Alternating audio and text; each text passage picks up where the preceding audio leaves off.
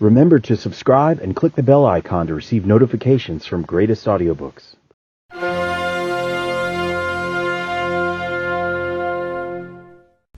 Read by Elizabeth Klett, Houston, Texas. Northanger Abbey, by Jane Austen. Chapter 1. Advertisement by the authoress to Northanger Abbey. This little work was finished in the year 1803, and intended for immediate publication. It was disposed of to a bookseller, it was even advertised, and why the business proceeded no farther, the author has never been able to learn. That any bookseller should think it worth while to purchase what he did not think it worth while to publish seems extraordinary. But with this, neither the author nor the public have any other concern than as some observation is necessary upon those parts of the work which 13 years have made comparatively obsolete. The public are entreated to bear in mind that 13 years have passed since it was finished, many more since it was begun, and that during that period places, manners, books, and opinions have undergone considerable changes. Chapter 1. No one who had ever seen Catherine Morland in her infancy would have supposed her born to be an heroine. Her situation in life, the character of her father and mother, her own person and disposition, were all equally against her. Her father was a clergyman, without being neglected or poor, and a very respectable man, though his name was Richard, and he had never been handsome. He had a considerable independence besides 2 good livings, and he was not in the least addicted to locking up his daughters. Her mother was a woman of useful plain sense, with a good temper, and, what is more remarkable, with a good constitution. She had 3 sons before Catherine was born, and instead of dying and bringing the latter into the world, as anybody might expect, she still lived on, lived to have 6 children more, to see them growing up around her, and to enjoy excellent health herself. A family of 10 children will always be called a fine family, where there are heads and arms and legs enough for the number. But the Morlands had little other right to the word, for they were in general very plain, and Catherine, for many years of her life, as plain as any. She had a thin, awkward figure, a sallow skin without color, dark, lank hair, and strong features. So much for her person, and not less unpropitious for heroism seemed her mind. She was fond of all boys' plays, and greatly preferred cricket not merely to dolls, but to the more heroic enjoyments of infancy, nursing a dormouse, feeding a canary bird, or watering a rose bush. Indeed, she had no taste for a garden, and if she gathered flowers at all, it was chiefly for the pleasure of mischief. At least so it was conjectured from her always preferring those which she was forbidden to take. Such were her propensities. Her abilities were quite as extraordinary. She never could learn or understand anything before she was taught, and sometimes not even then, for she was often inattentive, and occasionally stupid. Her mother was 3 months in teaching her only to repeat the beggar's petition, and after all her next sister Sally could say it better than she did. Not that Catherine was always stupid. By no means. She learnt the fable of the Hare and Many Friends as quickly as any girl in England. Her mother wished her to learn music, and Catherine was sure she should like it, for she was very fond of tinkling the keys of the old forlorn spinner. So at 8 years old she began. She learnt a year, and could not bear it. And Mrs. Morland, who did not insist on her daughter's being accomplished in spite of incapacity or distaste, allowed her to leave off. The day which dismissed the music-master was one of the happiest of Catherine's life. Her taste for drawing was not superior, though whenever she could obtain the outside of a letter from her mother, or seize upon any other odd piece of paper, she did what she could in that way, by drawing houses and trees, hens and chickens, all very much like one another. Writing and accounts she was taught by her father, French by her mother. Her proficiency in either was not remarkable, and she shirked her lessons in both whenever she could. What a strange, unaccountable character! For with all these symptoms of profligacy at 10 years old, she had neither a bad heart nor a bad temper, was seldom stubborn, scarcely ever quarrelsome, and very kind to the little ones, with few interruptions of tyranny. She was moreover noisy and wild, hated confinement and cleanliness, and loved nothing so well in the world as rolling down the green slope at the back of the house. Such was Catherine Morland at 10. At 15, appearances were mending. She began to curl her hair and long for balls. Her complexion improved, her features were softened by plumpness and colour, her eyes gained more animation, and her figure more consequence. Her love of dirt gave way to an inclination for finery, and she grew clean as she grew smart. She had now the pleasure of sometimes hearing her father and mother remark on her personal improvement. "Catherine grows quite a good-looking girl. She is almost pretty to-day," were words which caught her ears now and then, and how welcome were the sounds. To look almost pretty is an acquisition of higher delight to a girl who has been looking plain the first 15 years of her life than a beauty from her cradle can ever receive. Mrs. Morland was a very good woman, and wished to see her children everything they ought to be, but her time was so much occupied in lying in and teaching the little ones that her elder daughters were inevitably left to shift for themselves, and it was not very wonderful that Catherine, who had by nature nothing heroic about her, should prefer cricket, baseball, riding on horseback, and running about the country at the age of 14, to books, or at least books of information; for, provided that nothing like useful knowledge could be gained from them, provided they were all story and no reflection, she had never any objection to books at all. But from 15 to 17 she was in training for a heroine. She read all such works as heroines must read, to supply their memories with those quotations which are so serviceable and so soothing in the vicissitudes of their eventful lives. From Pope she learnt to censure those who "bear about the mockery of woe." From Gray that "many a flower is born to blush unseen, and waste its fragrance on the desert air." From Thomson that "it is a delightful task to teach the young idea how to shoot."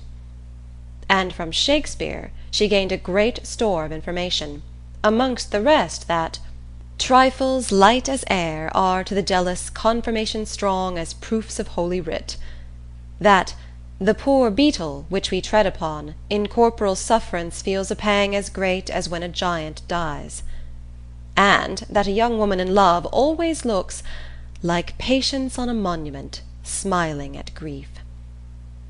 So far her improvement was sufficient, and in many other points she came on exceedingly well, for though she could not write sonnets, she brought herself to read them, and though there seemed no chance of her throwing a whole party into raptures by a prelude on the pianoforte of her own composition, she could listen to other people's performance with very little fatigue. Her greatest deficiency was in the pencil. She had no notion of drawing, not even enough to attempt a sketch of her lover's profile, that she might be detected in the design. There she fell miserably short of the true heroic height. At present she did not know her own poverty, for she had no lover to portray.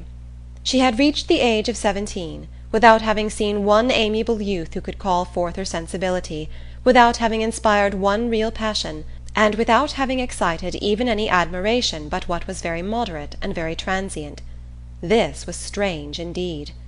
But strange things may be generally accounted for if their cause be fairly searched out. There was not one lord in the neighbourhood; no, not even a baronet. There was not one family among their acquaintance who had reared and supported a boy accidentally found at their door; not one young man whose origin was unknown. Her father had no ward, and the squire of the parish no children.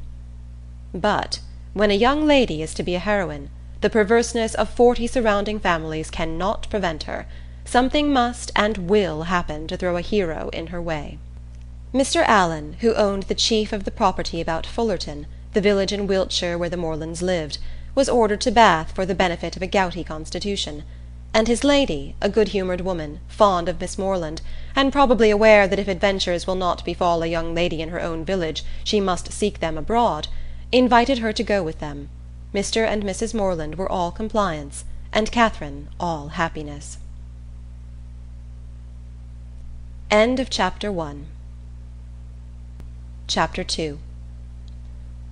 In addition to what has already been said of Catherine Morland's personal and mental endowments, when about to be launched into all the difficulties and dangers of a 6 weeks' residence in Bath, it may be stated, for the reader's more certain information, lest the following pages should otherwise fail of giving any idea of what her character is meant to be, that her heart was affectionate, her disposition cheerful and open, without conceit or affectation of any kind, her manners just removed from the awkwardness and shyness of a girl, her person pleasing, and, when in good looks, pretty. and her mind about as ignorant and uninformed as the female mind at 17 usually is. When the hour of departure drew near, the maternal anxiety of Mrs. Morland will be naturally supposed to be most severe. 1,000 alarming presentiments of evil to her beloved Catherine, from this terrific separation, must oppress her heart with sadness, and drown her in tears for the last day or two of their being together; and advice of the most important and applicable nature must of course flow from her wise lips in their parting conference in her closet. Cautions against the violence of such noblemen and baronets as delight in forcing young ladies away to some remote farmhouse must at such a moment relieve the fullness of her heart. Who would not think so? But Mrs. Morland knew so little of lords and baronets that she entertained no notion of their general mischievousness, and was wholly unsuspicious of danger to her daughter from their machinations. Her cautions were confined to the following points. "I beg, Catherine, you will always wrap yourself up very warm about the throat when you come from the rooms at night, and I wish you would try to keep some account of the money you spend. I will give you this little book on purpose." Sally, or rather Sarah, for what young lady of common gentility will reach the age of 16 without altering her name as far as she can, must from situation be at this time the intimate friend and confidante of her sister.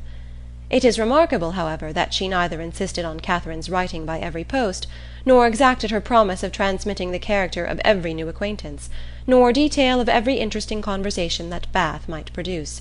Everything, indeed, relative to this important journey was done, on the part of the Morlands, with a degree of moderation and composure, which seemed rather consistent with the common feelings of common life, than with the refined susceptibilities, the tender emotions which the first separation of a heroine from her family ought always to excite. Her father, instead of giving her an unlimited order on his banker, or even putting £100 bank bill into her hands, gave her only 10 guineas, and promised her more when she wanted it. Under these unpromising auspices the parting took place, and the journey began. It was performed with suitable quietness and uneventful safety. Neither robbers nor tempests befriended them, nor one lucky overturn to introduce them to the hero. Nothing more alarming occurred than a fear, on Mrs. Allen's side, of having once left her clogs behind her at an inn, and that fortunately proved to be groundless. They arrived at Bath. Catherine was all eager delight. Her eyes were here, there, everywhere, as they approached its fine and striking environs, and afterwards drove through those streets which conducted them to the hotel. She was come to be happy, and she felt happy already. They were soon settled in comfortable lodgings in Pulteney Street. It is now expedient to give some description of Mrs. Allen, that the reader may be able to judge in what manner her actions will hereafter tend to promote the general distress of the work, and how she will probably contribute to reduce poor Catherine to all the desperate wretchedness of which a last volume is capable, whether by her imprudence, vulgarity, or jealousy, whether by intercepting her letters, ruining her character, or turning her out of doors. Mrs. Allen was one of that numerous class of females whose society can raise no other emotion than surprise at there being any men in the world who could like them well enough to marry them. She had neither beauty, genius, accomplishment, nor manner. The air of a gentlewoman, a great deal of quiet, inactive good temper, and a trifling turn of mind were all that could account for her being the choice of a sensible, intelligent man like Mr. Allen. In one respect she was admirably fitted to introduce a young lady into public, being as fond of going everywhere and seeing everything herself as any young lady could be. Dress was her passion. She had a most harmless delight in being fine, and our heroine's entree into life could not take place till after 3 or 4 days had been spent in learning what was mostly worn, and her chaperon was provided with a dress of the newest fashion. Catherine, too, made some purchases herself, and when all these matters were arranged, the important evening came which was to usher her into the upper rooms. Her hair was cut and dressed by the best hand, her clothes put on with care, and both Mrs. Allen and her maid declared she looked quite as she should do. With such encouragement, Catherine hoped at least to pass uncensured through the crowd. As for admiration, it was always very welcome when it came, but she did not depend on it. Mrs. Allen was so long in dressing that they did not enter the ballroom till late.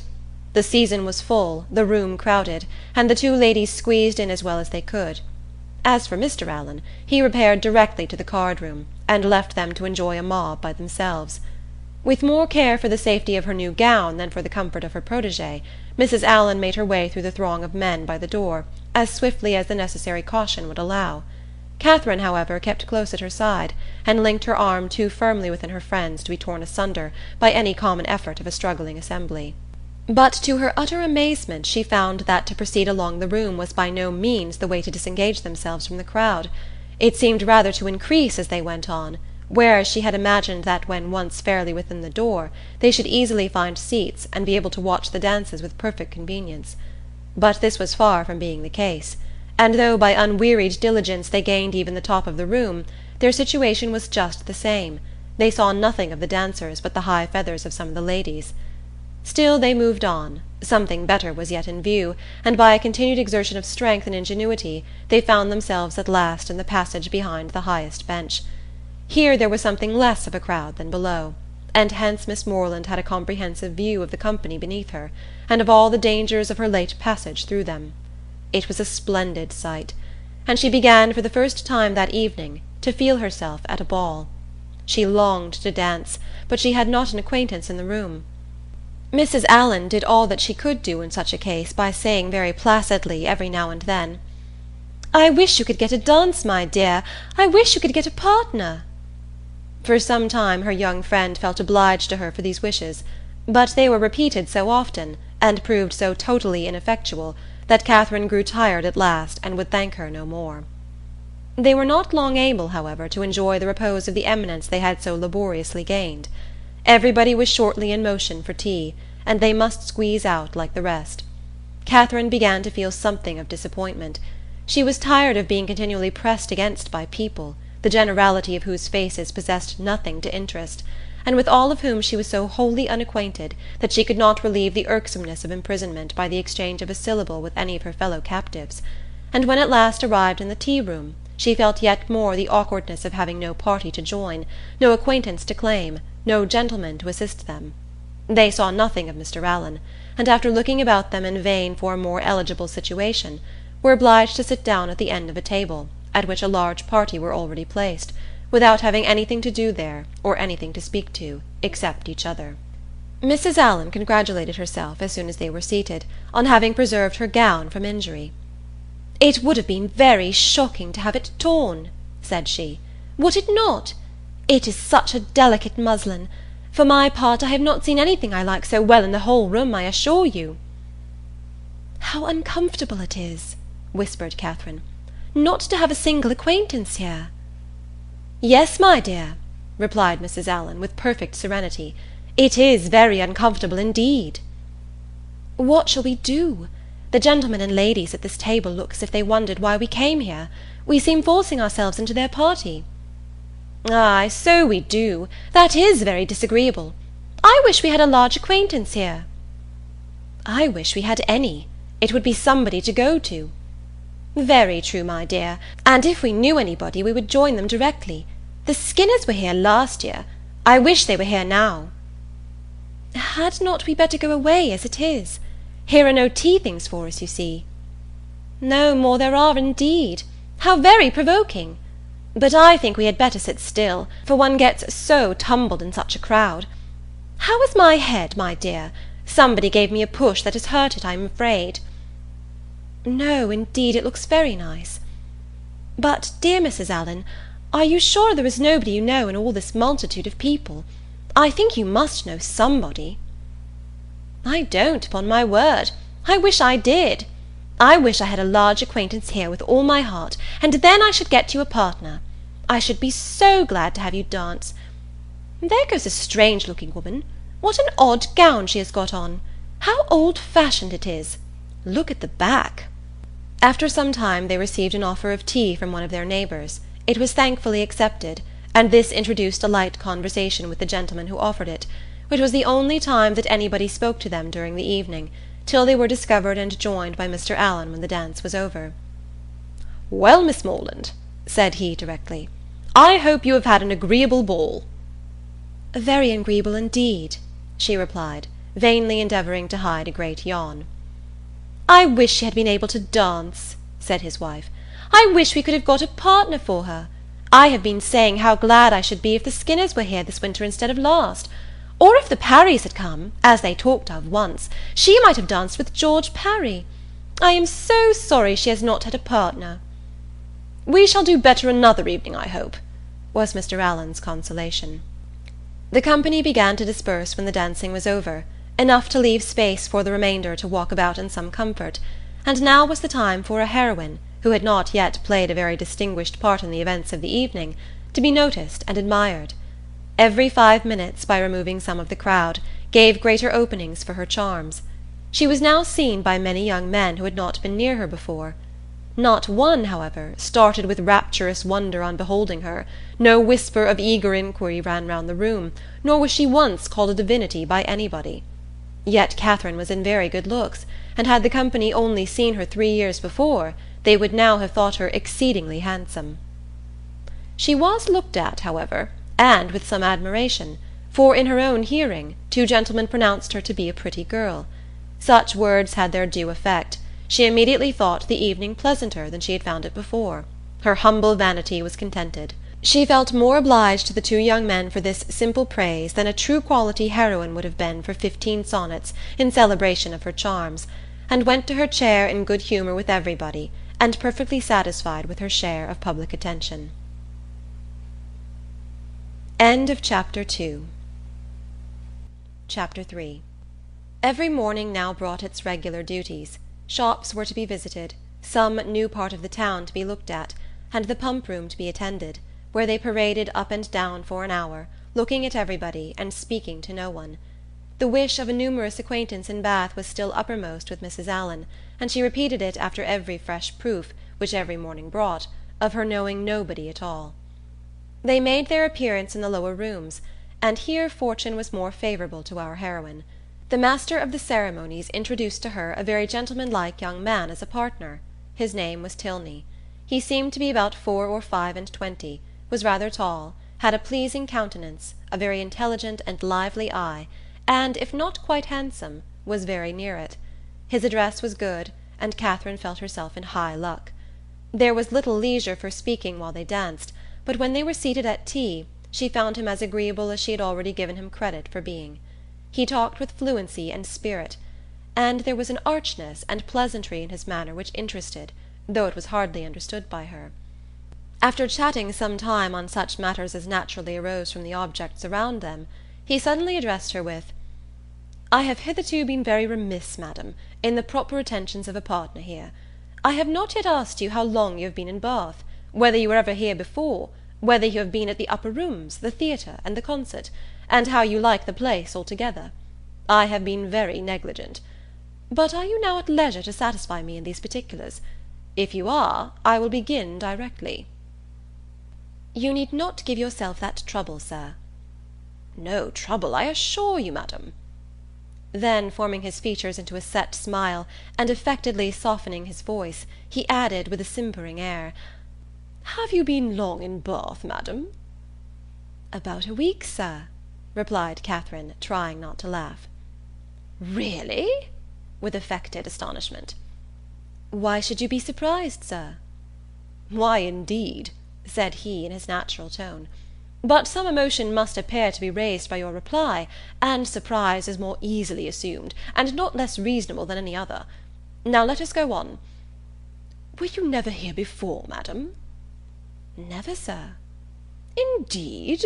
Have you yet honoured the upper rooms?" "Yes, sir, I was there last Monday." "Have you been to the theatre?" "Yes, sir, I was at the play on Tuesday." "To the concert?" "Yes, sir, on Wednesday." "And are you altogether pleased with Bath?" "Yes, I like it very well." "Now I must give one smirk, and then we may be rational again." Catherine turned away her head, not knowing whether she might venture to laugh. "I see what you think of me," said he gravely. "I shall make but a poor figure in your journal to-morrow." "My journal?" "Yes, I know exactly what you will say. Friday. Went to the lower rooms, wore my sprigged muslin robe with blue trimmings, plain black shoes, appeared to much advantage, but was strangely harassed by a queer half-witted man who would make me dance with him, and distressed me by his nonsense." Indeed, I shall say no such thing. Shall I tell you what you ought to say? If you please. I danced with a very agreeable young man, introduced by Mr. King. Had a great deal of conversation with him. Seems a most extraordinary genius. Hope I may know more of him. That, madam, is what I wish you to say. But perhaps I keep no journal. Perhaps you are not sitting in this room, and I am not sitting by you. These are points in which a doubt is equally possible. Not keep a journal? How are your absent cousins to understand the tenor of your life in Bath without one? How are the civilities and compliments of every day to be related as they ought to be, unless noted down every evening in a journal? How are your various dresses to be remembered, and the particular state of your complexion, and curl of your hair to be described in all their diversities, without having constant recourse to a journal? My dear madam, I am not so ignorant of young ladies' ways as you wish to believe me. It is this delightful habit of journaling which largely contributes to form the easy style of writing, for which ladies are so generally celebrated. Everybody allows that the talent of writing agreeable letters is peculiarly female. Nature may have done something, but I am sure it must be essentially assisted by the practice of keeping a journal. I have sometimes thought, said Catherine doubtingly, whether ladies do write so much better letters than gentlemen. That is, I should not think the superiority was always on our side. As far as I have had opportunity of judging, it appears to me that the usual style of letter-writing among women is faultless, except in 3 particulars. And what are they? A general deficiency of subject, a total inattention to stops, and a very frequent ignorance of grammar. Upon my word, I need not have been afraid of disclaiming the compliment. You do not think too highly of us in that way. I should no more lay it down as a general rule that women write better letters than men, than that they sing better duets or draw better landscapes. In every power of which taste is the foundation, excellence is pretty fairly divided between the sexes. They were interrupted by Mrs. Allen. My dear Catherine, said she, do take this pin out of my sleeve. I am afraid it has torn a hole already. I shall be quite sorry if it has, for this is a favourite gown, though it cost but 9 shillings a yard. That is exactly what I should have guessed it, madam, said Mr. Tilney, looking at the muslin. Do you understand muslins, sir? Particularly well. I always buy my own cravats, and am allowed to be an excellent judge, and my sister has often trusted me in the choice of a gown. I bought one for her the other day, and it was pronounced to be a prodigious bargain by every lady who saw it. I gave but 5 shillings a yard for it, and a true Indian muslin. Mrs. Allen was quite struck by his genius. Men commonly take so little notice of those things, said she. I can never get Mr. Allen to know one of my gowns from another. You must be a great comfort to your sister, sir. I hope I am, madam. And pray, sir, what do you think of Miss Morland's gown? It is very pretty, madam, said he, gravely examining it. But I do not think it will wash well. I am afraid it will fray. How can you? said Catherine, laughing. Be so. She had almost said, strange. I am quite of your opinion, sir, replied Mrs. Allen. And so I told Miss Morland when she bought it. But then you know, madam, muslin always turns to some account or other. Miss Morland will get enough out of it for a handkerchief, or a cap, or a cloak. Muslin can never be said to be wasted. I have heard my sister say so 40 times, when she has been extravagant in buying more than she wanted, or careless in cutting it to pieces. Bath is a charming place, sir. There are so many good shops here. We are sadly off in the country, not but what we have very good shops in Salisbury, but it is so far to go. 8 miles is a long way. Mr. Allen says it is 9, measured 9, but I am sure it cannot be more than 8, and it is such a fag. I come back tired to death. Now here one can step out of doors and get a thing in 5 minutes. Mr. Tilney was polite enough to seem interested in what she said, and she kept him on the subject of muslins till the dancing recommenced. Catherine feared, as she listened to their discourse, that he indulged himself a little too much with the foibles of others. What are you thinking of so earnestly? said he, as they walked back to the ballroom. Not of your partner, I hope, for by that shake of the head your meditations are not satisfactory. Catherine coloured and said, I was not thinking of anything. "That is artful and deep, to be sure, but I had rather be told at once that you will not tell me." "Well, then, I will not." "Thank you. For now we shall soon be acquainted, as I am authorized to tease you on this subject whenever we meet, and nothing in the world advances intimacy so much." They danced again, and when the assembly closed, parted, on the lady's side at least, with a strong inclination for continuing the acquaintance. Whether she thought of him so much, while she drank her warm wine and water, and prepared herself for bed, as to dream of him when there, cannot be ascertained, but I hope it was no more than in a slight slumber, or a morning doze at most, for if it be true, as a celebrated writer has maintained, that no young lady can be justified in falling in love before the gentleman's love is declared, it must be very improper that a young lady should dream of a gentleman before the gentleman is first known to have dreamt of her.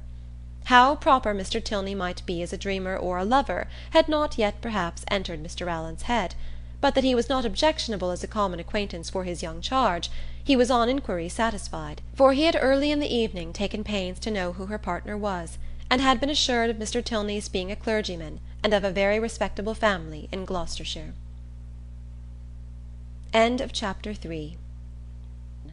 Chapter 4. With more than usual eagerness did Catherine hasten to the pump-room the next day, secure within herself of seeing Mr. Tilney there before the morning were over, and ready to meet him with a smile. But no smile was demanded. Mr. Tilney did not appear. Every creature in Bath, except himself, was to be seen in the room at different periods of the fashionable hours. Crowds of people were every moment passing in and out, up the steps and down, people whom nobody cared about, and nobody wanted to see, and he only was absent. "What a delightful place Bath is," said Mrs. Allen, as they sat down near the great clock, after parading the room till they were tired. "And how pleasant it would be if we had any acquaintance here." This sentiment had been uttered so often in vain that Mrs. Allen had no particular reason to hope it would be followed with more advantage now, but we are told to "despair of nothing we would attain," as "unwearied diligence our point would gain," and the unwearied diligence with which she had every day wished for the same thing was at length to have its just reward, for hardly had she been seated 10 minutes before a lady of about her own age, who was sitting by her, and had been looking at her attentively for several minutes, addressed her with great complaisance in these words: "I think, madam, I cannot be mistaken. It is a long time since I had the pleasure of seeing you, but is not your name Allen?" This question answered, as it readily was. The stranger pronounced hers to be Thorpe, and Mrs. Allen immediately recognized the features of a former schoolfellow and intimate, whom she had seen only once since their respective marriages, and that many years ago. Their joy on this meeting was very great, as well it might, since they had been contented to know nothing of each other for the last 15 years. Compliments on good looks now passed, and after observing how time had slipped away since they were last together, how little they had thought of meeting in Bath, and what a pleasure it was to see an old friend, they proceeded to make inquiries and give intelligence as to their families, sisters, and cousins, talking both together, far more ready to give than to receive information, and each hearing very little of what the other said. Mrs. Thorpe, however, had one great advantage as a talker over Mrs. Allen, in a family of children, and when she expatiated on the talents of her sons and the beauty of her daughters, when she related their different situations and views, that John was at Oxford, Edward at Merchant Taylor's, and William at sea, and all of them more beloved and respected in their different station than any other 3 beings ever were, Mrs. Allen had no similar information to give, no similar triumphs to press on the unwilling and unbelieving ear of her friend, and was forced to sit and appear to listen to all these maternal effusions, consoling herself, however, with the discovery, which her keen eye soon made, that the lace on Mrs. Thorpe's pelisse was not half so handsome as that on her own. "Here come my dear girls," cried Mrs. Thorpe, pointing at 3 smart-looking females, who, arm in arm, were then moving towards her. "My dear Mrs. Allen, I long to introduce them. They will be so delighted to see you. The tallest is Isabella, my eldest. Is not she a fine young woman?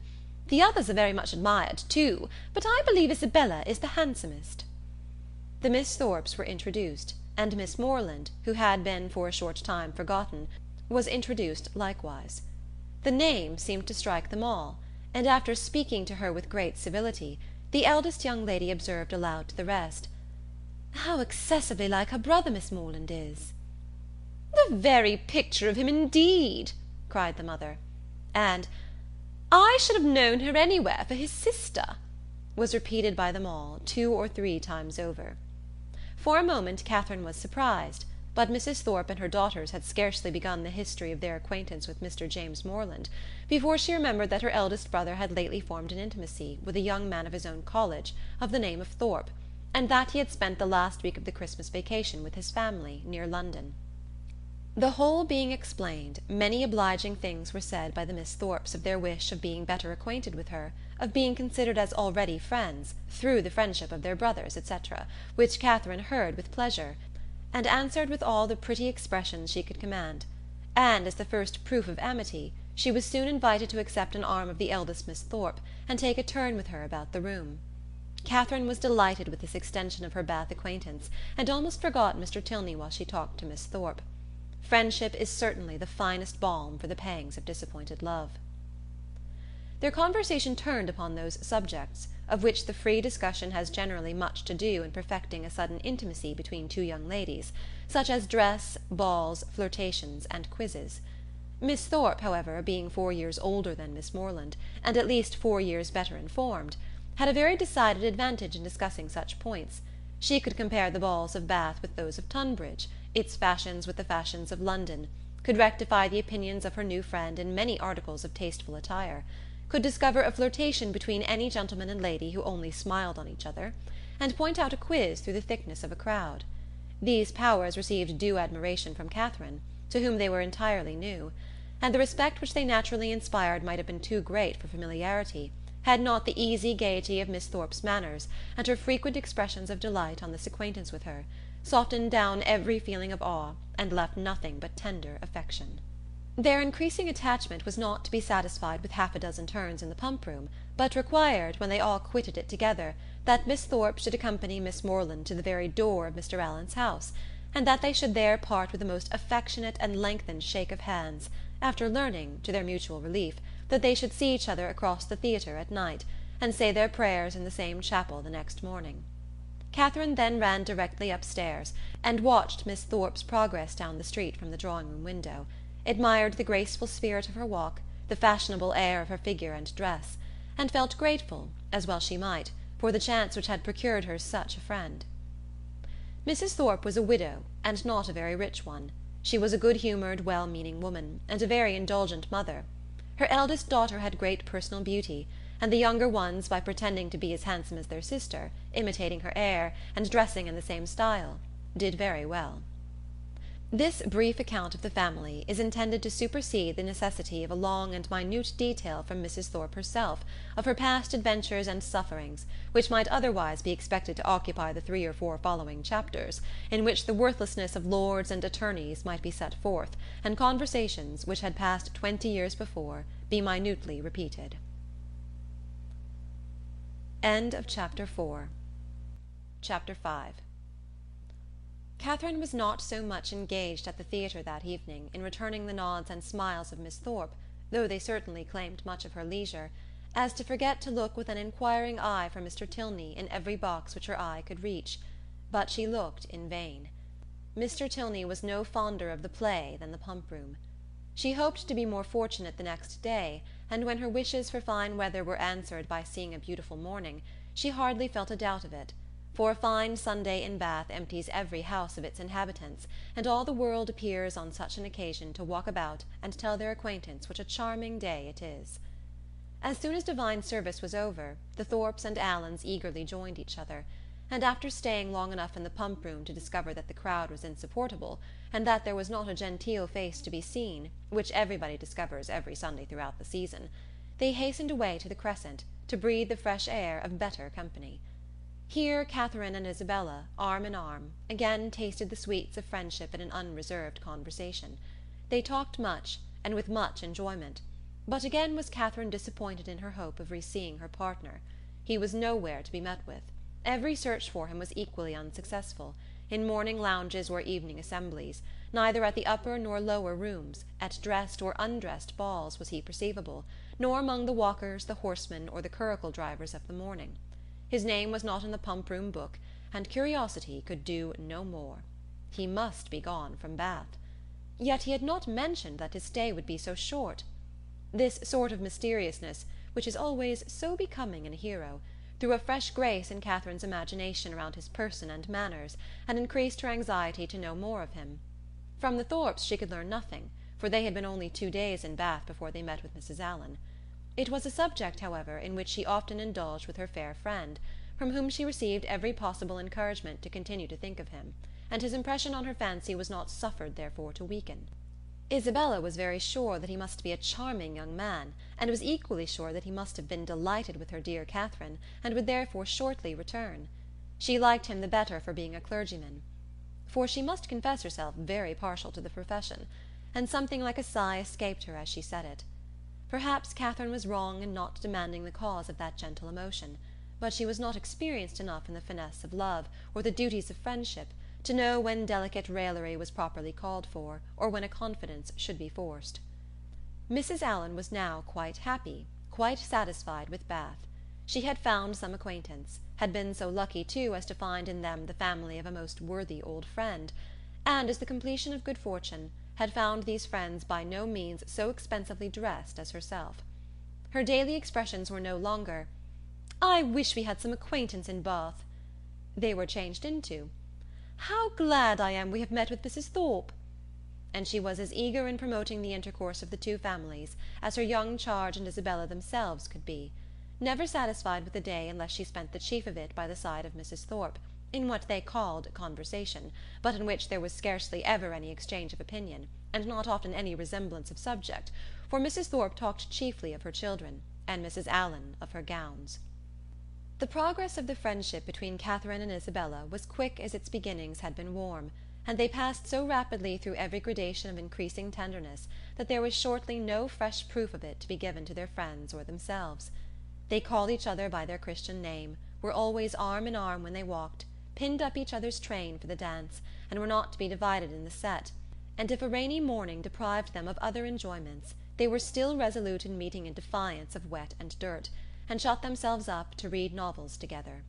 Yes, novels, for I will not adopt that ungenerous and impolitic custom so common with novel writers, of degrading by their contemptuous censure the very performances, to the number of which they are themselves adding, joining with their greatest enemies in bestowing the harshest epithets on such works, and scarcely ever permitting them to be read by their own heroine, who, if she accidentally takes up a novel, is sure to turn over its insipid pages with disgust.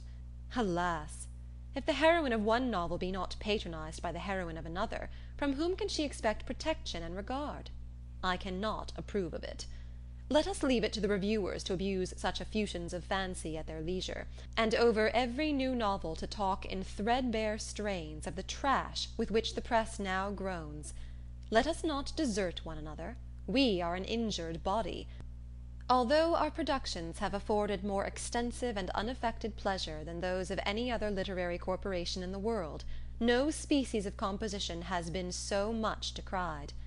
From pride, ignorance, or fashion, our foes are almost as much as our readers; and while the abilities of the 900th abridger of the History of England, or of the man who collects and publishes in a volume some dozen lines of Milton, Pope, or Prior, with a paper from the Spectator, and a chapter from Sterne, are eulogized by 1,000 pens, there seems almost a general wish of decrying the capacity and undervaluing the labor of the novelist, and of slighting the performances which have only genius, wit, and taste to recommend them. I am no novel reader. I seldom look into novels. Do not imagine that I often read novels. It is really very well for a novel. Such is the common cant. And what are you reading, miss? Oh, it is only a novel, replies the young lady, while she lays down her book with an affected indifference or momentary shame. It is only Cecilia, or Camilla, or Belinda, or, in short, only some work in which the greatest powers of the mind are displayed, in which the most thorough knowledge of human nature, the happiest delineation of its varieties, the liveliest effusions of wit and humour, are conveyed to the world in the best chosen language. Now, had the same young lady been engaged with a volume of the Spectator, instead of such a work, how proudly would she have produced the book and told its name! Though the chances must be against her being occupied by any part of that voluminous publication, of which either the manner or matter would not disgust a young person of taste, the substance of its papers so often consisting in the statement of improbable circumstances, unnatural characters, and topics of conversation which no longer concern any one living, and their language, too, frequently so coarse as to give no very favourable idea of the age that could endure it.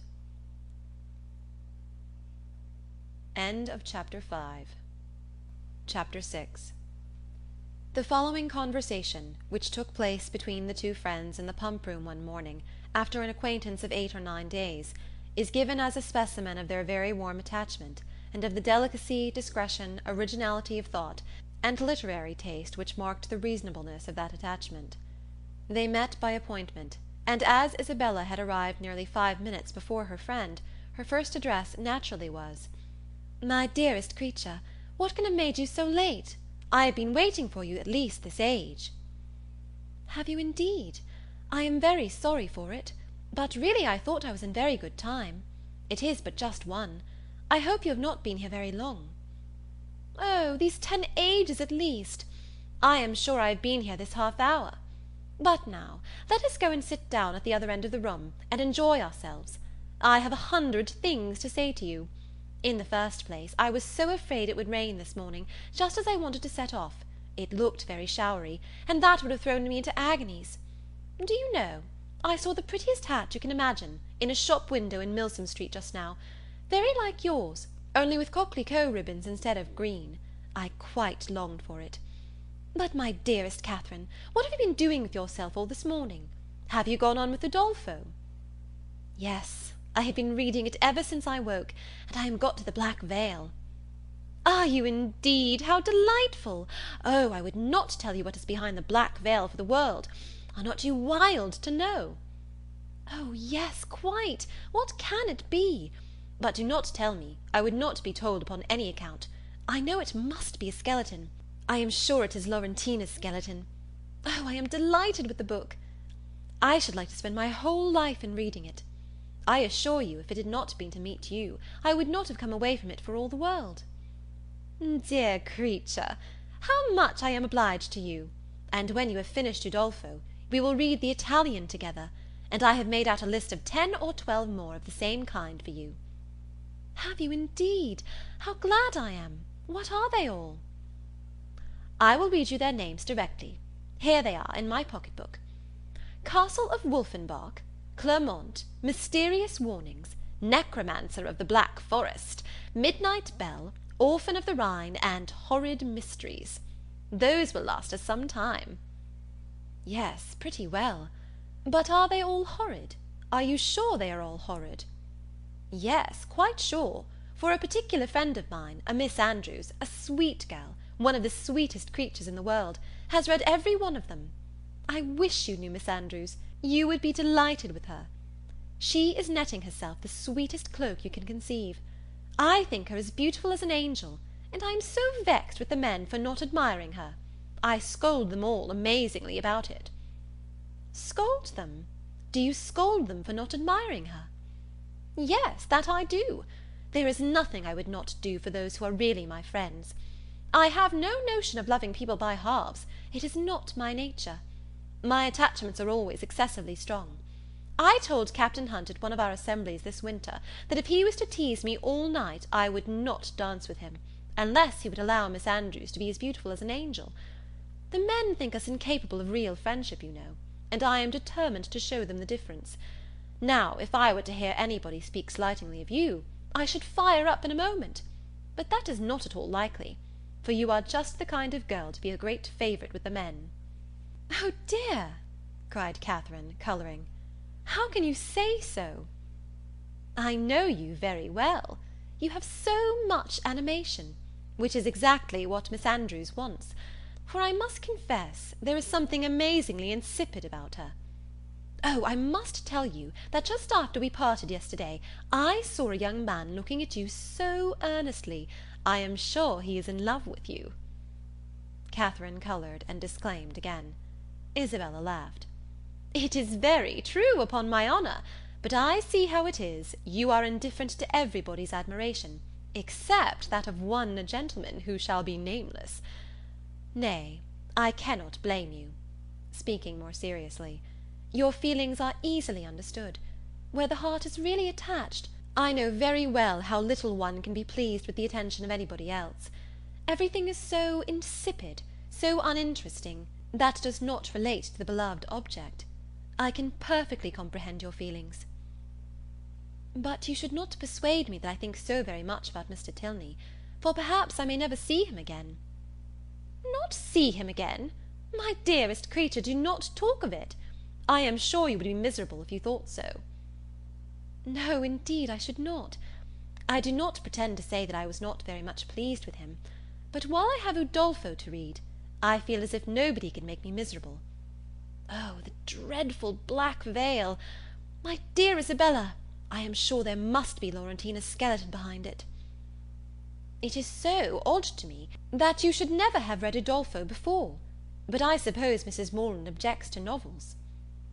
"No, she does not.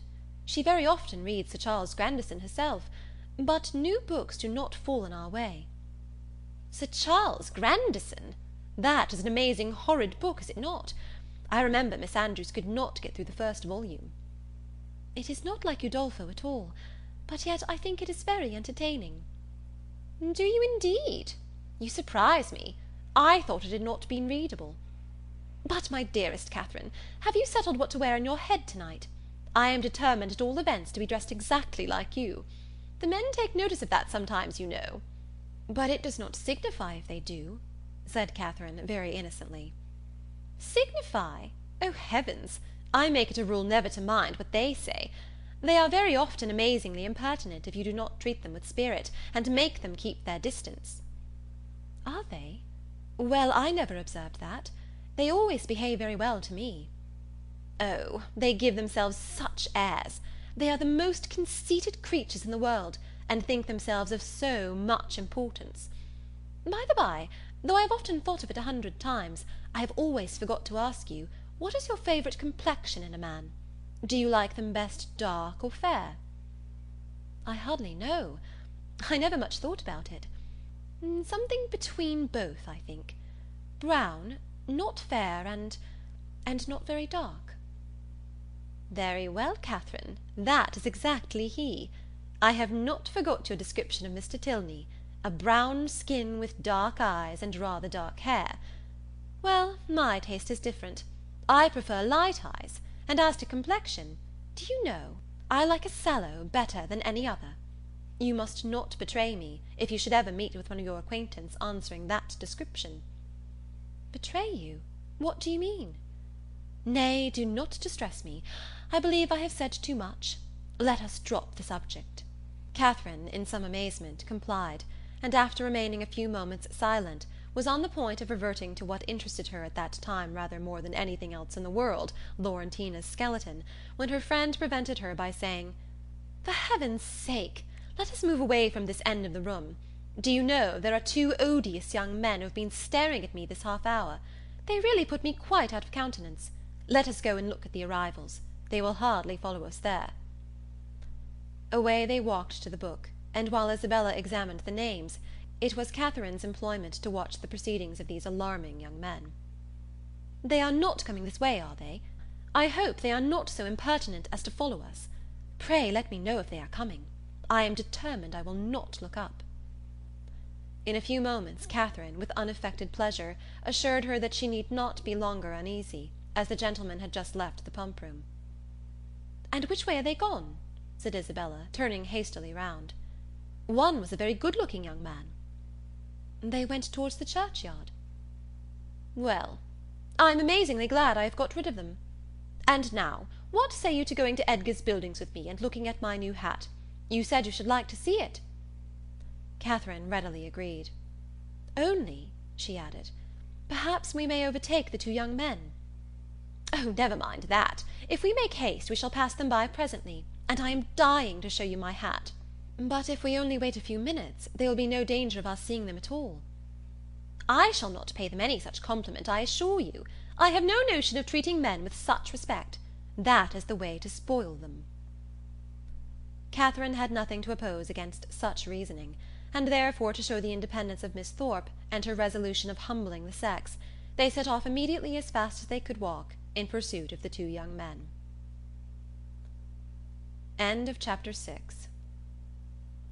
Chapter 7.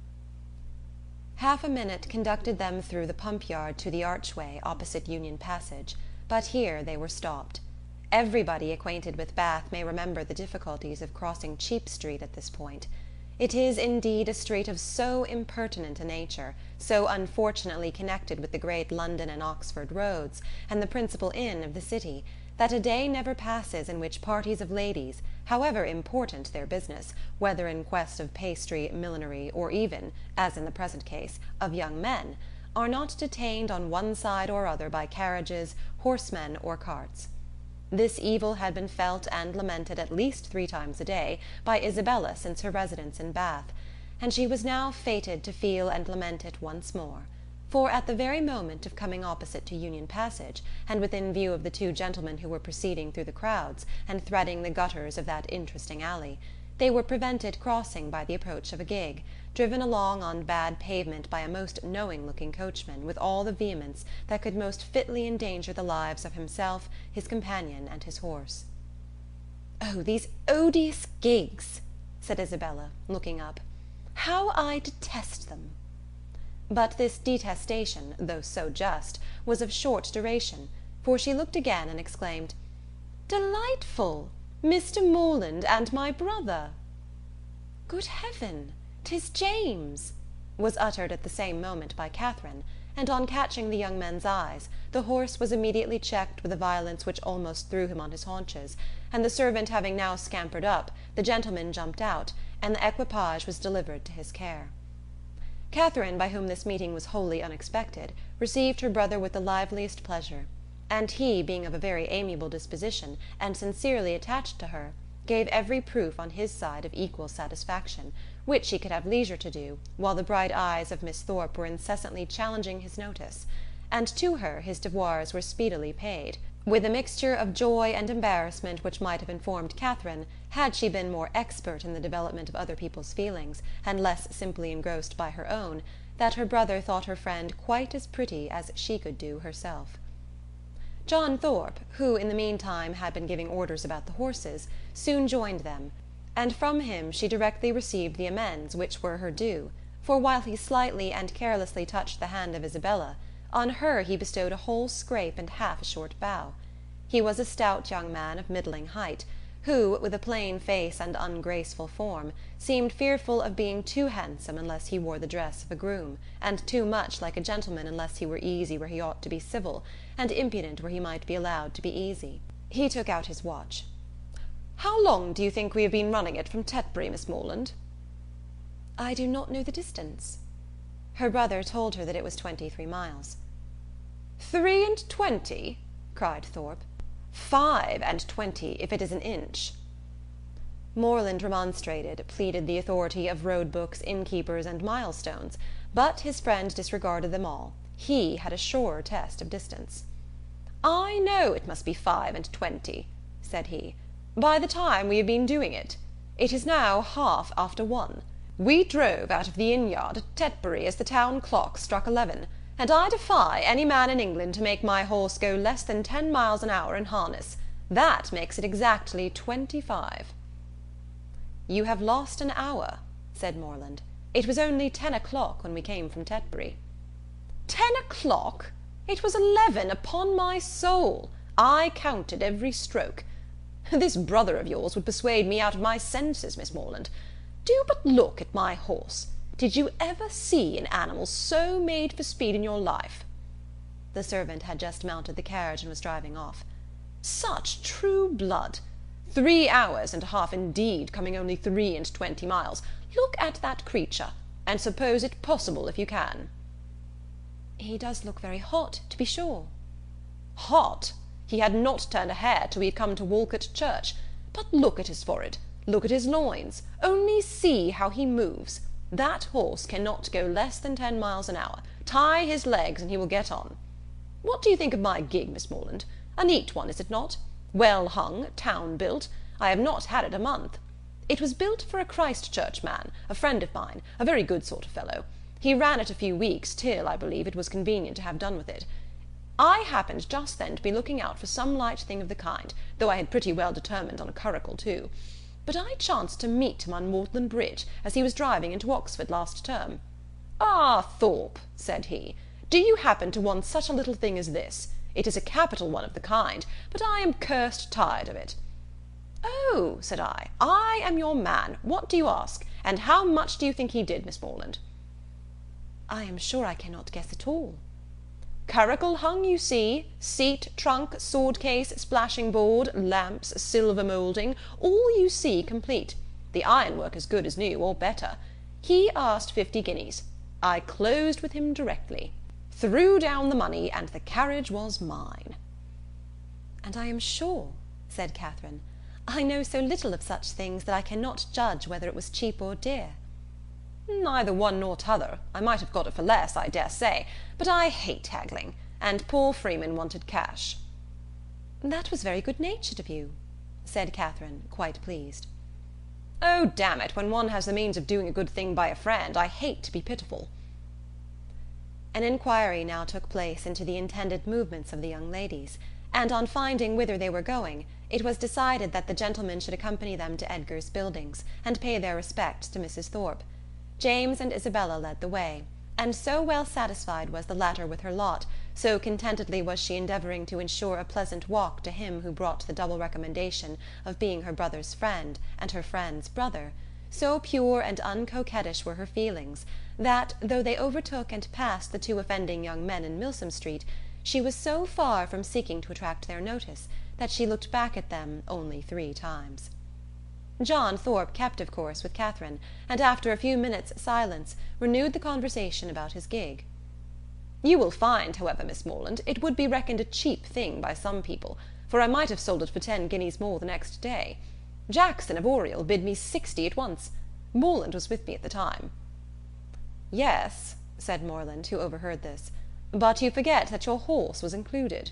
"My horse? Oh, damn it, I would not sell my horse for 100. Are you fond of an open carriage, Miss Morland?" "Yes, very. I have hardly ever an opportunity of being in one, but I am particularly fond of it." "I am glad of it. I will drive you out in mine every day." "Thank you," said Catherine in some distress, from a doubt of the propriety of accepting such an offer. "I will drive you up Lansdowne Hill to-morrow."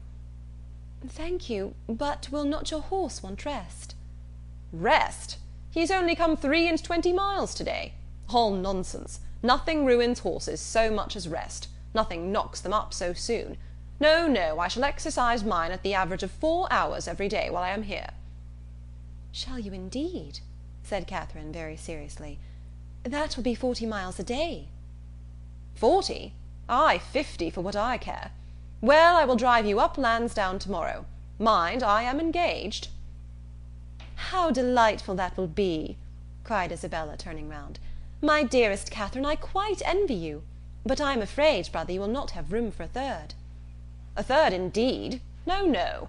I did not come to Bath to drive my sisters about. That would be a good joke, faith. Morland must take care of you." This brought on a dialogue of civilities between the other two, but Catherine heard neither the particulars nor the result.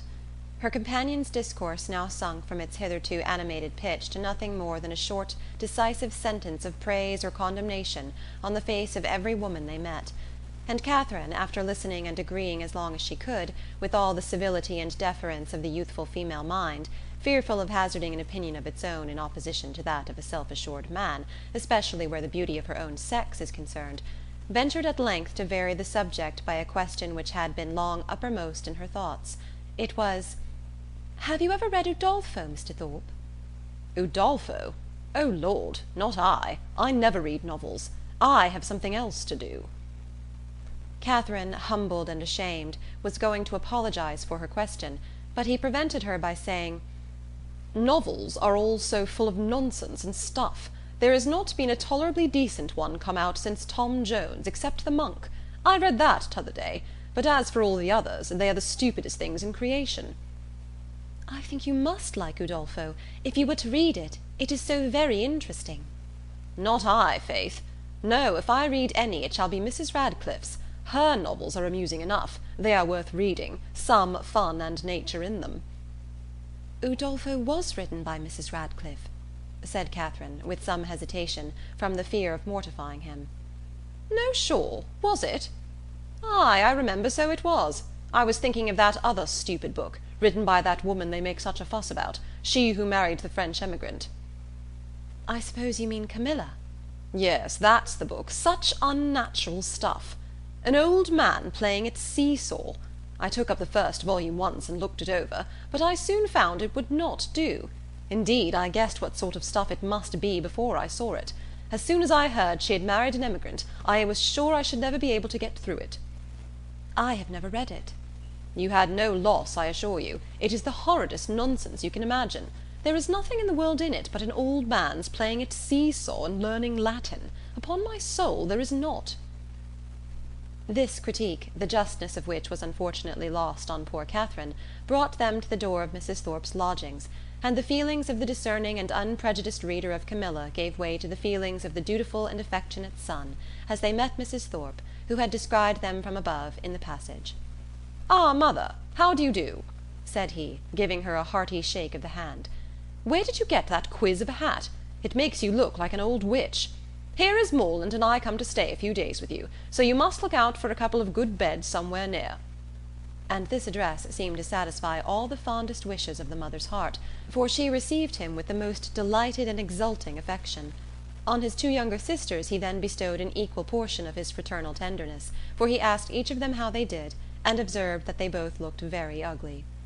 These manners did not please Catherine, but he was James's friend and Isabella's brother, and her judgment was further brought off by Isabella's assuring her, when they withdrew to see the new hat, that John thought her the most charming girl in the world, and by John's engaging her before they parted to dance with him that evening. Had she been older or vainer, such attacks might have done little, but where youth and diffidence are united, it requires uncommon steadiness of reason to resist the attraction of being called the most charming girl in the world, and of being so very early engaged as a partner. And the consequence was that, when the two Morlands, after sitting an hour with the Thorpes, set off to walk together to Mr. Allen's, and James, as the door was closed on them, said, "Well, Catherine, how do you like my friend Thorpe?" Instead of answering, as she probably would have done, had there been no friendship and no flattery in the case, "I do not like him at all," she directly replied, "I like him very much. He seems very agreeable." "He is as good-natured a fellow as ever lived. A little of a rattle, but that will recommend him to your sex, I believe. And how do you like the rest of the family?" "Very, very much indeed. Isabella particularly." "I am very glad to hear you say so. She is just the kind of young woman I could wish to see you attached to. She has so much good sense, and is so thoroughly unaffected and amiable. I always wanted you to know her, and she seems very fond of you. She said the highest things in your praise that could possibly be, and the praise of such a girl as Miss Thorpe even you, Catherine," taking her hand with affection, "may be proud of." "Indeed I am," she replied. "I love her exceedingly, and am delighted to find that you like her too. You hardly mentioned anything of her when you wrote to me after your visit there." "Because I thought I should soon see you myself. I hope you'll be a great deal together while you are in Bath. She is a most amiable girl, such a superior understanding. How fond all the family are of her! She is evidently the general favourite, and how much she must be admired in such a place as this. Is not she?" "Yes, very much indeed, I fancy. Mr. Allen thinks her the prettiest girl in Bath." "I dare say he does, and I do not know any man who is a better judge of beauty than Mr. Allen. I need not ask you whether you are happy here, my dear Catherine. With such a companion and friend as Isabella Thorpe, it would be impossible for you to be otherwise.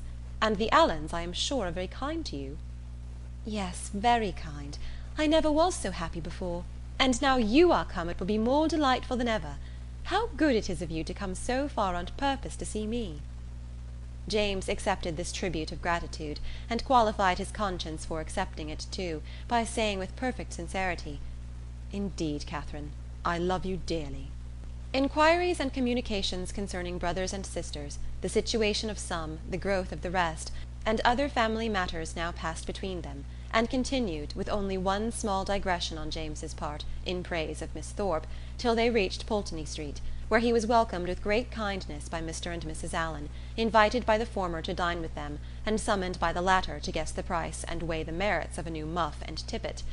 A pre-engagement in Edgar's Buildings prevented his accepting the invitation of one friend, and obliged him to hurry away as soon as he had satisfied the demands of the other. The time of the two parties uniting in the octagon room being correctly adjusted, Catherine was then left to the luxury of a raised, restless, and frightened imagination over the pages of Udolpho, lost from all worldly concerns of dressing and dinner, incapable of soothing Mrs. Allen's fears on the delay of an expected dressmaker, and having only 1 minute and 60 to bestow even on the reflection of her own felicity in being already engaged for the evening. End of Chapter 7. Chapter 8.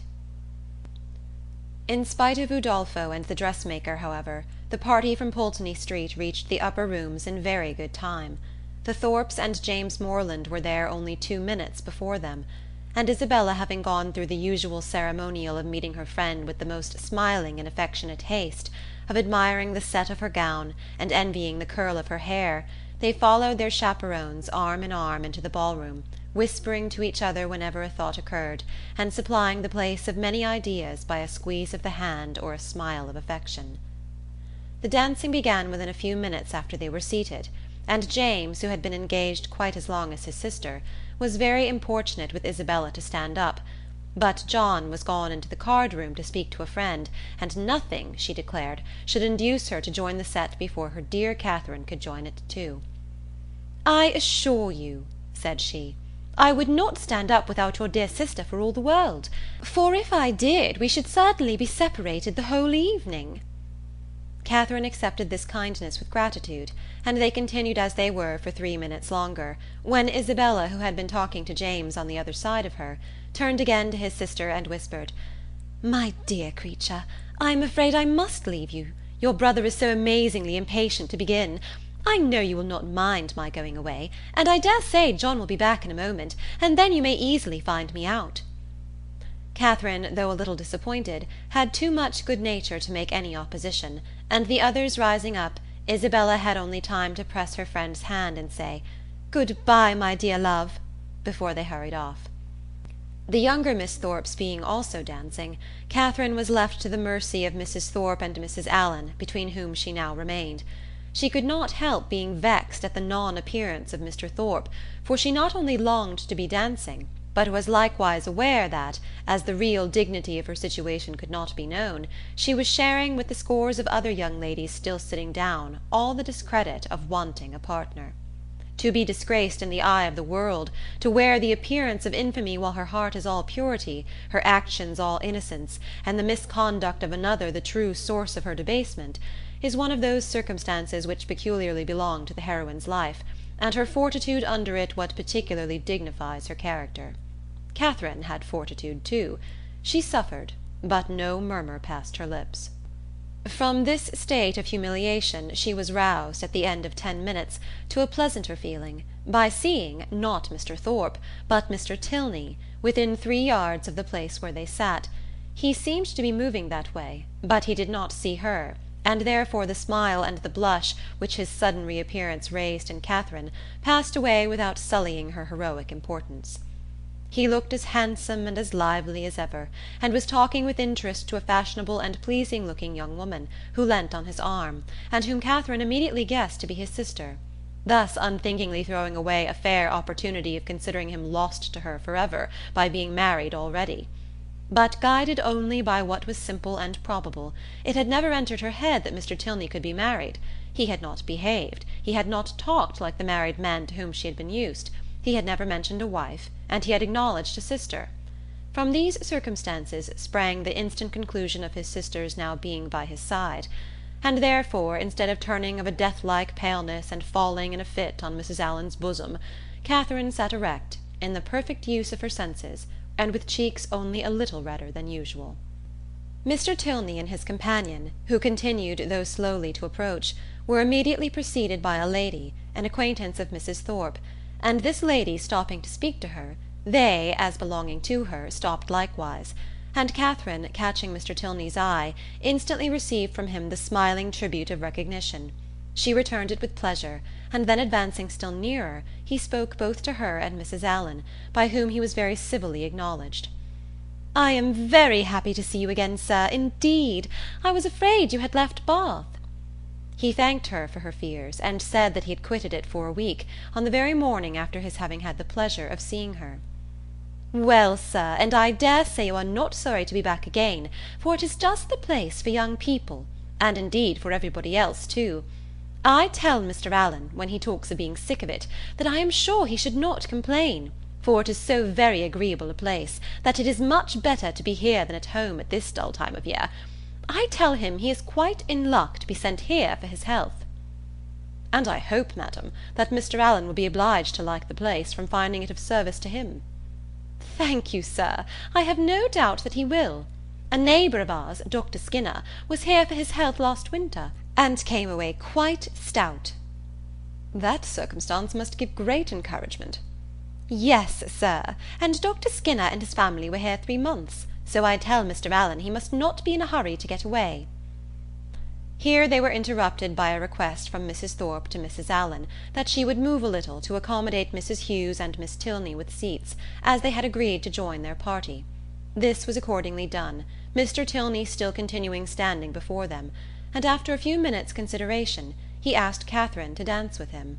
This compliment, delightful as it was, produced severe mortification to the lady, and in giving her denial, she expressed her sorrow on the occasion so very much as if she really felt it, that had Thorpe, who joined her just afterwards, been half a minute earlier, he might have thought her sufferings rather too acute.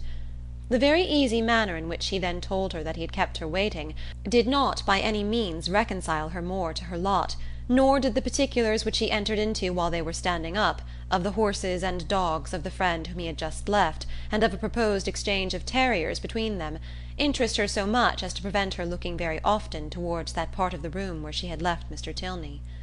Of her dear Isabella, to whom she particularly longed to point out that gentleman, she could see nothing. They were in different sets. She was separated from all her party, and away from all her acquaintance. One mortification succeeded another, and from the whole she deduced this useful lesson, that to go previously engaged to a ball does not necessarily increase either the dignity or enjoyment of a young lady. From such a moralizing strain as this, she was suddenly roused by a touch on the shoulder, and turning round, perceived Mrs. Hughes directly behind her, attended by Miss Tilney and a gentleman. "I beg your pardon, Miss Morland," said she, "for this liberty, but I cannot anyhow get to Miss Thorpe, and Mrs. Thorpe said she was sure you would not have the least objection to letting in this young lady by you." Mrs. Hughes could not have applied to any creature in the room more happy to oblige her than Catherine. The young ladies were introduced to each other, Miss Tilney expressing a proper sense of such goodness, Miss Morland with the real delicacy of a generous mind making light of the obligation, and Mrs. Hughes, satisfied with having so respectably settled her young charge, returned to her party. Miss Tilney had a good figure, a pretty face, and a very agreeable countenance, and her air, though it had not at all the decided pretension, the resolute stylishness of Miss Thorpe's, had more real elegance. Her manners showed good sense and good breeding. They were neither shy nor affectedly open, and she seemed capable of being young, attractive, and at a ball without wanting to fix the attention of every man near her, and without exaggerated feelings of ecstatic delight, or inconceivable vexation on every little trifling occurrence. Catherine, interested at once by her appearance and her relationship to Mr. Tilney, was desirous of being acquainted with her, and readily talked therefore whenever she could think of anything to say, and had courage and leisure for saying it. But the hindrance thrown in the way of a very speedy intimacy, by the frequent want of one or more of these requisites, prevented their doing more than going through the first rudiments of an acquaintance, by informing themselves how well the other liked Bath, how much she admired its buildings and surrounding country, whether she drew or played or sang, and whether she was fond of riding on horseback. The 2 dances were scarcely concluded before Catherine found her arm gently seized by her faithful Isabella, who in great spirits exclaimed, "At last I have got you! My dearest creature, I have been looking for you this hour. What could induce you to come into this set when you knew I was in the other? I have been quite wretched without you." "My dear Isabella, How was it possible for me to get at you? I could not even see where you were." "So I told your brother all the time, but he would not believe me. 'Do go and see for her, Mr. Morland,' said I, but all in vain. He would not stir an inch. Was it not so, Mr. Morland? But you men are all so immoderately lazy. I have been scolding him to such a degree, my dear Catherine, you would be quite amazed. You know I never stand upon ceremony with such people." "Look at that young lady with the white beads round her head," whispered Catherine, detaching her friend from James. "It is Mr. Tilney's sister." "Oh, heavens! You don't say so! Let me look at her this moment. What a delightful girl! I never saw anything half so beautiful. But where is her all-conquering brother? Is he in the room? Point him out to me this instant if he is. I die to see him. Mr. Morland, you are not to listen. We are not talking about you." "But what is all this whispering about? What is going on?" "There now, I knew how it would be. You men have such restless curiosity. Talk of the curiosity of women, indeed! 'Tis nothing. But be satisfied, for you are not to know anything at all of the matter." "And is that likely to satisfy me, do you think?" "Well, I declare, I never knew anything like you. What can it signify to you what we are talking of? Perhaps we are talking about you, therefore I would advise you not to listen, or you may happen to hear something not very agreeable." In this commonplace chatter, which lasted some time, the original subject seemed entirely forgotten, and though Catherine was very well pleased to have it dropped for a while, she could not avoid a little suspicion at the total suspension of all Isabella's impatient desire to see Mr. Tilney. When the orchestra struck up a fresh dance, James would have led his fair partner away, but she resisted. "I tell you, Mr. Morland," she cried, "I would not do such a thing for all the world. How can you be so teasing? Only conceive, my dear Catherine, what your brother wants me to do. He wants me to dance with him again, though I tell him that it is a most improper thing, and entirely against the rules. It would make us the talk of the place if we were not to change partners." "Upon my honour," said James, "in these public assemblies it is as often done as not." "Nonsense! How can you say so? But when you men have a point to carry, you never stick at anything. My sweet Catherine, do support me. Persuade your brother how impossible it is. Tell him that it would quite shock you to see me do such a thing. Now would it not?"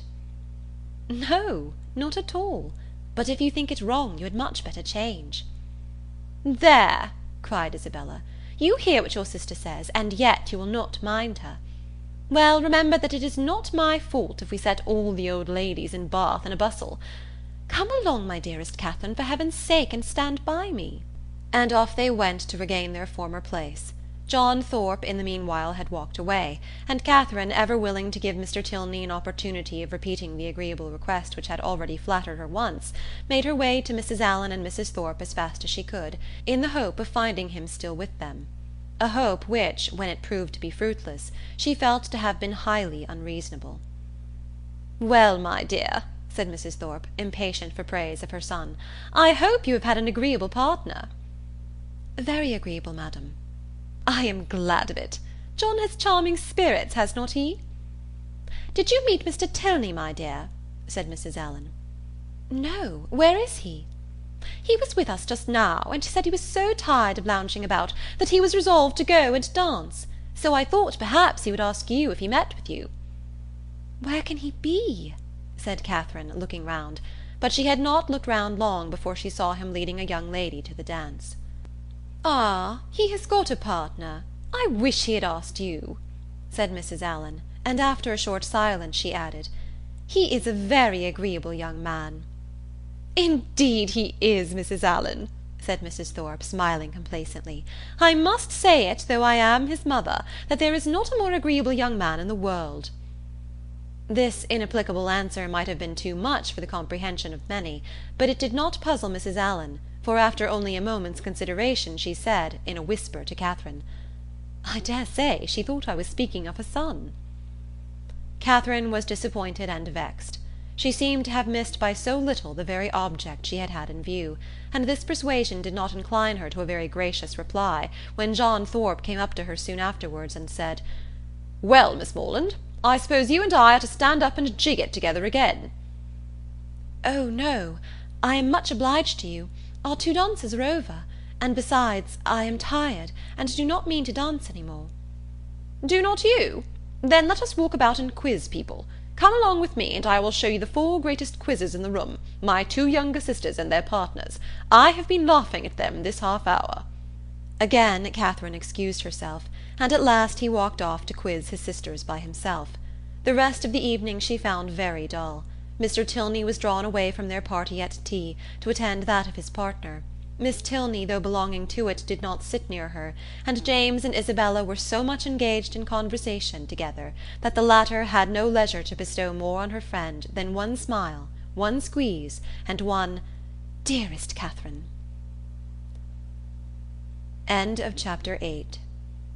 Chapter 9.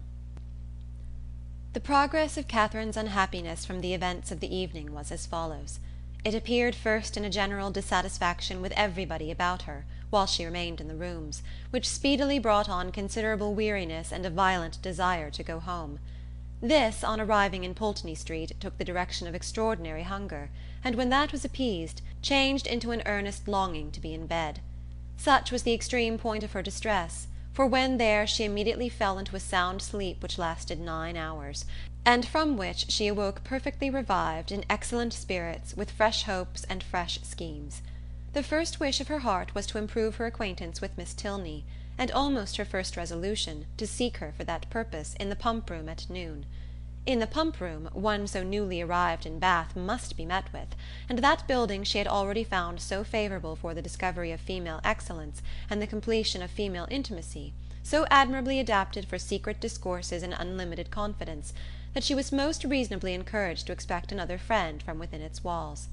Her plan for the morning thus settled, she sat quietly down to her book after breakfast, resolving to remain in the same place and the same employment till the clock struck 1, and from habitude very little incommoded by the remarks and ejaculations of Mrs. Allen, whose vacancy of mind and incapacity for thinking were such, that as she never talked a great deal, so she could never be entirely silent; and therefore, while she sat at her work, if she lost her needle or broke her thread, if she heard a carriage in the street or saw a speck upon her gown, she must observe it aloud, whether there were any one at leisure to answer her or not. At about 12:30 a remarkably loud rap drew her in haste to the window, and scarcely had she time to inform Catherine of there being 2 open carriages at the door, in the first only a servant, her brother driving Miss Thorpe in the second, before John Thorpe came running upstairs, calling out, "Well, Miss Morland, here I am. Have you been waiting long? We could not come before, the old devil of a coachmaker was such an eternity finding out a thing fit to be got into, and now it is 10,000 to 1 but they break down before we are out of the street. How do you do, Mrs. Allen? A famous bag last night, was it not? Come, Miss Morland, be quick, for the others are in a confounded hurry to be off. They want to get their tumble over." "What do you mean?" said Catherine. "Where are you all going to?" "Going to? Why, you have not forgot our engagement. Did we not agree together to take a drive this morning? What a head you have! We are going up Claverton Down." "Something was said about it, I remember," said Catherine, looking at Mrs. Allen for her opinion. "But really I did not expect you." "Not expect me? That's a good one. And what a dust you would have made if I had not come." Catherine's silent appeal to her friend, meanwhile, was entirely thrown away, for Mrs. Allen, not being at all in the habit of conveying any expression herself by a look, was not aware of its ever being intended by anybody else; and Catherine, whose desire of seeing Miss Tilney again could at that moment bear a short delay in favour of a drive, and who thought there could be no impropriety in her going with Mr. Thorpe, as Isabella was going at the same time with James, was therefore obliged to speak plainer. "Well, mum, what do you say to it? Can you spare me for an hour or 2? Shall I go?" "Do just as you please, my dear," replied Mrs. Allen with the most placid indifference. Catherine took the advice and ran off to get ready. In a very few minutes she reappeared, having scarcely allowed the 2 others time enough to get through a very short sentences in her praise, after Thorpe had procured Mrs. Allen's admiration of his gig, and then receiving her friend's parting good wishes, they both hurried downstairs. "My dearest creature!" cried Isabella, to whom the duty of friendship immediately called her before she could get into the carriage. "You have been at least 3 hours getting ready. I was afraid you were ill. What a delightful ball we had last night! I have 1,000 things to say to you, but make haste and get in, for I long to be off."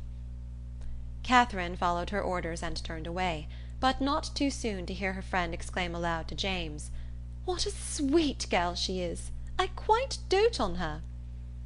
"You will not be frightened, Miss Morland," said Thorpe as he handed her in, "if my horse should dance about a little at first setting off. He will most likely give a plunge or two, and perhaps take the rest for a minute, but he will soon know his master. He is full of spirits, playful as can be, but there is no vice in him." Catherine did not think the portrait a very inviting one, but it was too late to retreat, and she was too young to own herself frightened; so resigning herself to her fate, and trusting to the animal's boasted knowledge of its owner, she sat peaceably down, and saw Thorpe sit down by her. Everything being then arranged, the servant who stood at the horse's head was bid in an important voice to "let him go," and off they went in the quietest manner imaginable, without a plunge or a caper, or anything like one. Catherine, delighted at so happy an escape, spoke her pleasure aloud with grateful surprise, and her companion immediately made the matter perfectly simple by assuring her that it was entirely owing to the peculiarly judicious manner in which he had then held the reins, and the singular discernment and dexterity with which he had directed his whip.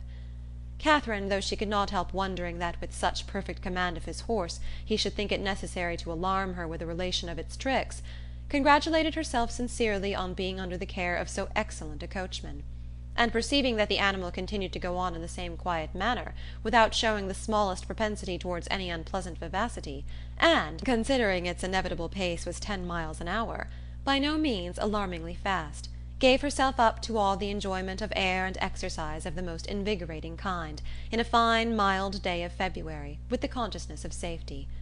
A silence of several minutes succeeded their first short dialogue. It was broken by Thorpe's saying very abruptly, "Old Allen is as rich as a Jew, is not he?" Catherine could not understand him, and he repeated his question, adding in explanation, "Old Allen, the man you were with." "Oh, Mr. Allen, you mean? Yes, I believe he is very rich." "And no children at all?" "No, not any." "A famous thing for his next heirs. He is your godfather, is not he?" "My godfather? No." "But you are always very much with them?" "Yes, very much." "Ay, that is what I meant. He seems a good kind of old fellow enough, and has lived very well in his time, I dare say. He is not gouty for nothing. Does he drink his bottle a day now?" "His bottle a day? No. Why should you think of such a thing? He is a very temperate man, and you could not fancy him in liquor last night." "Lord help you! You women are always thinking of men's being in liquor. Why, you do not suppose a man is overset by a bottle. I am sure of this, that if everybody were to drink their bottle a day, there would not be half the disorders in the world there are now. It would be a famous good thing for us all." "I cannot believe it." "Oh, Lord, it would be the saving of thousands. There is not the 100th part of the wine consumed in this kingdom that there ought to be. Our foggy climate wants help." "And yet I have heard that there is a great deal of wine drunk in Oxford." "Oxford? There is no drinking at Oxford now, I assure you. Nobody drinks there. You would hardly meet with a man who goes beyond his 4 pints at the utmost. Now, for instance, it was reckoned a remarkable thing, in the last party in my rooms, that upon an average we cleared about 5 pints a head. It was looked upon as something out of the common way. Mine is famous good stuff, to be sure. You would not often meet with anything like it in Oxford, and that may account for it. But this will just give you a notion of the general rate of drinking there." "Yes, it does give a notion," said Catherine warmly, "and that is, that you all drink a great deal more wine than I thought you did. However, I am sure James does not drink so much." This declaration brought on a loud and overpowering reply, of which no part was very distinct, except the frequent exclamations, amounting almost to oaths, which adorned it; and Catherine was left, when it ended, with a rather strengthened belief of there being a great deal of wine drunk in Oxford, and the same happy conviction of her brother's comparative sobriety. Thorpe's ideas then all reverted to the merits of his own equipage, and she was called on to admire the spirit and freedom with which his horse moved along, and the ease which his paces, as well as the excellence of the springs, gave the motion of the carriage. She followed him in all his admiration as well as she could. To go before or beyond him was impossible. His knowledge and her ignorance of the subject, his rapidity of expression, and her diffidence of herself put that out of her power. She could strike out nothing new in commendation, but she readily echoed whatever he chose to assert, and it was finally settled between them without any difficulty that his equipage was altogether the most complete of its kind in England, his carriage the neatest, his horse the best goer, and himself the best coachman. "You do not really think, Mr. Thorpe," said Catherine, venturing after some time to consider the matter as entirely decided, and to offer some little variation on the subject, "that James's gig will break down?" "Break down? Oh, Lord! Did you ever see such a little titopy thing in your life? There is not a sound piece of iron about it. The wheels have been fairly worn out these 10 years at least. And as for the body, upon my soul you might shake it to pieces yourself with a touch. It is the most devilish little rickety business I ever beheld. Thank God we have got a better. I would not be bound to go 2 miles in it for £50,000. "Good heavens!" cried Catherine, quite frightened. "Then pray let us turn back. They will most certainly meet with an accident if we go on. Do let us turn back, Mr. Thorpe. Stop and speak to my brother, and tell him how very unsafe it is." "Unsafe? Oh, Lord! What is there in that? They will only get a roll if it does break down, and there is plenty of dirt. It will be excellent falling. Oh, curse it, the carriage is safe enough, if a man knows how to drive it. A thing of that sort in good hands will last above 20 years after it is fairly worn out. Lord bless you! I would undertake for £5 to drive it to York and back again without losing a nail." Catherine listened with astonishment. She knew not how to reconcile two such very different accounts of the same thing, for she had not been brought up to understand the propensities of a rattle, nor to know how many idle assertions and impudent falsehoods the excessive vanity will lead. Her own family were plain, matter-of-fact people, who seldom aimed at wit of any kind. Her father, at the utmost, being contented with a pun, and her mother with a proverb. They were not in the habit, therefore, of telling lies to increase their importance, or of asserting at one moment what they would contradict the next.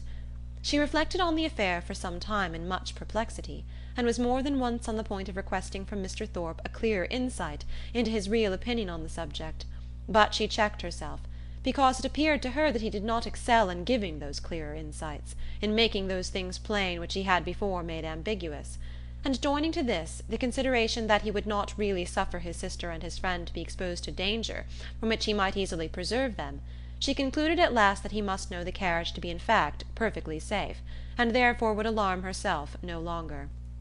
By him the whole matter seemed entirely forgotten, and all the rest of his conversation, or rather talk, began and ended with himself and his own concerns. He told her of horses which he had bought for a trifle and sold for incredible sums, of racing matches in which his judgment had infallibly foretold the winner, of shooting parties in which he had killed more birds, though without having one good shot, than all his companions together, and described to her some famous day's sport with the foxhounds, in which his foresight and skill in directing the dogs had repaired the mistakes of the most experienced huntsmen, and in which the boldness of his riding, though it had never endangered his own life for a moment, had been constantly leading others into difficulties, which he calmly concluded had broken the necks of many. Little as Catherine was in the habit of judging for herself, and unfixed as were her general notions of what men ought to be, she could not entirely repress a doubt, while she bore with the effusions of his endless conceit, of his being altogether completely agreeable. It was a bold surmise, for he was Isabella's brother, and she had been assured by James that his manners would recommend him to all her sex. But in spite of this, the extreme weariness of his company, which crept over her before they had been out an hour, and which continued unceasingly to increase till they stopped in Pulteney Street again, induced her, in some small degree, to resist such high authority, and to distrust his powers of giving universal pleasure. When they arrived at Mrs. Allen's door, the astonishment of Isabella was hardly to be expressed on finding that it was too late in the day for them to attend her friend into the house. "Past 3 o'clock?" It was inconceivable, incredible, impossible, and she would neither believe her own watch, nor her brother's, nor the servants'. She would believe no assurance of it founded on reason or reality, till Morland produced his watch and ascertained the fact. To have doubted a moment longer, then, would have been equally inconceivable, incredible, and impossible, and she could only protest, over and over again, that no 2 hours and a half had ever gone off so swiftly before, as Catherine was called on to confirm. Catherine could not tell a falsehood even to please Isabella, but the latter was spared the misery of her friend's dissenting voice by not waiting for her answer. Her own feelings entirely engrossed her. Her wretchedness was most acute on finding herself obliged to go directly home. It was ages since she had had a moment's conversation with her dearest Catherine, and though she had such thousands of things to say to her, it appeared as if they were never to be together again.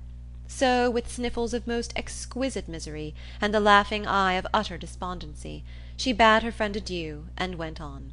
Catherine found Mrs. Allen just returned from all the busy idleness of the morning, and was immediately greeted with, "Well, my dear, here you are," a truth which she had no greater inclination than power to dispute. "And I hope you've had a pleasant airing." "Yes, ma'am, I thank you. We could not have had a nicer day." "So Mrs. Thorpe said. She was vastly pleased at your all going." "You have seen Mrs. Thorpe, then?"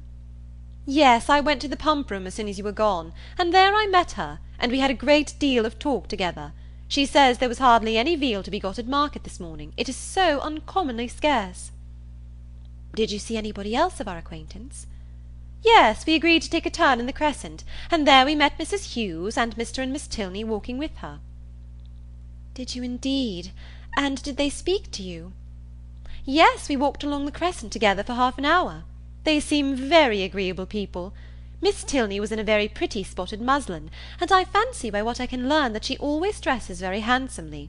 Mrs. Hughes talked to me a great deal about the family." "And what did she tell you of them?" "Oh, a vast deal indeed. She hardly talked of anything else." "Did she tell you what part of Gloucestershire they come from?" "Yes, she did, but I cannot recollect now. But they are very good kind of people, and very rich. Mrs. Tilney was a Miss Drummond, and she and Mrs. Hughes were schoolfellows, and Miss Drummond had a very large fortune, and when she married, her father gave her £20,000, and 500 to buy wedding clothes. Mrs. Hughes saw all the clothes after they came from the warehouse." "And are Mr. and Mrs. Tilney in Bath?" "Yes, I fancy they are, but I am not quite certain. Upon recollection, however, I have a notion they are both dead. At least the mother is. Yes, I am sure Mrs. Tilney is dead, because Mrs. Hughes told me there was a very beautiful set of pearls that Mr. Drummond gave his daughter on her wedding day, and that Miss Tilney has got now, for they were put by for her when her mother died." "And is Mr. Tilney, my partner, the only son?" "I cannot be quite positive about that, my dear. I have some idea he is. But, however, he is a very fine young man, Mrs. Hughes says, and likely to do very well." Catherine inquired no further. She had heard enough to feel that Mrs. Allen had no real intelligence to give, and that she was most particularly unfortunate herself in having missed such a meeting with both brother and sister.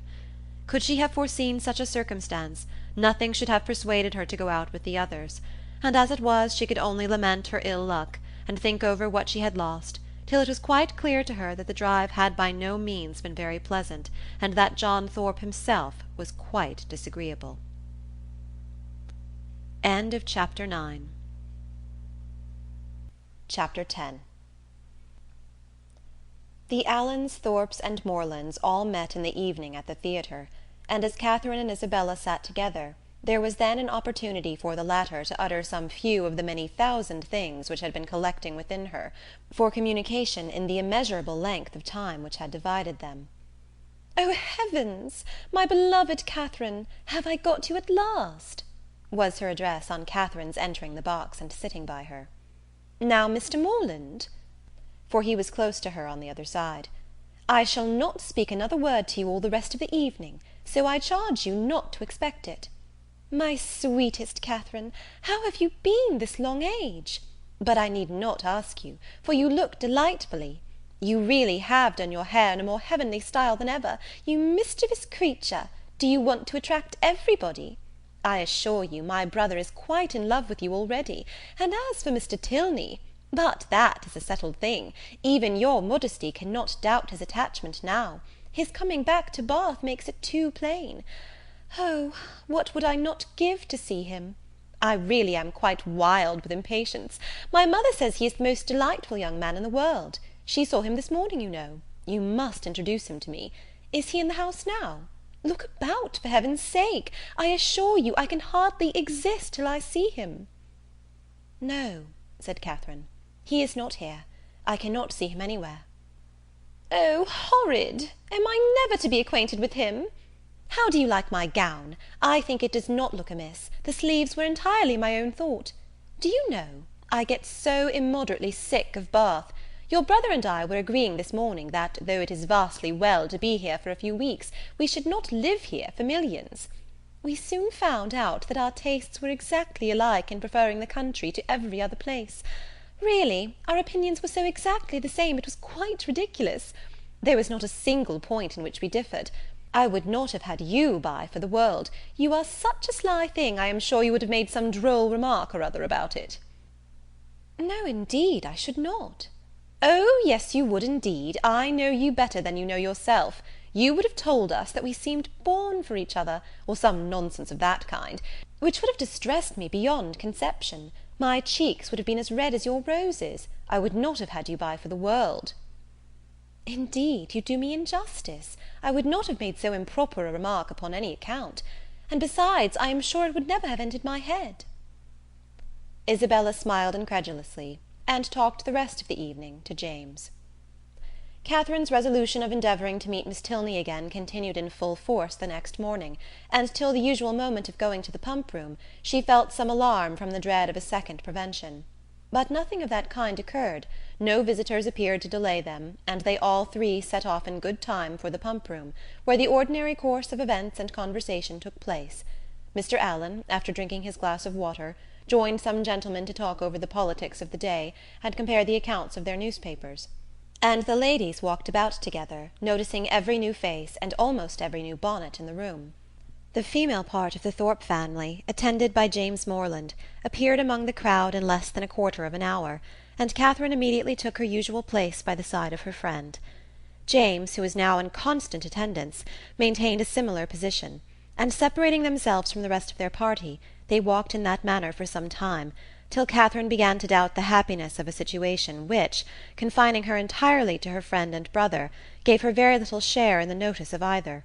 They were always engaged in some sentimental discussion or lively dispute, but their sentiment was conveyed in such whispering voices, and their vivacity attended with so much laughter, that though Catherine's supporting opinion was not unfrequently called for by one or the other, she was never able to give any, from not having heard a word of the subject.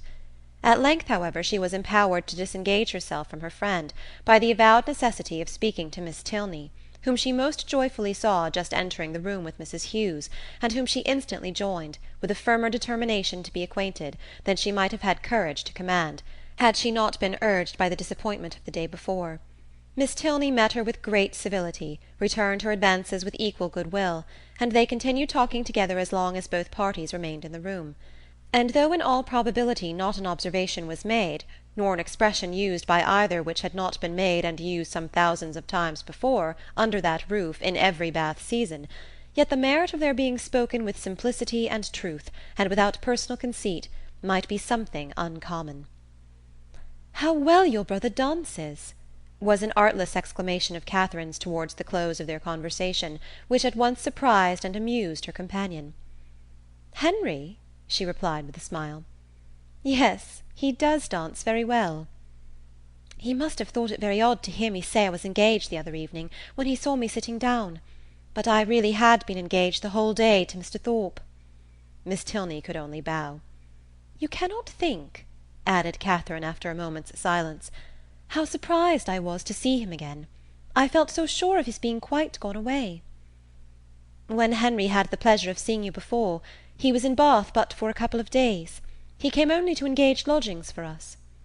"That never occurred to me, and of course not seeing him anywhere, I thought he must be gone. Was not the young lady he danced with on Monday a Miss Smith?" "Yes, an acquaintance of Mrs. Hughes." "I dare say she was very glad to dance. Do you think her pretty?" "Not very." "He never comes to the pump-room, I suppose?" "Yes, sometimes, but he is rid out this morning with my father." Mrs. Hughes now joined them, and asked Miss Tilney if she was ready to go. "I hope I shall have the pleasure of seeing you again soon," said Catherine. "Shall you be at the cotillion ball to-morrow?" "Perhaps yes, I think we certainly shall." "I am glad of it, for we shall all be there." This civility was duly returned, and they parted, on Miss Tilney's side with some knowledge of her new acquaintance's feelings, and on Catherine's without the smallest consciousness of having explained them. She went home very happy. The morning had answered all her hopes, and the evening of the following day was now the object of expectation, the future good. What gown and what head-dress she should wear on the occasion became her chief concern. She cannot be justified in it. Dress is at all times a frivolous distinction, and excessive solicitude about it often destroys its own aim.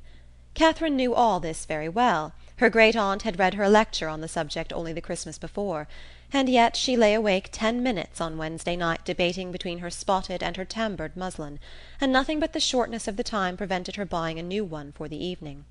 This would have been an error in judgment, great though not uncommon, from which one of the other sex rather than her own, a brother rather than a great-aunt, might have warned her, for man only can be aware of the insensibility of man towards a new gown.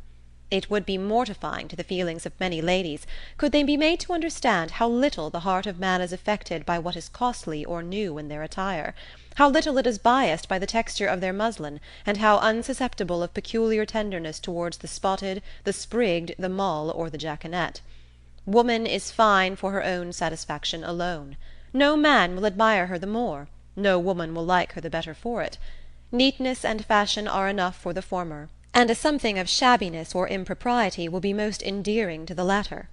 But not one of these grave reflections troubled the tranquillity of Catherine. She entered the rooms on Thursday evening with feelings very different from what had attended her thither the Monday before. She had then been exulting in her engagement to Thorpe, and was now chiefly anxious to avoid his sight, lest he should engage her again. For though she could not, dared not expect that Mr. Tilney should ask her a third time to dance, her wishes, hopes, and plans all centred in nothing less. Every young lady may feel for my heroine in this critical moment, for every young lady has at some time or other known the same agitation. All have been, or at least all have believed themselves to be, in danger from the pursuit of some one whom they wished to avoid, and all have been anxious for the attentions of some one whom they wished to please. As soon as they were joined by the Thorpes, Catherine's agony began. She fidgeted about if John Thorpe came towards her, hid herself as much as possible from his view, and when he spoke to her, pretended not to hear him. The cotillons were over, the country dancing beginning, and she saw nothing of the Tilneys. "Do not be frightened, my dear Catherine," whispered Isabella, "but I am really going to dance with your brother again. I declare positively it is quite shocking. I tell him he ought to be ashamed of himself, but you and John must keep us in countenance.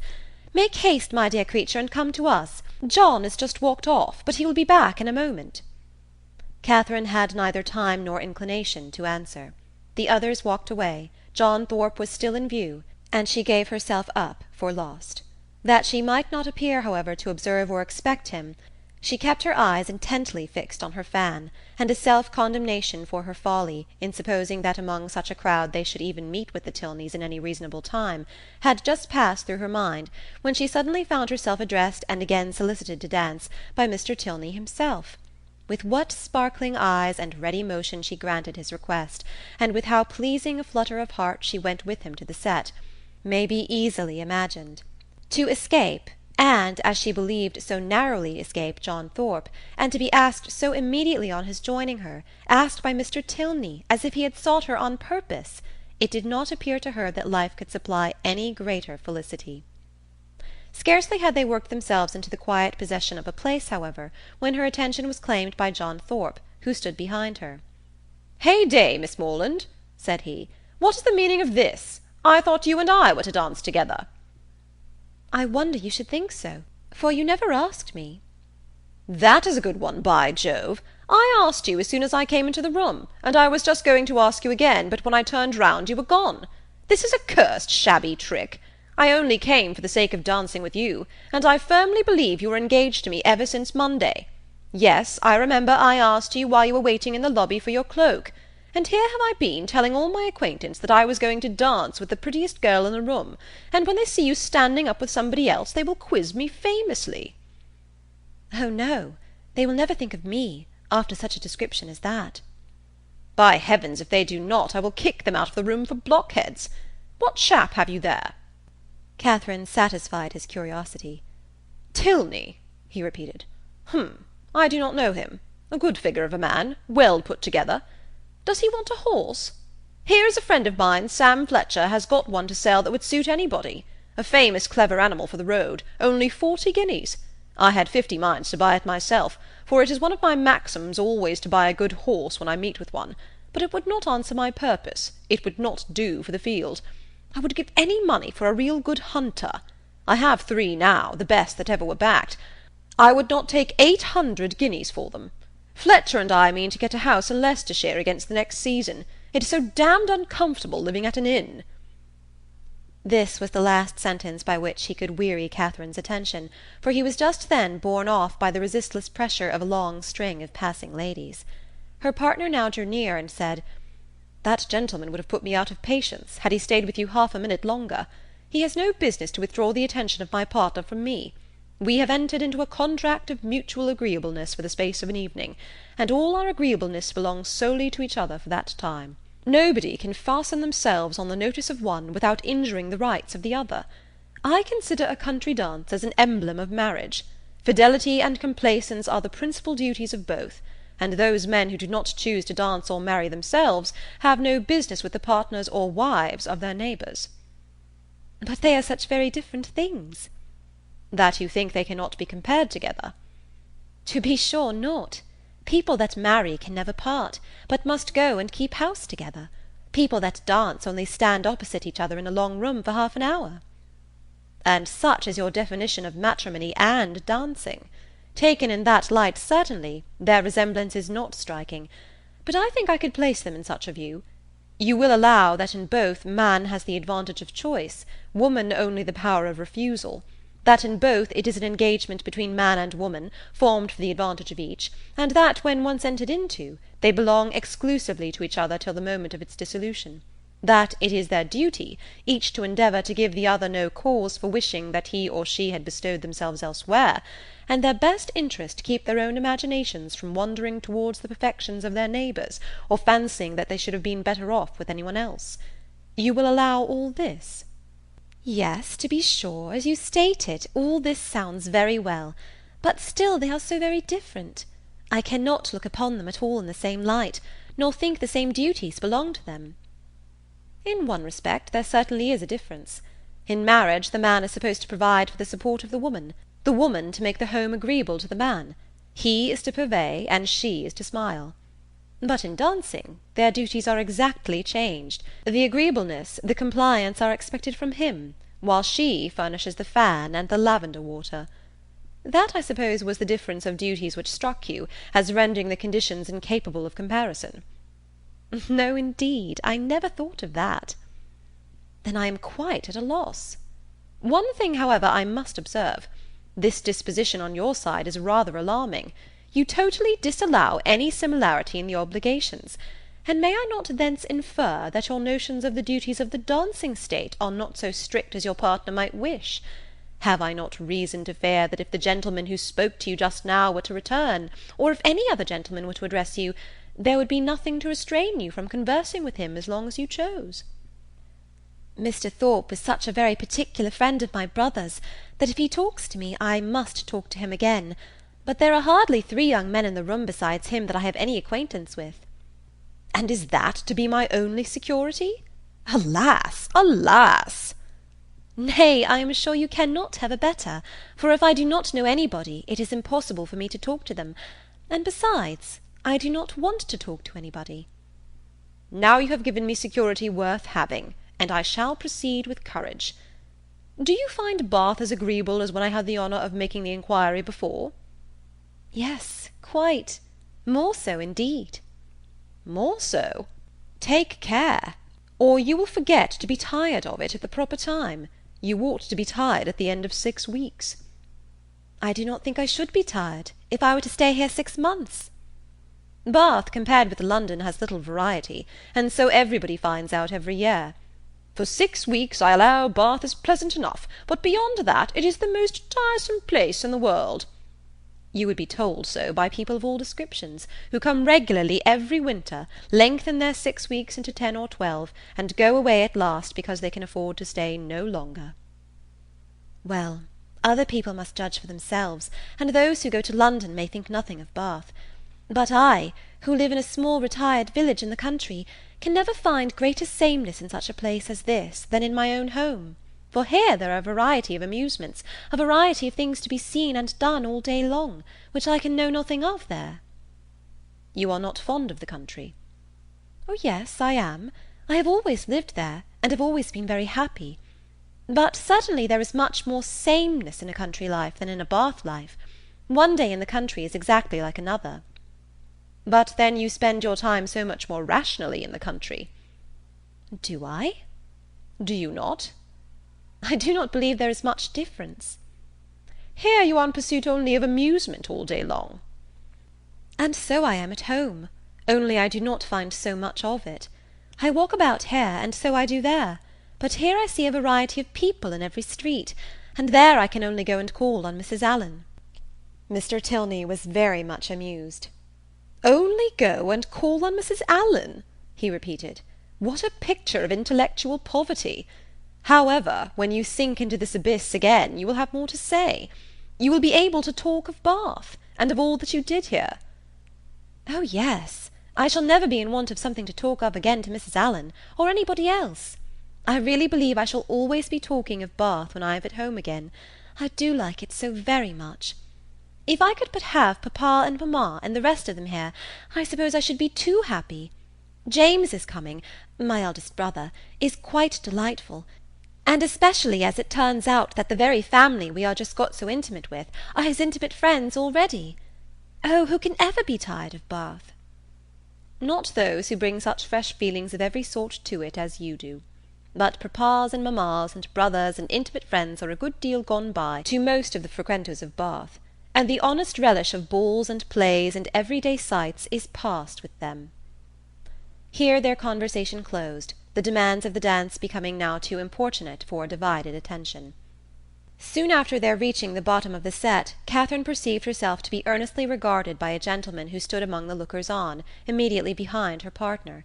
He was a very handsome man, of a commanding aspect, past the bloom, but not past the vigour of life, and with his eye still directed towards her, she saw him presently address Mr. Tilney in a familiar whisper. Confused by his notice, and blushing from the fear of its being excited by something wrong in her appearance, she turned away her head. But while she did so, the gentleman retreated, and her partner coming nearer, said, "I see that you guess what I have just been asked. That gentleman knows your name, and you have a right to know his. It is General Tilney, my father." Catherine's answer was only, "Oh!" But it was an "oh" expressing everything needful, attention to his words, and perfect reliance on their truth. With real interest and strong admiration did her eye now follow the General as he moved through the crowd, and "How handsome a family they are!" was her secret remark. In chatting with Miss Tilney before the evening concluded, a new source of felicity arose to her. She had never taken a country walk since her arrival in Bath. Miss Tilney, to whom all the commonly frequented environs were familiar, spoke of them in terms which made her all eagerness to know them too, and on her openly fearing that she might find nobody to go with her, it was proposed by the brother and sister that they should join in a walk some morning or other. "I shall like it," she cried, "beyond anything in the world, and do not let us put it off. Let us go to-morrow." This was readily agreed to, with only a proviso of Miss Tilney's, that it did not rain, which Catherine was sure it would not. At 12 o'clock they were to call for her in Pulteney Street, and "Remember, 12 o'clock!" was her parting speech to her new friend. Of her other, her older, her more established friend, Isabella, of whose fidelity and worth she had enjoyed a fortnight's experience, she scarcely saw anything during the evening. Yet, though longing to make her acquainted with her happiness, she cheerfully submitted to the wish of Mr. Allen, which took them away rather early, and her spirits danced within her, as she danced in her chair all the way home.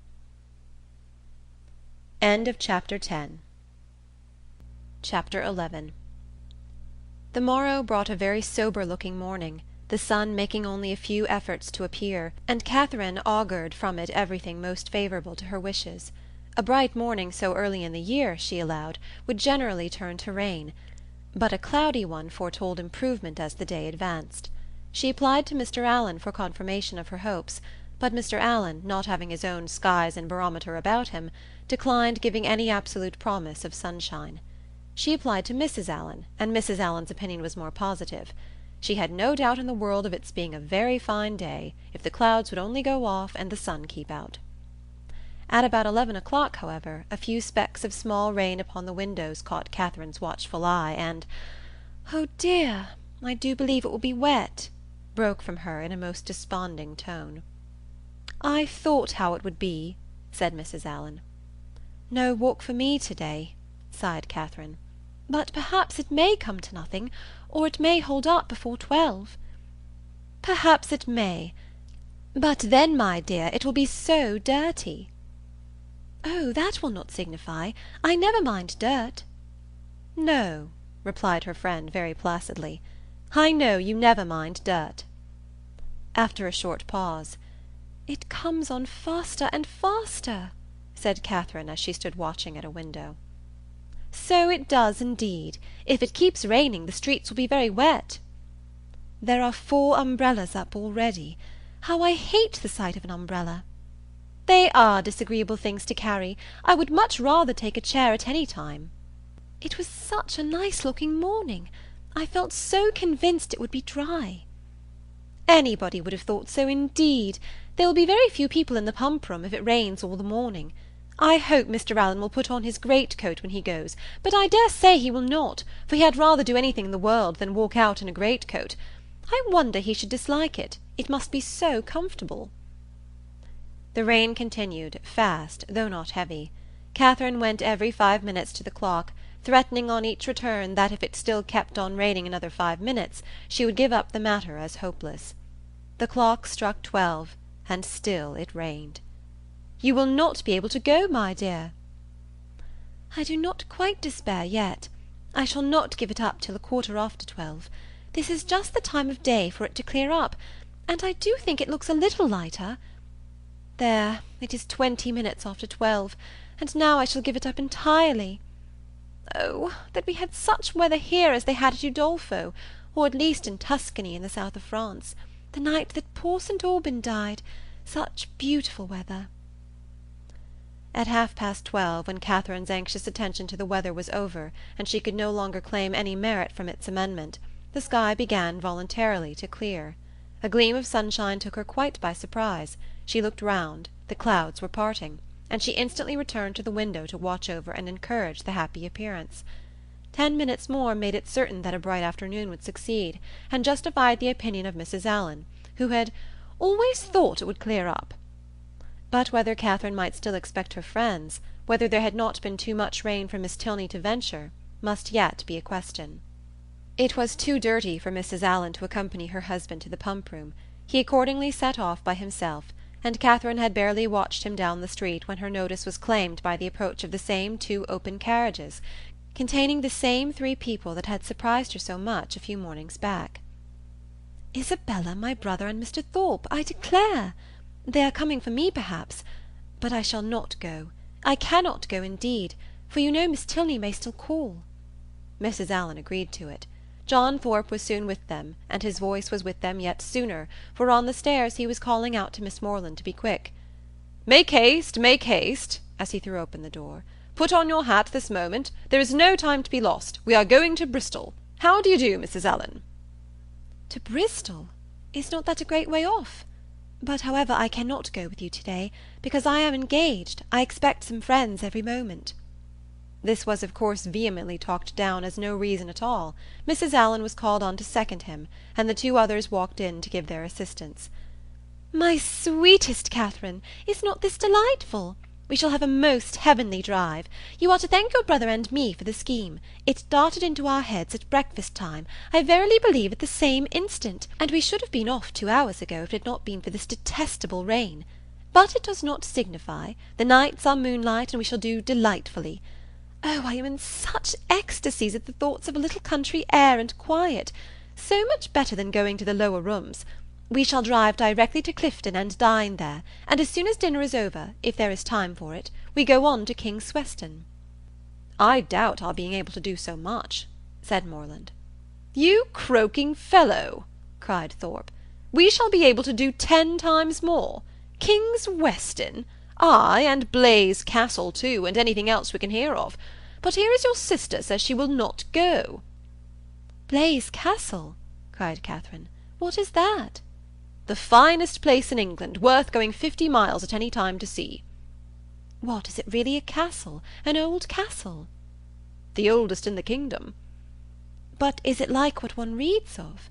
"Exactly. The very same." "But now really, are there towers and long galleries?" "By dozens." "Then I should like to see it, but I cannot go." "Not go? My beloved creature! What do you mean?" "I cannot go because," looking down as she spoke, fearful of Isabella's smile, "I expect Miss Tilney and her brother to call on me to take a country walk. They promised to come at 12, only it rained. But now, as it is so fine, I dare say they will be here soon."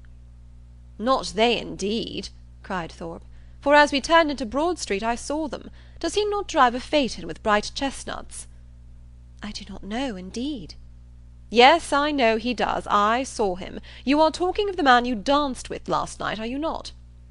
"Yes."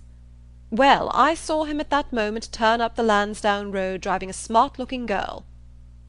"Did you indeed?"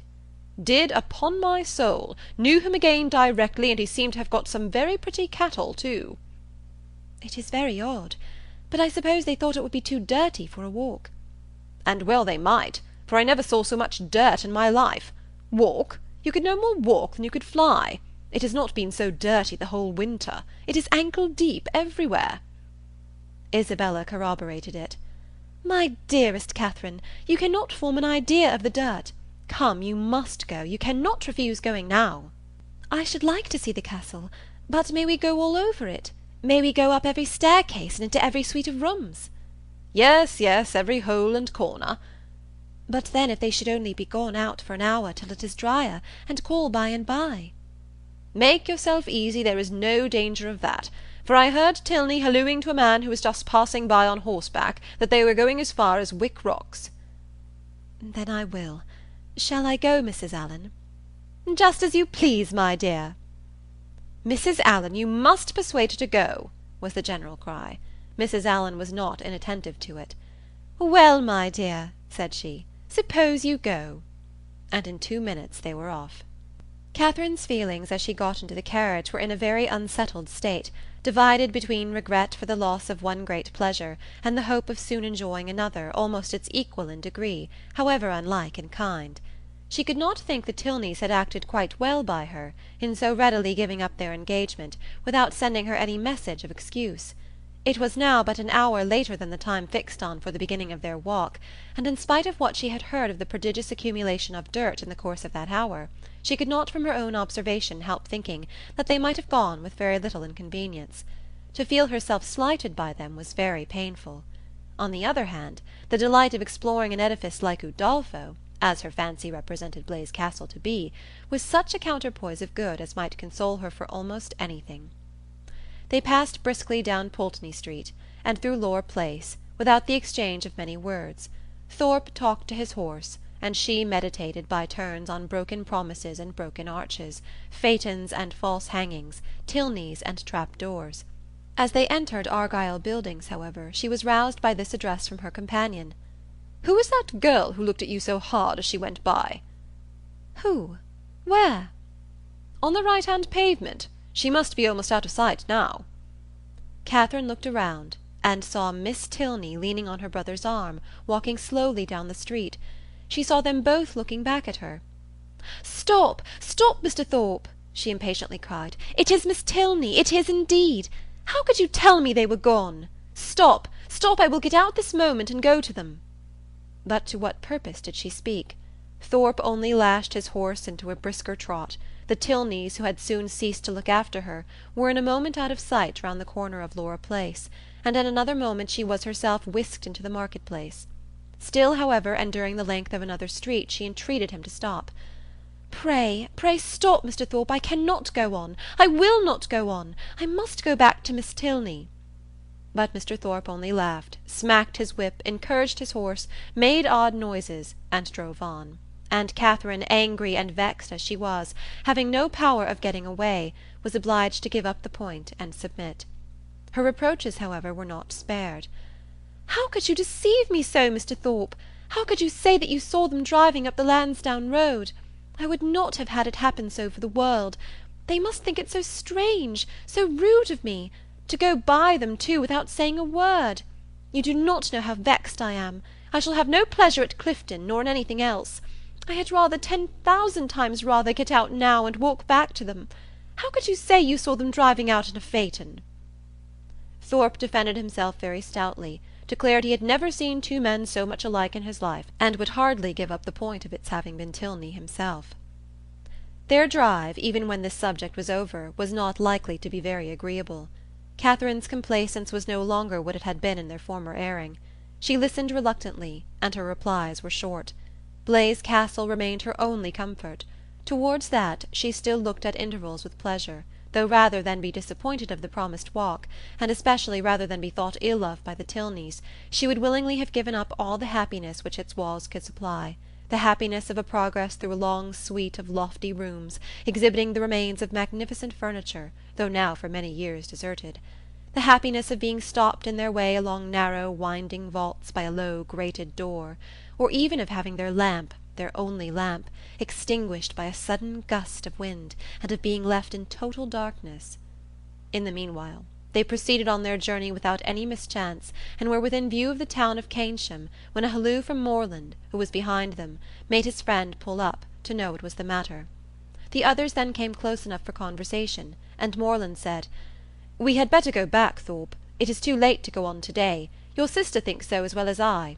We have been exactly an hour coming from Pulteney Street, very little more than 7 miles, and I suppose we have at least 8 more to go. It will never do. We set out a great deal too late. We had much better put it off till another day, and turn round." "It is all one to me," replied Thorpe rather angrily, and instantly turning his horse, they were on their way back to Bath. "If your brother had not got such a damn beast to drive," said he soon afterwards, "we might have done it very well. My horse would have trotted to Clifton within the hour, if left to himself, and I have almost broke my arm with pulling him into that cursed broken-winded jade's pace. Morland is a fool for not keeping a horse and gig of his own." "No, he is not," said Catherine warmly, "for I am sure he could not afford it."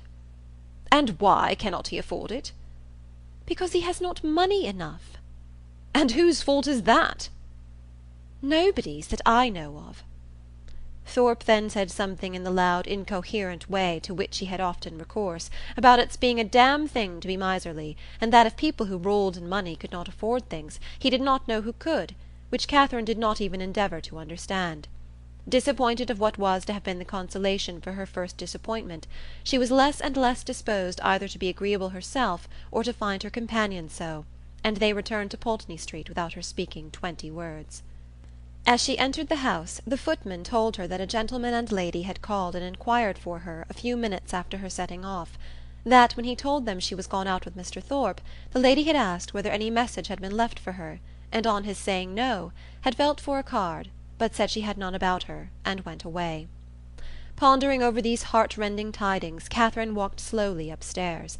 At the head of them she was met by Mr. Allen, who, on hearing the reason of their speedy return, said, "I am glad your brother had so much sense. I am glad you are come back. It was a strange, wild scheme." They all spent the evening together at Thorpe's.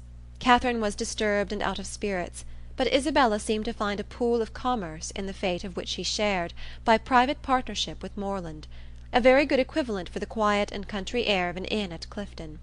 Her satisfaction, too, in not being at the lower rooms was spoken more than once. "How I pity the poor creatures that are going there! How glad I am that I am not amongst them! I wonder whether it will be a full ball or not. They have not begun dancing yet. I would not be there for all the world. It is so delightful to have an evening now and then to oneself.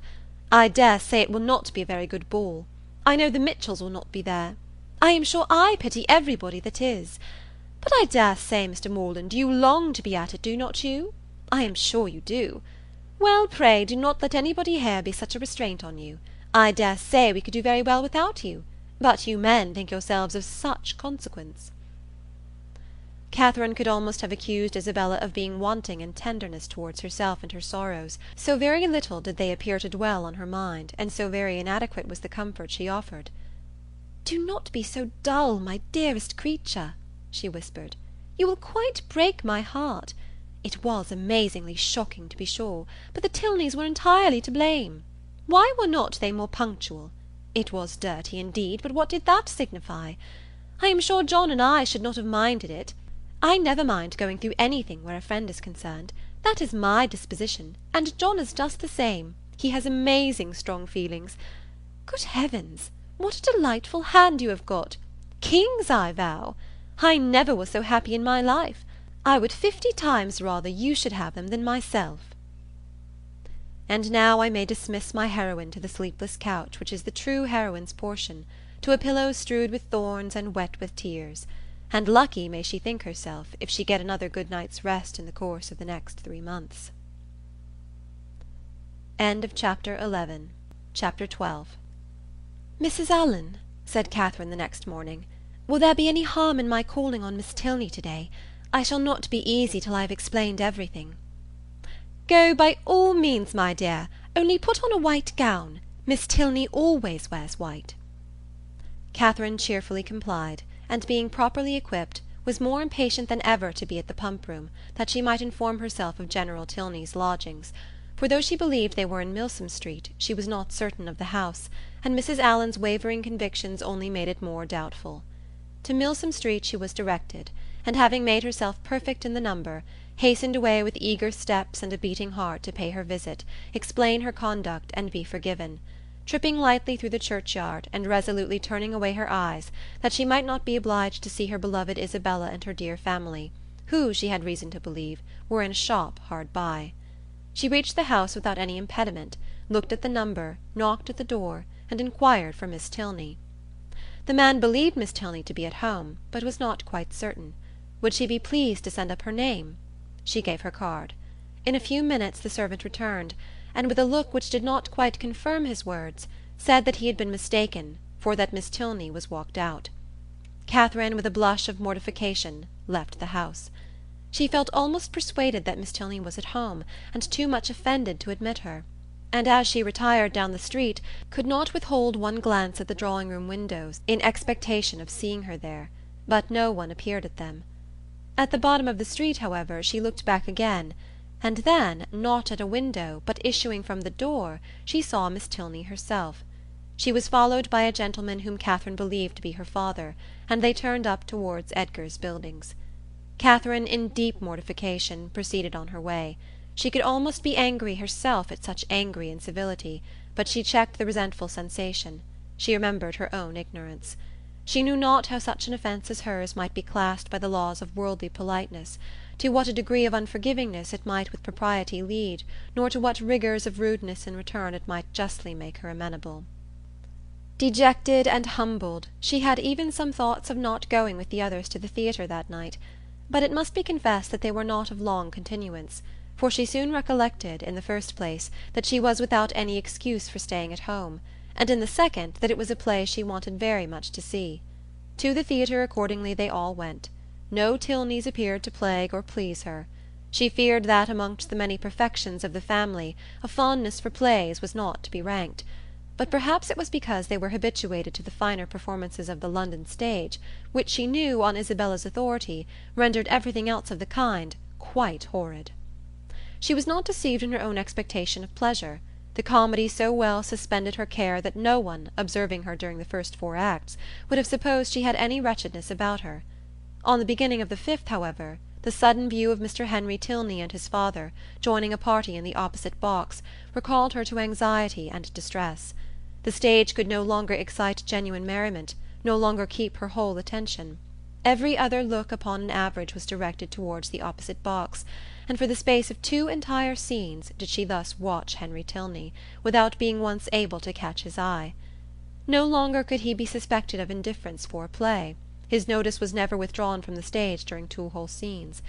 At length, however, he did look towards her, and he bowed. But such a bow! No smile, no continued observance attended it. His eyes were immediately returned to their former direction. Catherine was restlessly miserable. She could almost have run round to the box in which he sat and forced him to hear her explanation. Feelings rather natural than heroic possessed her. Instead of considering her own dignity injured by this ready condemnation, instead of proudly resolving in conscious innocence to show her resentment towards him who could harbour a doubt of it, to leave to him all the trouble of seeking an explanation, and to enlighten him on the past only by avoiding his sight or flirting with somebody else, she took to herself all the shame of misconduct, or at least of its appearance, and was only eager for an opportunity of explaining its cause. The play concluded, the curtain fell. Henry Tilney was no longer to be seen where he had hitherto sat, but his father remained, and perhaps he might be now coming round to their box. She was right. In a few minutes he appeared, and making his way through the then thinning rows, spoke with like calm politeness to Mrs. Allen and her friend. Not with such calmness was he answered by the latter. "Oh, Mr. Tilney, I have been quite wild to speak to you, and make my apologies. You must have thought me so rude. But indeed it was not my own fault, was it, Mrs. Allen? Did not they tell me that Mr. Tilney and his sister were gone out in a phaeton together? And then what could I do? But I had 10,000 times rather have been with you. Now had I not, Mrs. Allen?" "My dear, you tumble my gown," was Mrs. Allen's reply. Her assurance, however, standing sole as it did, was not thrown away. It brought a more cordial, more natural smile into his countenance, and he replied in a tone which retained only a little affected reserve. "We were much obliged to you at any rate for wishing us a pleasant walk after our passing you in Argyle Street. You were so kind as to look back on purpose." "But indeed I did not wish you a pleasant walk. I never thought of such a thing. But I begged Mr. Thorpe so earnestly to stop. I called out to him as soon as ever I saw you. Now Mrs. Allen did not— Oh, you were not there. But indeed I did, and if Mr. Thorpe would only have stopped, I would have jumped out and run after you." Is there a Henry in the world who could be insensible to such a declaration? Henry Tilney, at least, was not. With a yet sweeter smile, he said everything that need be said of his sister's concern, regret, and dependence on Catherine's honour. "Oh, do not say Miss Tilney was not angry," cried Catherine, "because I know she was, for she would not see me this morning when I called. I saw her walk out of the house the next minute after my leaving it. I was hurt, but I was not affronted. Perhaps you did not know I had been there." "I was not within at the time, but I heard of it from Eleanor, and she has been wishing ever since to see you, to explain the reason of such incivility. But perhaps I can do it as well. It was nothing more than that my father— they were just preparing to walk out, and he, being hurried for time, and not caring to have it put off, made a point of her being denied. That was all, I do assure you. She was very much vexed, and meant to make her apology as soon as possible." Catherine's mind was greatly eased by this information, yet a something of solicitude remained, from which sprang the following question, thoroughly artless in itself, though rather distressing to the gentleman. "But, Mr. Tilney, why were you less generous than your sister? If she felt such confidence in my good intentions, and could suppose it only to be a mistake, why should you be so ready to take offence?" "Me? I take offence?" "Nay, I am sure by your look, when you came to the box, you were angry." "I angry? I could have no right." "Well, nobody would have thought you had no right who saw your face." He replied by asking her to make room for him, and talking of the play. He remained with them some time, and was only too agreeable for Catherine to be contented when he went away. Before they parted, however, it was agreed that the projected walk should be taken as soon as possible, and setting aside the misery of his quitting their box, she was upon the whole left one of the happiest creatures in the world. While talking to each other, she had observed with some surprise that John Thorpe, who was never in the same part of the house for 10 minutes together, was engaged in conversation with General Tilney, and she felt something more than surprise when she thought she could perceive herself the object of their attention and discourse. What could they have to say of her? She feared General Tilney did not like her appearance. She found it was implied in his preventing her admittance to his daughter, rather than postpone his own walk a few minutes. "How came Mr. Thorpe to know your father?" was her anxious inquiry, as she pointed them out to her companion. He knew nothing about it, but his father, like every military man, had a very large acquaintance. When the entertainment was over, Thorpe came to assist them in getting out.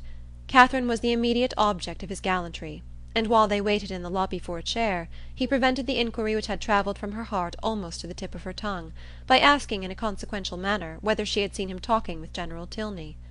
"He is a fine old fellow, upon my soul. Stout, active, looks as young as his son. I have a great regard for him, I assure you. A gentleman-like, good sort of fellow as ever lived." "But how came you to know him?" Know him? There are few people much about town that I do not know. I have met him forever at the Bedford, and I knew his face again to-day the moment he came into the billiard-room. One of the best players we have, by the by, and we had a little touch together, though I was almost afraid of him at first. The odds were 5-4 against me, and if I had not made one of the cleanest strokes that perhaps was ever made in this world, I took his ball exactly. But I could not make you understand it without a table. However, I did beat him. A very fine fellow, as rich as a Jew. I should like to dine with him. I dare say he gives famous dinners. But what do you think we have been talking of? You. Yes, by heavens, and the General thinks you the finest girl in Bath. Oh, nonsense! How can you say so? And what do you think I said? Lowering his voice. Well done, General, said I. I am quite of your mind. Here Catherine, who was much less gratified by his admiration than by General Tilney's, was not sorry to be called away by Mr. Allen. Thorpe, however, would see her to her chair, and till she entered it, continued the same kind of delicate flattery, in spite of her entreating him to have done.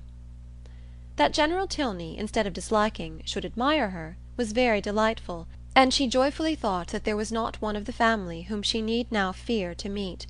The evening had done more, much more for her than could have been expected. Chapter 13. Monday, Tuesday, Wednesday, Thursday, Friday, and Saturday have now passed in review before the reader.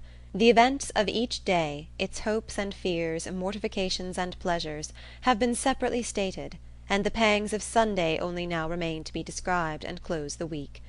The Clifton scheme had been deferred, not relinquished, and on the afternoon's crescent of this day it was brought forward again.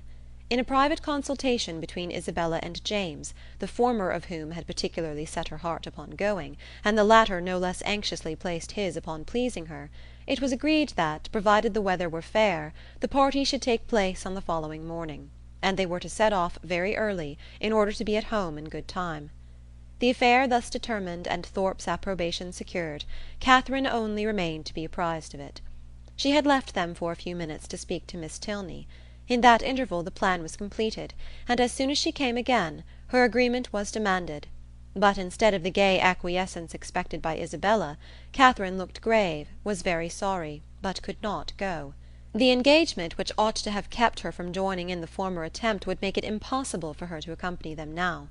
She had that moment settled with Miss Tilney to take their proposed walk to-morrow. It was quite determined, and she would not upon any account retract.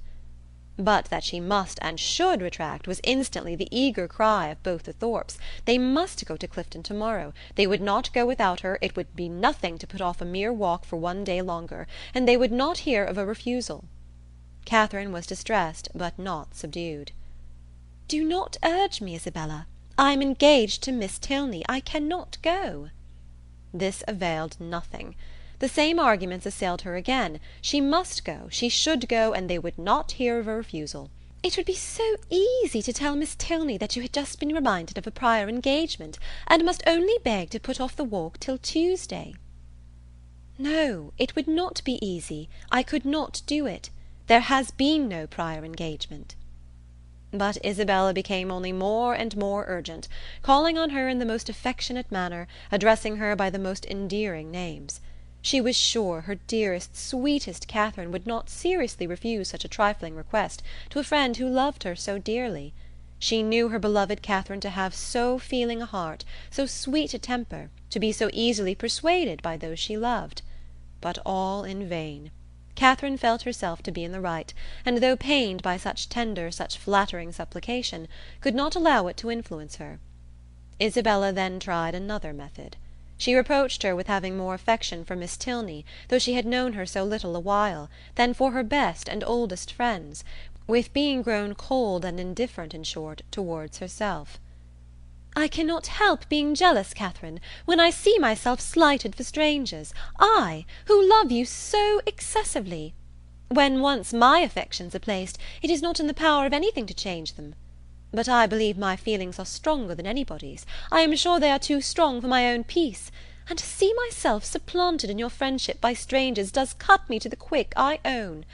These Tilneys seem to swallow up everything else."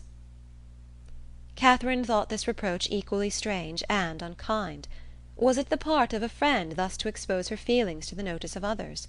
Isabella appeared to her ungenerous and selfish, regardless of everything but her own gratification. These painful ideas crossed her mind, though she said nothing. Isabella in the meanwhile had applied her handkerchief to her eyes, and Morland, miserable at such a sight, could not help saying, "Nay, Catherine, I think you cannot stand out any longer now. The sacrifice is not much, and to oblige such a friend. I shall think you quite unkind if you still refuse."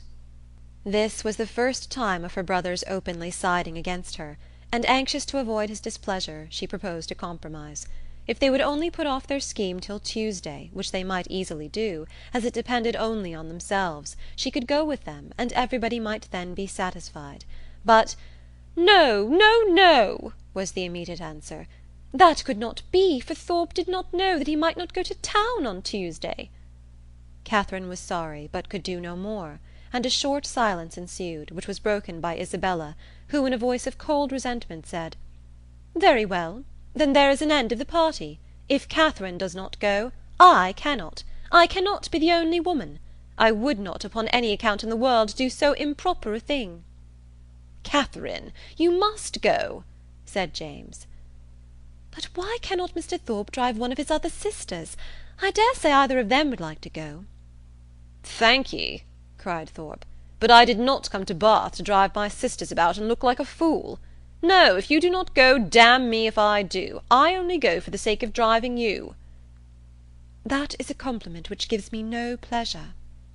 But her words were lost on Thorpe, who had turned abruptly away. The three others still continued together, walking in a most uncomfortable manner to poor Catherine. Sometimes not a word was said, sometimes she was again attacked with supplications or reproaches, and her arm was still linked within Isabella's, though their hearts were at war. At one moment she was softened, at another irritated, always distressed, but always steady. "I did not think you had been so obstinate, Catherine," said James. "You were not used to be so hard to persuade. You once were the kindest, best-tempered of my sisters." "I hope I am not less so now," she replied very feelingly. "But indeed I cannot go. If I am wrong, I am doing what I believe to be right." "I suspect," said Isabella in a low voice, "there is no great struggle." Catherine's heart swelled. She drew away her arm, and Isabella made no opposition. Thus passed a long 10 minutes, till they were again joined by Thorpe, who, coming to them with a gayer look, said, "Well, I have settled the matter, and now we may all go to-morrow with a safe conscience. I have been to Miss Tilney and made your excuses." "You have not!" cried Catherine. "I have, upon my soul. Left her this moment. Told her that you had sent me to say that, having just recollected a prior engagement of going to Clifton with us to-morrow, you could not have the pleasure of walking with her till Tuesday. She said, very well, Tuesday was just as convenient to her, so there is an end of all our difficulties. A pretty good thought of mine, hey?" Isabella's countenance was once more all smiles and good humour, and James, too, looked happy again. "A most heavenly thought indeed! Now, my sweet Catherine, all our distresses are over. You are honourably acquitted, and we shall have a most delightful party." "This will not do," said Catherine. "I cannot submit to this. I must run after Miss Tilney directly, and set her right." Isabella, however, caught hold of one hand, Thorpe of the other, and remonstrances poured in from all three. Even James was quite angry. When everything was settled, when Miss Tilney herself said that Tuesday would suit her as well, it was quite ridiculous, quite absurd to make any further objection. "I do not care. Mr. Thorpe had no business to invent any such message. If I had thought it right to put it off, I could have spoken to Miss Tilney myself. This is only doing it in a ruder way, and how do I know that Mr. Thorpe is... He may be mistaken again, perhaps. He led me into one act of rudeness by his mistake on Friday. Let me go, Mr. Thorpe. Isabella, do not hold me." Thorpe told her it would be in vain to go after the Tilneys. They were turning the corner into Brock Street when he had overtaken them, and were at home by this time. "Then I will go after them," said Catherine. "Wherever they are, I will go after them. It does not signify talking. If I could not be persuaded into doing what I thought wrong, I never will be tricked into it." And with these words she broke away and hurried off. Thorpe would have darted after her, but Morland withheld him. Let her go, if she will go. She is as obstinate as—" Thorpe never finished the simile, for it could hardly have been a proper one.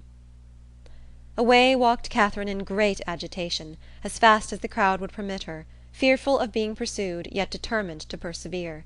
As she walked, she reflected on what had passed.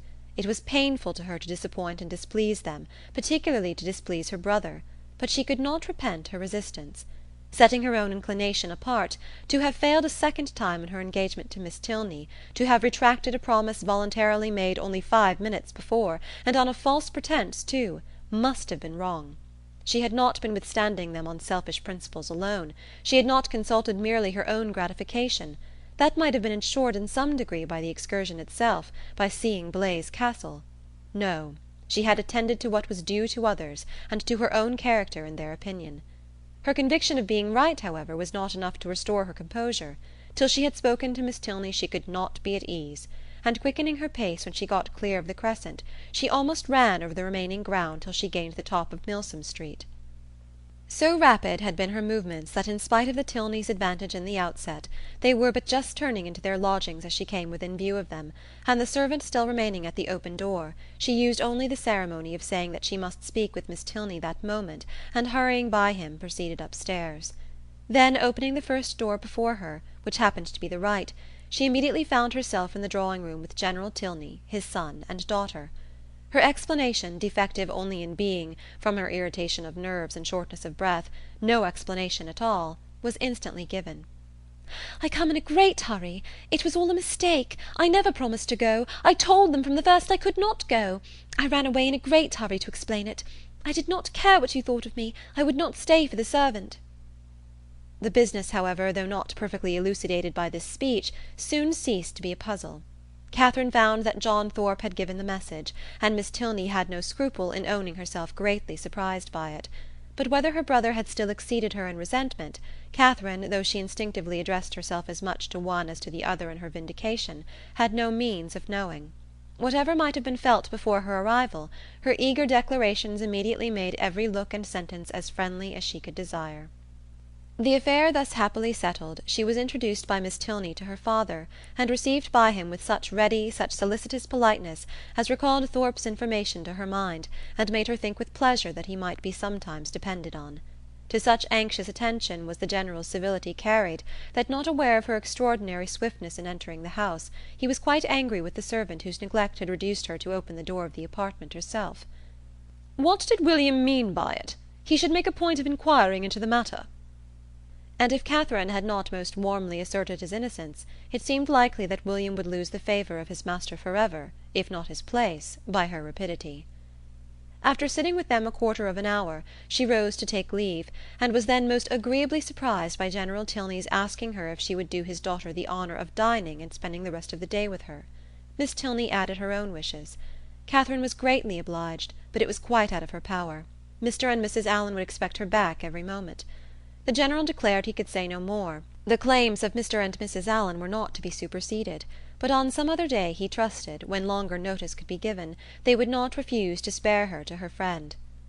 Oh no, Catherine was sure they would not have the least objection, and she should have a great pleasure in coming. The General attended her himself to the street door, saying everything gallant as they went downstairs, admiring the elasticity of her walk, which corresponded exactly with the spirit of her dancing, and making her one of the most graceful bows she had ever beheld, when they parted. Catherine, delighted by all that had passed, proceeded gaily to Pulteney Street, walking, as she concluded, with great elasticity, though she had never thought of it before. She reached home without seeing anything more of the offended party, and now that she had been triumphant throughout, had carried her point, and was secure of her walk, she began, as the flutter of her spirit subsided, to doubt whether she had been perfectly right. A sacrifice was always noble, and if she had given way to their entreaties she should have been spared the distressing idea of a friend displeased, a brother angry, and a scheme of great happiness to both destroyed, perhaps through her means. To ease her mind, and ascertain by the opinion of an unprejudiced person what her own conduct had really been, she took occasion to mention before Mr. Allen the half-settled scheme of her brother and the Thorpes for the following day. Mr. Allen caught at it directly. "Well," said he, "and do you think of going too?" "No. I had just engaged myself to walk with Miss Tilney before they told me of it, and therefore, you know, I could not go with them, could I?" "No, certainly not, and I am glad you do not think of it. These schemes are not at all the thing. Young men and women driving about the country in open carriages. Now and then it is very well, but going to inns and public places together. It is not right, and I wonder Mrs. Thorpe should allow it. I am glad you do not think of going. I am sure Mrs. Morland would not be pleased. Mrs. Allen, are you not of my way of thinking? Do you not think these kind of projects objectionable?" "Yes, very much so indeed. Open carriages are nasty things. A clean gown is not 5 minutes' wear in them. You are splashed getting in and getting out, and the wind takes your hair and your bonnet in every direction. I hate an open carriage myself." "I know you do, but that is not the question. Do not you think it has an odd appearance if young ladies are frequently driven about in them by young men, to whom they are not even related?" "Yes, my dear, a very odd appearance indeed. I cannot bear to see it." "Dear madam," cried Catherine, "then why did you not tell me so before? I am sure if I had known it to be improper, I would not have gone with Mr. Thorpe at all. But I always hoped you would tell me if you thought I was doing wrong." "And so I should, my dear, you may depend on it, for as I told Mrs. Morland at parting, I would always do the best for you in my power. But one must not be over particular. Young people will be young people, as your good mother says herself. You know I wanted you, when we first came, not to buy that sprigged muslin, but you would.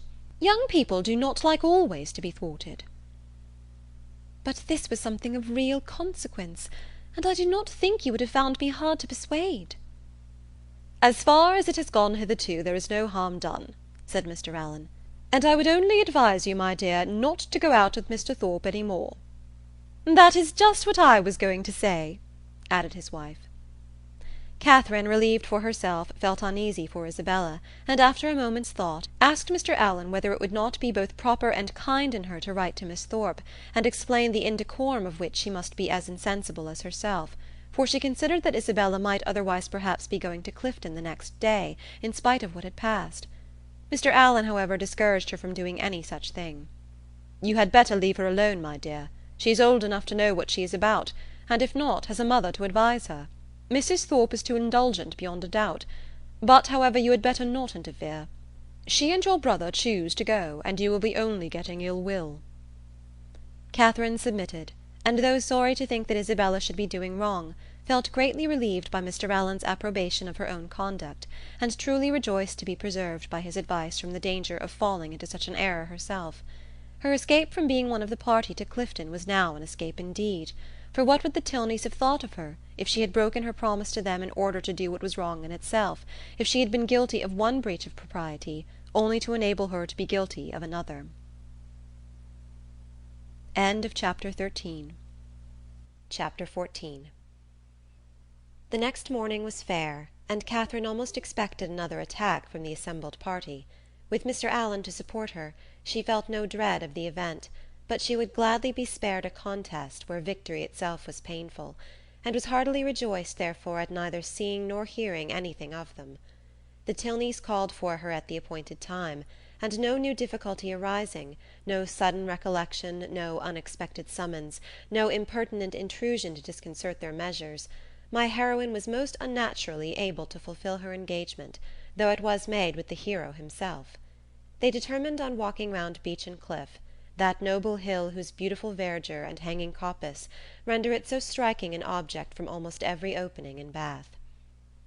"I never look at it," said Catherine, as they walked along the side of the river, "without thinking of the south of France." "You have been abroad, then?" said Henry, a little surprised. "Oh, no, I only mean what I have read about. It always puts me in mind of the country that Emily and her father travelled through, in the Mysteries of Udolpho. But you never read novels, I dare say." "Why not?" "Because they are not clever enough for you. Gentlemen read better books." "The person, be it gentleman or lady, who has not pleasure in a good novel, must be intolerably stupid. I have read all Mrs. Radcliffe's works, and most of them with great pleasure. The Mysteries of Udolpho, when I had once begun it, I could not lay down again. I remember finishing it in 2 days, my hair standing on end the whole time." "Yes," added Miss Tilney, "and I remember that you undertook to read it aloud to me." "And that when I was called away for only 5 minutes to answer a note, Instead of waiting for me, you took the volume into the Hermitage Walk, and I was obliged to stay till you had finished it." "Thank you, Eleanor, a most honourable testimony. You see, Miss Morland, the injustice of your suspicions. Here was I, in my eagerness to get on, refusing to wait only 5 minutes for my sister, breaking the promise I had made of reading it aloud, and keeping her in suspense at a most interesting part, by running away with the volume, which, you are to observe, was her own, particularly her own. I am proud when I reflect on it, and I think it must establish me in your good opinion." "I am very glad to hear it indeed, and now I shall never be ashamed of liking Udolpho myself. But I really thought before young men despised novels amazingly." "It is amazingly. It may well suggest amazement if they do, for they read nearly as many as women. I myself had read hundreds and hundreds. Do not imagine that you can cope with me in a knowledge of Julias and Louisas. If we proceed to particulars, and engage in the never-ceasing inquiry of have you read this, and have you read that, I shall soon leave you as far behind me as what shall I say? I want an appropriate simile. As far as your friend Emily herself left poor Valancourt when she went with her aunt into Italy. Consider how many years I have had the start of you. I had entered on my studies at Oxford, while you were a good little girl working your sampler at home." "Not very good, I'm afraid. But now really, do not you think Udolpho the nicest book in the world?" "The nicest? By which I suppose you mean the neatest. That must depend upon the binding." "Henry," said Miss Tilney, "you are very impertinent. Miss Morland, he is treating you exactly as he does his sister. He is forever finding fault with me, for some incorrectness of language, and now he is taking the same liberty with you. The word nicest, as you used it, did not suit him, and you had better change it as soon as you can, or we shall be overpowered with Johnson and Blair all the rest of the way." "I am sure," cried Catherine, "I did not mean to say anything wrong, but it is a nice book, and why should I not call it so?" "Very true," said Henry, "and this is a very nice day, and we are taking a very nice walk, and you are two very nice young ladies. Oh, it is a very nice word indeed. It does for everything.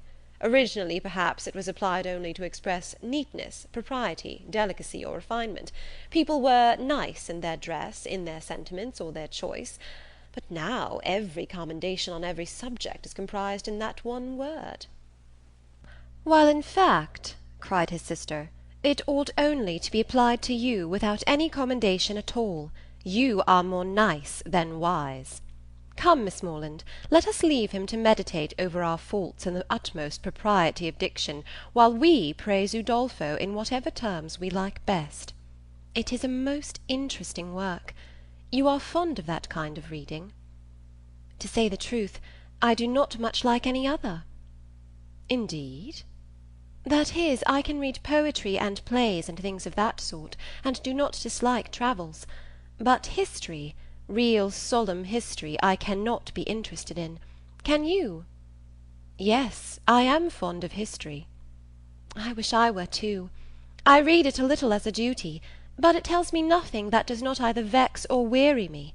The quarrels of popes and kings, with wars or pestilences in every page, the men all so good for nothing, and hardly any women at all.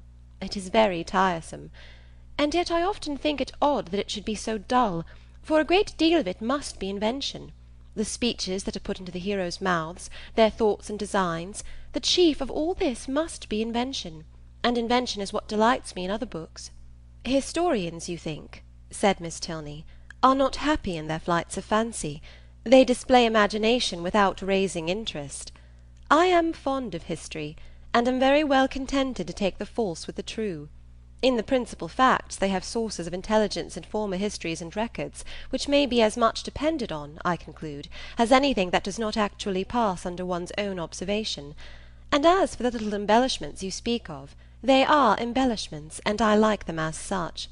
If a speech be well drawn up, I read it with pleasure, by whomsoever it may be made, and probably with much greater, if the production of Mr. Hume or Mr. Robertson, than if the genuine words of Caractacus, Agricola, or Alfred the Great."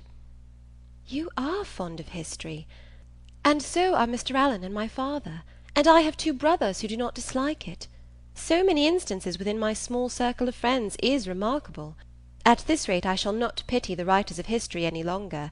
If people like to read their books, it is all very well, but to be at so much trouble in filling great volumes, which, as I used to think, nobody would willingly ever look into, to be labouring only for the torment of little boys and girls, always struck me as a hard fate, and though I know it is all very right and necessary, I have often wondered at the person's courage that could sit down on purpose to do it.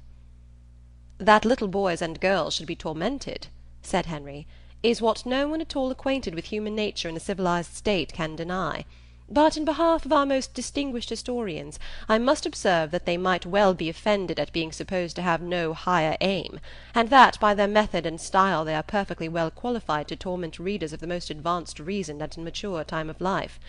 I use the verb to torment, as I observe to be your own method, instead of to instruct, supposing them to be now admitted as synonymous.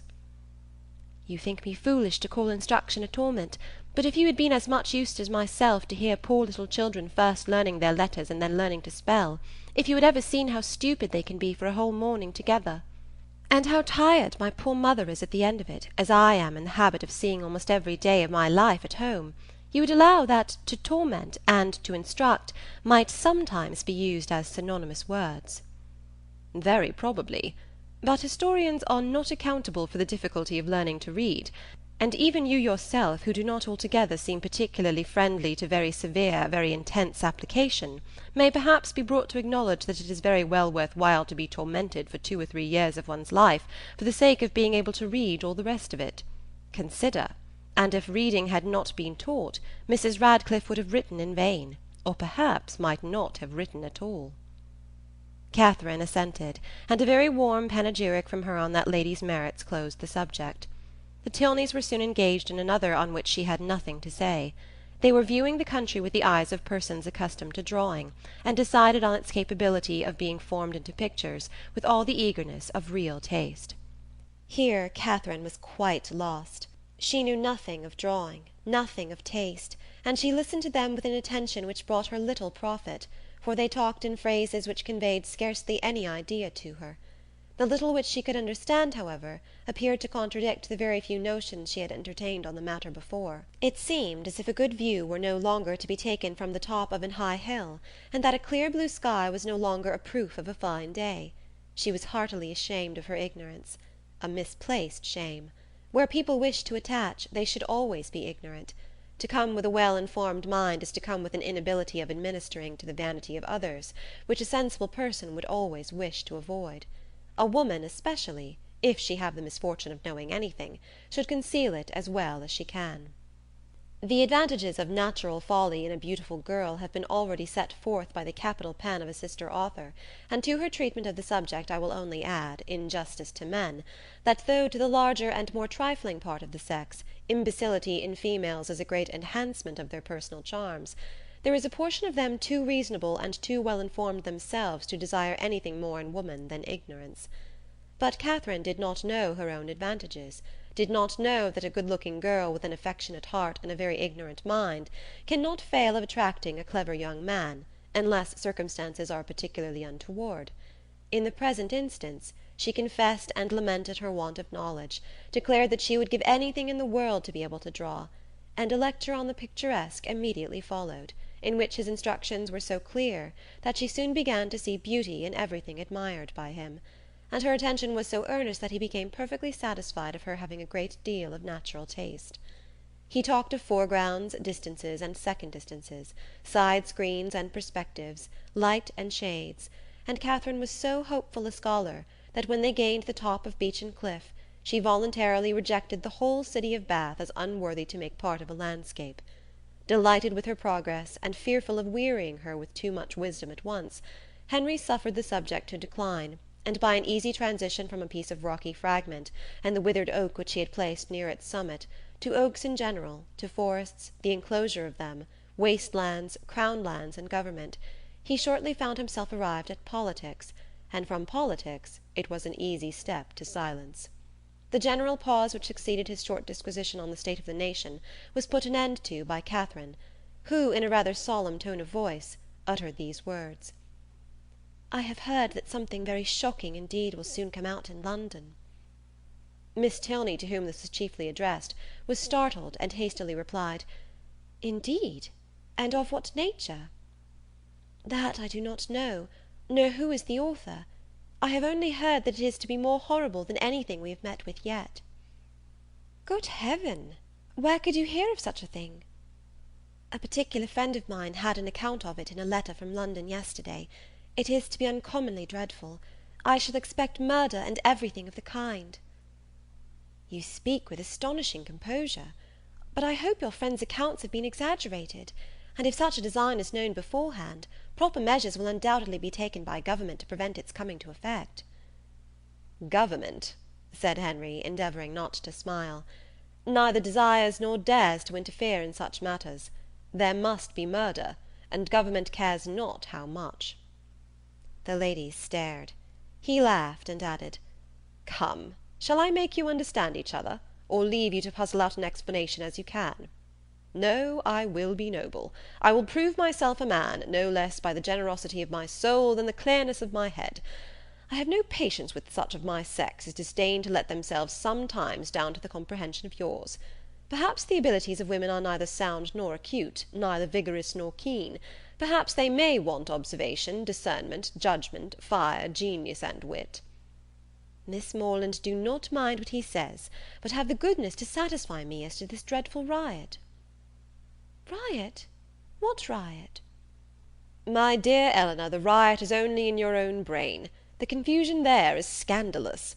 Miss Morland has been talking of nothing more dreadful than a new publication which is shortly to come out, in 3 12mo volumes, 276 pages in each, with a frontispiece to the first, of 2 tombstones and a lantern.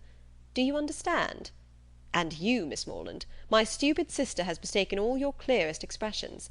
You talked of expected horrors in London, and instead of instantly conceiving, as any rational creature would have done, that such words could relate only to a circulating library, she immediately pictured to herself a mob of 3,000 men assembling in St. George's Fields, the Bank attacked, the Tower threatened, the streets of London flowing with blood, a detachment of the 12th Light Dragoons, the hopes of the nation, called up from Northampton to quell the insurgents, and the gallant Captain Frederick Tilney, in the moment of charging at the head of his troop, knocked off his horse by a brickbat from an upper window. Forgive her stupidity. The fears of the sister have added to the weakness of the woman, but she is by no means a simpleton in general. Catherine looked grave. And now, Henry, said Miss Tilney, that you have made us understand each other, you may as well make Miss Morland understand yourself, unless you mean to have her think you intolerably rude to your sister, and a great brute in your opinion of women in general. Miss Morland is not used to your odd ways. I shall be most happy to make her better acquainted with them. No doubt, but that is no explanation of the present. What am I to do? You know what you ought to do. Clear your character handsomely before her. Tell her that you think very highly of the understanding of women. Miss Morland, I think very highly of the understanding of all the women in the world, especially of those, whoever they may be, with whom I happen to be in company. That is not enough. Be more serious. Miss Morland, no one can think more highly of the understanding of women than I do. In my opinion, nature has given them so much that they never find it necessary to use more than half. We shall get nothing more serious from him now, Miss Morland. He is not in a sober mood. But I do assure you that he must be entirely misunderstood, if he can ever appear to say an unjust thing of any woman at all, or an unkind one of me. It was no effort to Catherine to believe that Henry Tilney could never be wrong. His manner might sometimes surprise, but his meaning must be always just, and what she did not understand she was almost as ready to admire as what she did. The whole walk was delightful, and though it ended too soon, its conclusion was delightful too. Her friends attended her into the house, and Miss Tilney, before they parted, addressing herself with respectful form as much to Mrs. Allen as to Catherine, petitioned for the pleasure of her company to dinner on the day after the next. No difficulty was made on Mrs. Allen's side, and the only difficulty on Catherine's was in concealing the excess of her pleasure. The morning had passed away so charmingly as to banish all her friendship and natural affection, for no thought of Isabella or James had crossed her during their walk. When the Tilneys were gone, she became amiable again, but she was amiable for some time to little effect. Mrs. Allen had no intelligence to give that could relieve her anxiety. She had heard nothing from any of them. Towards the end of the morning, however, Catherine, having occasion for some indispensable yard of ribbon which must be bought without a moment's delay, walked out into the town, and in Bond Street overtook the second Miss Thorpe as she was loitering towards Edgar's Buildings between two of the sweetest girls in the world, who had been her dear friends all the morning. From her she soon learned that the party to Clifton had taken place. "They set off at 8 this morning," said Miss Ann, "and I am sure I do not envy them their drive. I think you and I are very well off to be out of the scrape. It must be the dullest thing in the world, for there is not a soul at Clifton this time of year. Belle went with your brother, and John drove Maria." Catherine spoke the pleasure she really felt on hearing this part of the arrangement. "Oh, yes," rejoined the other, "Maria is gone. She was quite wild to go. She thought it would be something very fine. I cannot say I admire her taste, and for my part I was determined from the first not to go, if they pressed me ever so much." Catherine, a little doubtful of this, could not help answering, "I wish you could have gone too. It is a pity you could not all go." "Thank you, but it is quite a matter of indifference to me. Indeed, I would not have gone on any account. I was saying so to Emily and Sophia when you overtook us." Catherine was still unconvinced, but glad that Anne should have the friendship of an Emily and a Sophia to console her, she bade her adieu without much uneasiness and returned home, pleased that the party had not been prevented by her refusing to join it, and very heartily wishing that it might be too pleasant to allow either James or Isabella to resent her resistance any longer. Chapter 15. Early the next day a note from Isabella, speaking peace and tenderness in every line, and entreating the immediate presence of her friend on a matter of the utmost importance, hastened Catherine, in the happiest state of confidence and curiosity, to Edgar's Buildings. The two youngest Miss Thorpes were by themselves in the front parlour, and on Anne's quitting it to call her sister, Catherine took the opportunity of asking the other for some particulars of their yesterday's party. Maria desired no greater pleasure than to speak of it, and Catherine immediately learnt that it had been altogether the most delightful scheme in the world, and that nobody could imagine how charming it had been, and that it had been more delightful than anybody could conceive. Such was the information of the first 5 minutes. The second unfolded thus much in detail: that they had driven directly to the York Hotel, ate some soup, and bespoke an early dinner, walked down to the pump-room, tasted the water, and laid out some shillings in purses and spars. Thence adjourned to eat ice at a pastry-cook's, and hurrying back to the hotel, swallowed their dinner in haste, to prevent being in the dark, and then had a delightful drive back, only the moon was not up, and it rained a little, and Mr. Morland's horse was so tired he could hardly get it along. Catherine listened with heartfelt satisfaction. It appeared that Blaise Castle had never been thought of, and as for all the rest, there was nothing to regret for half an instant. Maria's intelligence concluded with a tender effusion of pity for her sister Anne, whom she represented as insupportably cross from being excluded the party. "She will never forgive me, I'm sure, but you know, how could I help it? John would have me go, for he vowed he would not drive her, because she had such thick ankles. I dare say she will not be in good humour again this month, but I am determined I will not be cross. It is not a little matter that puts me out of temper." Isabella now entered the room with so eager a step, and a look of such happy importance, as engaged all her friends' notice. Maria was without ceremony sent away, and Isabella, embracing Catherine, thus began: "Yes, my dear Catherine, it is so indeed. Your penetration has not deceived you. Oh, that arch eye of yours! It sees through everything." Catherine replied only by a look of wondering ignorance. "Nay, my beloved, sweetest friend," continued the other, "compose yourself. I am amazingly agitated, as you perceive. Let us sit down and talk in comfort. Well, and so you guessed it the moment you had my note? Sly creature! Oh, my dear Catherine, you alone who know my heart can judge of my present happiness. Your brother is the most charming of men. I only wish I were more worthy of him. But what will your excellent father and mother say? Oh, heavens! When I think of them I am so agitated." Catherine's understanding began to awake. An idea of the truth suddenly darted into her mind, and with the natural blush of so new an emotion, she cried out, "Good heaven! My dear Isabella, what do you mean? Can you really be in love with James?" This bold surmise, however, she soon learnt comprehended but half the fact. The anxious affection, which she was accused of having continually watched in Isabella's every look and action, had, in the course of their yesterday's party, received the delightful confession of an equal love. Her heart and faith were alike engaged to James. Never had Catherine listened to anything so full of interest, wonder, and joy. Her brother and her friend engaged! New to such circumstances, the importance of it appeared unspeakably great, and she contemplated it as one of those grand events of which the ordinary course of life can hardly afford a return. The strength of her feelings she could not express; the nature of them, however, contented her friend. The happiness of having such a sister was their first effusion, and the fair ladies mingled in embraces and tears of joy. Delighting, however, as Catherine sincerely did in the prospect of the connection, it must be acknowledged that Isabella far surpassed her in tender anticipations. "You will be so infinitely dearer to me, my Catherine, than either Anne or Maria. I feel that I shall be so much more attached to my dear Morland's family than to my own." This was a pitch of friendship beyond Catherine. "You are so like your dear brother," continued Isabella, "that I quite doted on you the first moment I saw you.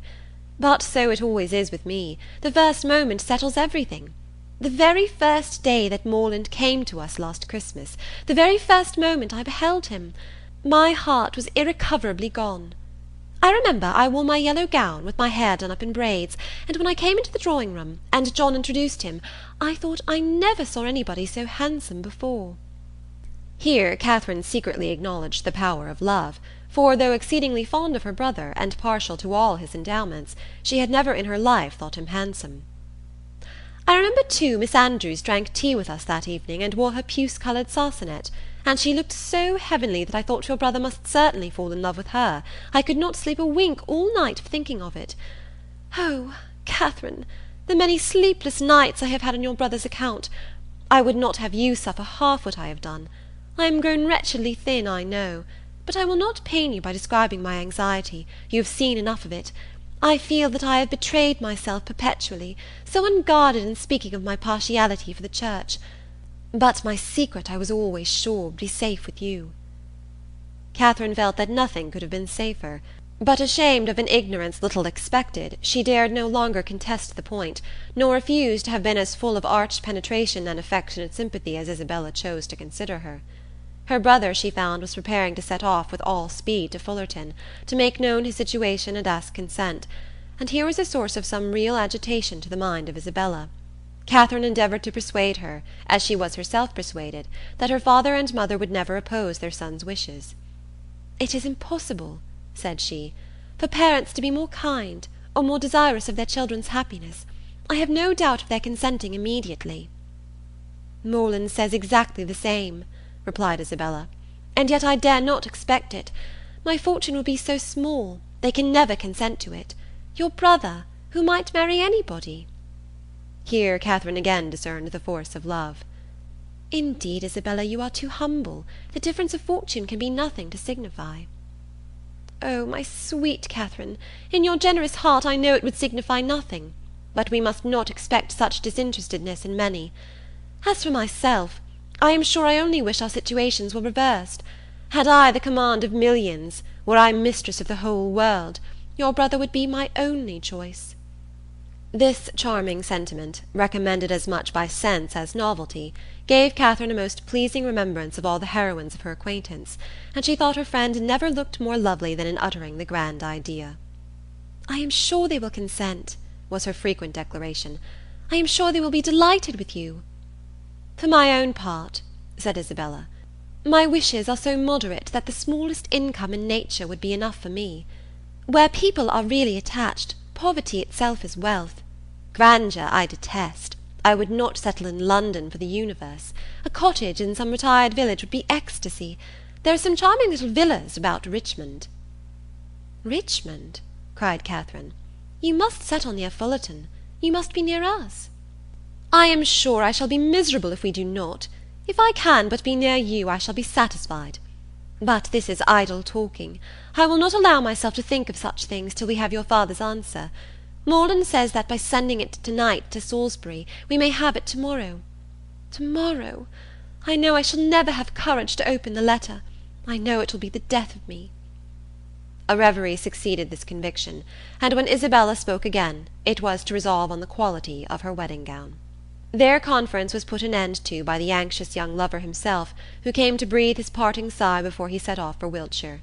Catherine wished to congratulate him, but knew not what to say, and her eloquence was only in her eyes. From them, however, the 8 parts of speech shone out most expressively, and James could combine them with ease. Impatient for the realization of all that he had hoped at home, his adieus were not long, and they would have been yet shorter had he not been frequently detained by the urgent entreaties of his fair one that he would go. Twice was he called almost from the door by her eagerness to have him gone. "Indeed, Morland, I must drive you away. Consider how far you have to ride. I cannot bear to see you linger so. For heaven's sake, waste no more time. There, go, go, I insist on it." The two friends, with hearts now more united than ever, were inseparable for the day, and in schemes of sisterly happiness the hours flew along. Mrs. Thorpe and her son, who were acquainted with everything, and who seemed only to want Mr. Morland's consent, to consider Isabella's engagement as the most fortunate circumstance imaginable for their family, were allowed to join their counsels, and add their quota of significant looks and mysterious expressions to fill up the measure of curiosity to be raised in the unprivileged younger sisters. To Catherine's simple feelings, this odd sort of reserve seemed neither kindly meant nor consistently supported, and its unkindness she would hardly have forborne pointing out, had its inconsistency been less their friend. But Anne and Maria soon set her heart at ease by the sagacity of their "I know what," and the evening was spent in a sort of war of wit, a display of family ingenuity, on one side in the mystery of an affected secret, on the other of undefined discovery, all equally acute. Catherine was with her friend again the next day, endeavouring to support her spirits and while away the many tedious hours before the delivery of the letters, a needful exertion, for as the time of reasonable expectation drew near, Isabella became more and more desponding, and before the letter arrived had worked herself into a state of real distress. But when it did come, where could distress be found? "I have had no difficulty in gaining the consent of my kind parents, and have promised that everything in their power shall be done to forward my happiness," were the first 3 lines, and in one moment all was joyful security. The brightest glow was instantly spread over Isabella's features, all care and anxiety seemed removed, her spirits became almost too high for control, and she called herself without scruple the happiest of mortals. Mrs. Thorpe, with tears of joy, embraced her daughter, her son, her visitor, and could have embraced half the inhabitants of Bath with satisfaction. Her heart was overflowing with tenderness. It was "Dear John," and "Dear Catherine," at every word. "Dear Anne" and "Dear Maria" must immediately be made sharers in their felicity, and 2 "dears" at once before the name of Isabella were not more than that beloved child had now well earned. John himself was no skulker in joy. He not only bestowed on Mr. Morland the high commendation of being one of the finest fellows in the world, but swore off many sentences in his praise. The letter, whence sprang all this felicity, was short, containing little more than this assurance of success, and every particular was deferred till James could write again. But for particulars Isabella could well afford to wait. The needful was comprised in Mr. Morland's promise, his honour was pledged to make everything easy, and by what means their income was to be formed, whether landed property were to be resigned, or funded money made over, was a matter in which her disinterested spirit took no concern. She knew enough to feel secure of an honourable and speedy establishment, and her imagination took a rapid flight over its attendant felicities. She saw herself at the end of a few weeks, the gaze and admiration of every new acquaintance at Fullerton, the envy of every valued old friend in Putney, with a carriage at her command, a new name on her tickets, and a brilliant exhibition of hoop rings on her finger. When the contents of the letter were ascertained, John Thorpe, who had only waited its arrival to begin his journey to London, prepared to set off. "Well, Miss Morland," said he, on finding her alone in the parlour, "I am come to bid you good-bye." Catherine wished him a good journey. Without appearing to hear her, he walked to the window, fidgeted about, hummed a tune, and seemed wholly self-occupied. "Shall not you be late at Devizes?" said Catherine. He made no answer, but after a minute's silence burst out with, "A famous good thing this marrying scheme, upon my soul! A clever fancy of Morland's and Bell's. What do you think of it, Miss Morland? I say it is no bad notion." "I am sure I think it a very good one." "Do you? That's honest, by heavens! I am glad you are no enemy to matrimony, however. Did you ever hear the old song, Going to one wedding brings on another? I say, you will come to Belle's wedding, I hope." "Yes, I have promised your sister to be with her, if possible." "And then you know," twisting himself about and forcing a foolish laugh, "I say, then you know, we may try the truth of the same old song." "May we? But I never sing. Well, I wish you a good journey. I dine with Miss Tilney to-day, and must now be going home." "Nay, but there is no such confounded hurry. Who knows when we may be together again? Not but that I shall be down again by the end of a fortnight, and a devilish long fortnight it will appear to me." "Then why do you stay away so long?" replied Catherine, finding that he waited for an answer. "That is kind of you, however, kind and good-natured. I shall not forget it in a hurry. But you have more good-nature and all that than anybody living, I believe, a monstrous deal of good-nature.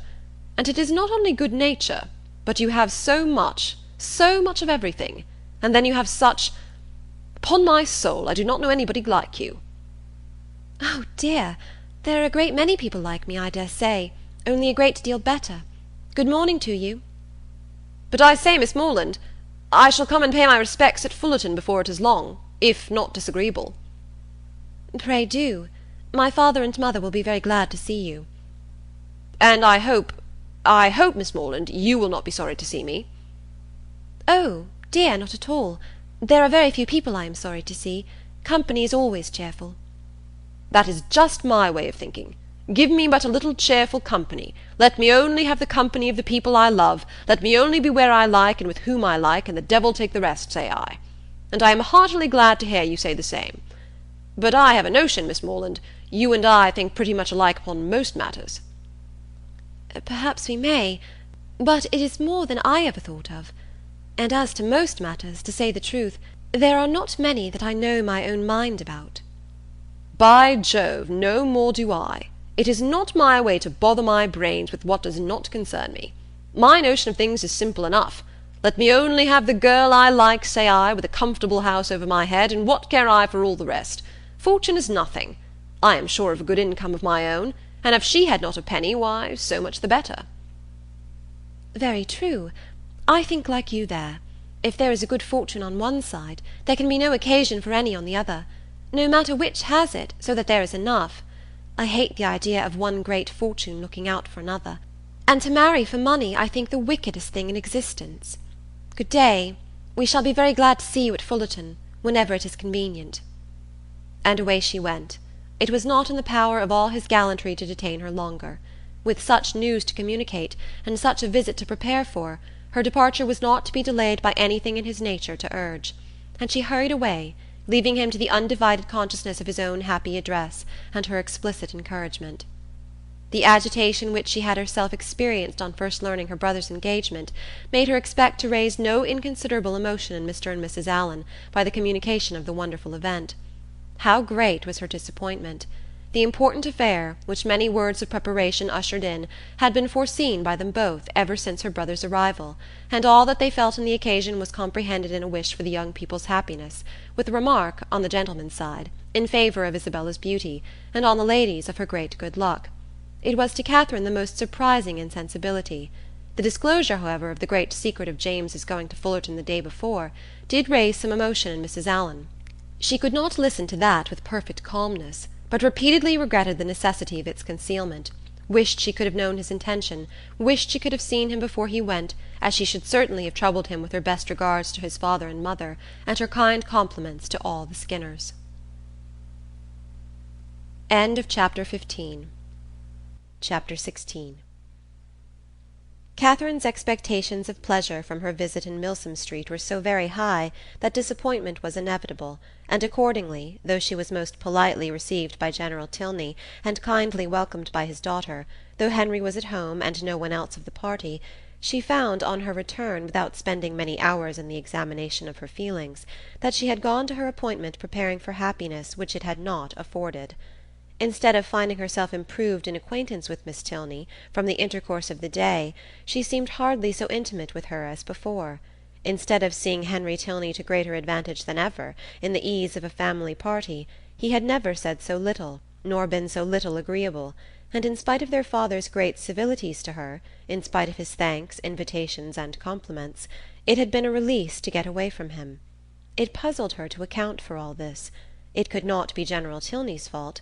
That he was perfectly agreeable and good-natured, and altogether a very charming man, did not admit of a doubt, for he was tall and handsome, and Henry's father. He could not be accountable for his children's want of spirits, or for her want of enjoyment in his company. The former she hoped at last might have been accidental, and the latter she could only attribute to her own stupidity. Isabella, on hearing the particulars of the visit, gave a different explanation. "It was all pride, insufferable haughtiness and pride. She had long suspected the family to be very high, and this made it certain.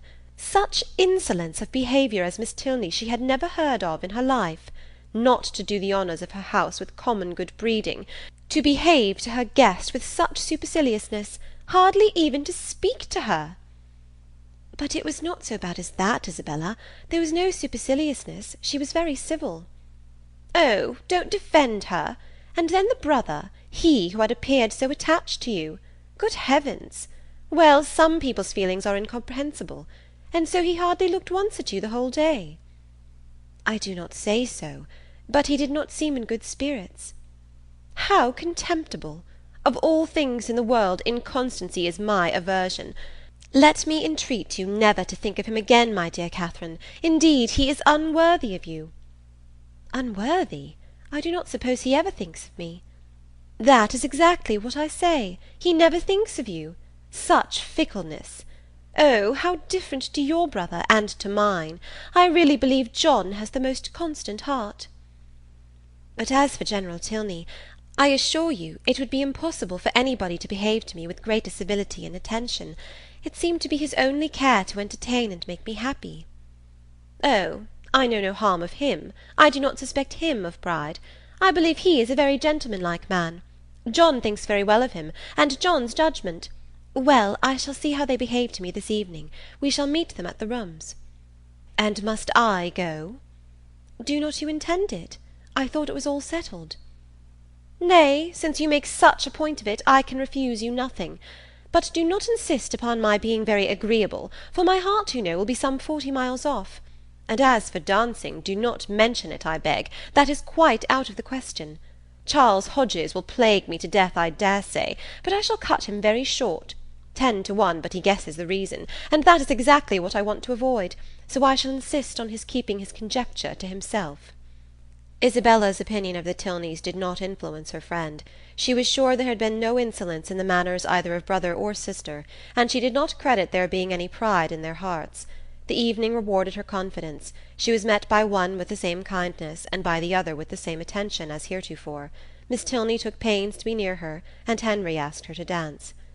Having heard the day before in Milsom Street that their elder brother, Captain Tilney, was expected almost every hour, she was at no loss for the name of a very fashionable-looking, handsome young man, whom she had never seen before, and who now evidently belonged to their party. She looked at him with great admiration, and even supposed it possible that some people might think him handsomer than his brother, though in her eyes his air was more assuming, and his countenance less prepossessing. His taste and manners were beyond a doubt decidedly inferior, for within her hearing he not only protested against every thought of dancing himself, but even laughed openly at Henry for finding it possible. From the latter circumstance it may be presumed that, whatever might be our heroine's opinion of him, his admiration of her was not of a very dangerous kind, not likely to produce animosities between the brothers, nor persecutions to the lady. He cannot be the instigator of the 3 villains in horsemen's greatcoats, by whom she will hereafter be forced into a travelling chaise and 4, which will drive off with incredible speed. Catherine, meanwhile, undisturbed by presentiments of such an evil, or of any evil at all, except that of having but a short set to dance down, enjoyed her usual happiness with Henry Tilney, listening with sparkling eyes to everything he said, and in finding him irresistible, becoming so herself. At the end of the first dance Captain Tilney came towards them again, and, much to Catherine's dissatisfaction, pulled his brother away. They retired whispering together, and though her delicate sensibility did not take immediate alarm, and lay it down as fact, that Captain Tilney must have heard some malevolent misrepresentation of her, which he now hastened to communicate to his brother, in the hope of separating them forever, she could not have her partner conveyed from her sight without very uneasy sensations. Her suspense was of full 5 minutes' duration, and she was beginning to think it a very long quarter of an hour, when they both returned, and an explanation was given, by Henry's requesting to know if she thought her friend, Miss Thorpe, would have any objection to dancing, as his brother would be most happy to be introduced to her. Catherine, without hesitation, replied that she was very sure Miss Thorpe did not mean to dance at all. The cruel reply was passed on to the other, and he immediately walked away.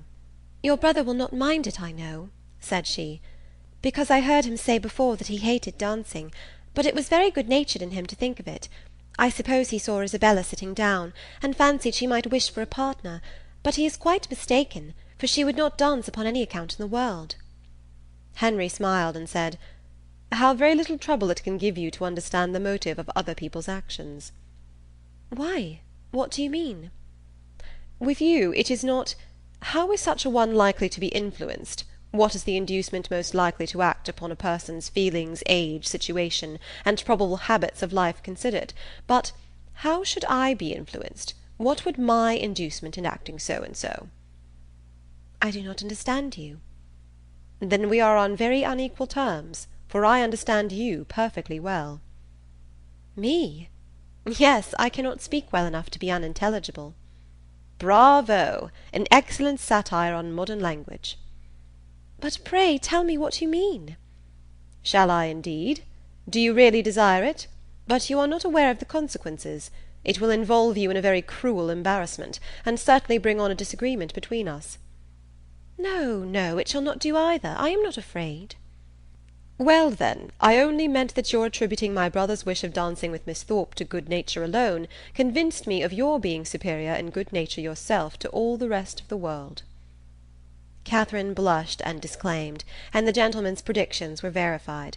There was a something, however, in his words which repaid her for the pain of confusion, and that something occupied her mind so much that she drew back for some time, forgetting to speak or to listen, and almost forgetting where she was, till, roused by the voice of Isabella, she looked up and saw her with Captain Tilney, preparing to give them hands across.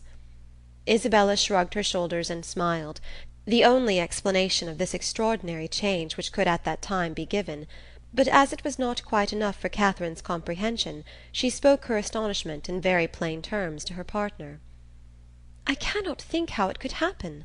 Isabella was so determined not to dance." "And did Isabella never change her mind before?" "Oh, but because— And your brother, after what you told him from me, how could he think of going to ask her?" "I cannot take surprise to myself on that head. You bid me be surprised on your friend's account, and therefore I am. But as for my brother, his conduct in the business, I must own, has been no more than I believed him perfectly equal to. The fairness of your friend was an open attraction. Her firmness, you know, could only be understood by yourself."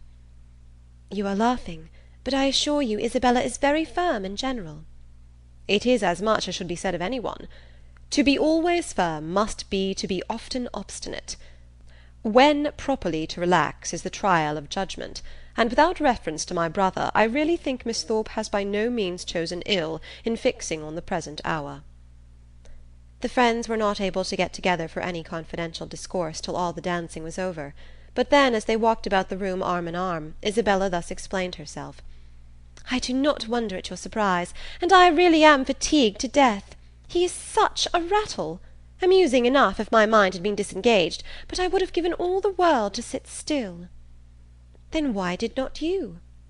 "Oh, my dear, it would have looked so particular, and you know how I abhor doing that. I refused him as long as I possibly could, but he would take no denial. You have no idea how he pressed me.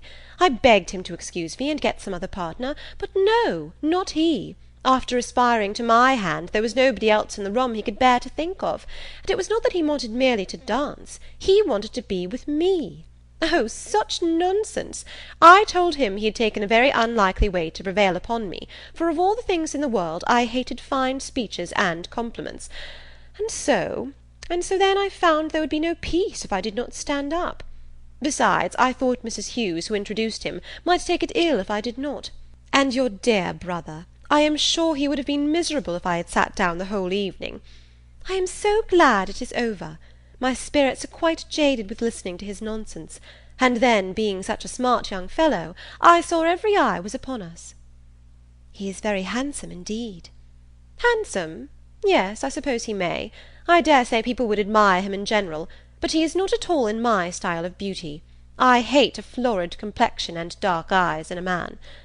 However, he is very well. Amazingly conceited, I am sure. I took him down several times, you know, in my way." When the young ladies next met, they had a far more interesting subject to discuss. James Morland's second letter was then received, and the kind intentions of his father fully explained. A living, of which Mr. Morland was himself patron and incumbent, of about £400 yearly value, was to be resigned to his son as soon as he could be old enough to take it. No trifling deduction from the family income, no niggardly assignment to one of 10 children. An estate of at least equal value, moreover, was assured as his future inheritance. James expressed himself on the occasion with becoming gratitude, and the necessity of waiting between 2 and 3 years before they could marry, being, however unwelcome, no more than he had expected, was borne by him without discontent. Catherine, whose expectations had been as unfixed as her ideas of her father's income, and whose judgment was now entirely led by her brother, felt equally well satisfied, and heartily congratulated Isabella on having everything so pleasantly settled. "It is very charming indeed," said Isabella with a grave face. "Mr. Morland has behaved vastly handsome indeed," said the gentle Mrs. Thorpe, looking anxiously at her daughter. "I only wish I could do as much. One could not expect more from him, you know. If he finds he can do more by and by, I dare say he will, for I am sure he must be an excellent, good-hearted man. 400 is but a small income to begin on indeed, but your wishes, my dear Isabella, are so moderate, you do not consider how little you ever want, my dear." "It is not on my own account I wish for more, but I cannot bear to be the means of injuring my dear Morland, making him sit down upon an income hardly enough to find one in the common necessities of life. For myself it is nothing. I never think of myself." "I know you never do, my dear, and you will always find your reward in the affection it makes everybody feel for you. There never was such a young woman so beloved as you are by everybody that knows you, and I dare say when Mr. Morland sees you, my dear child.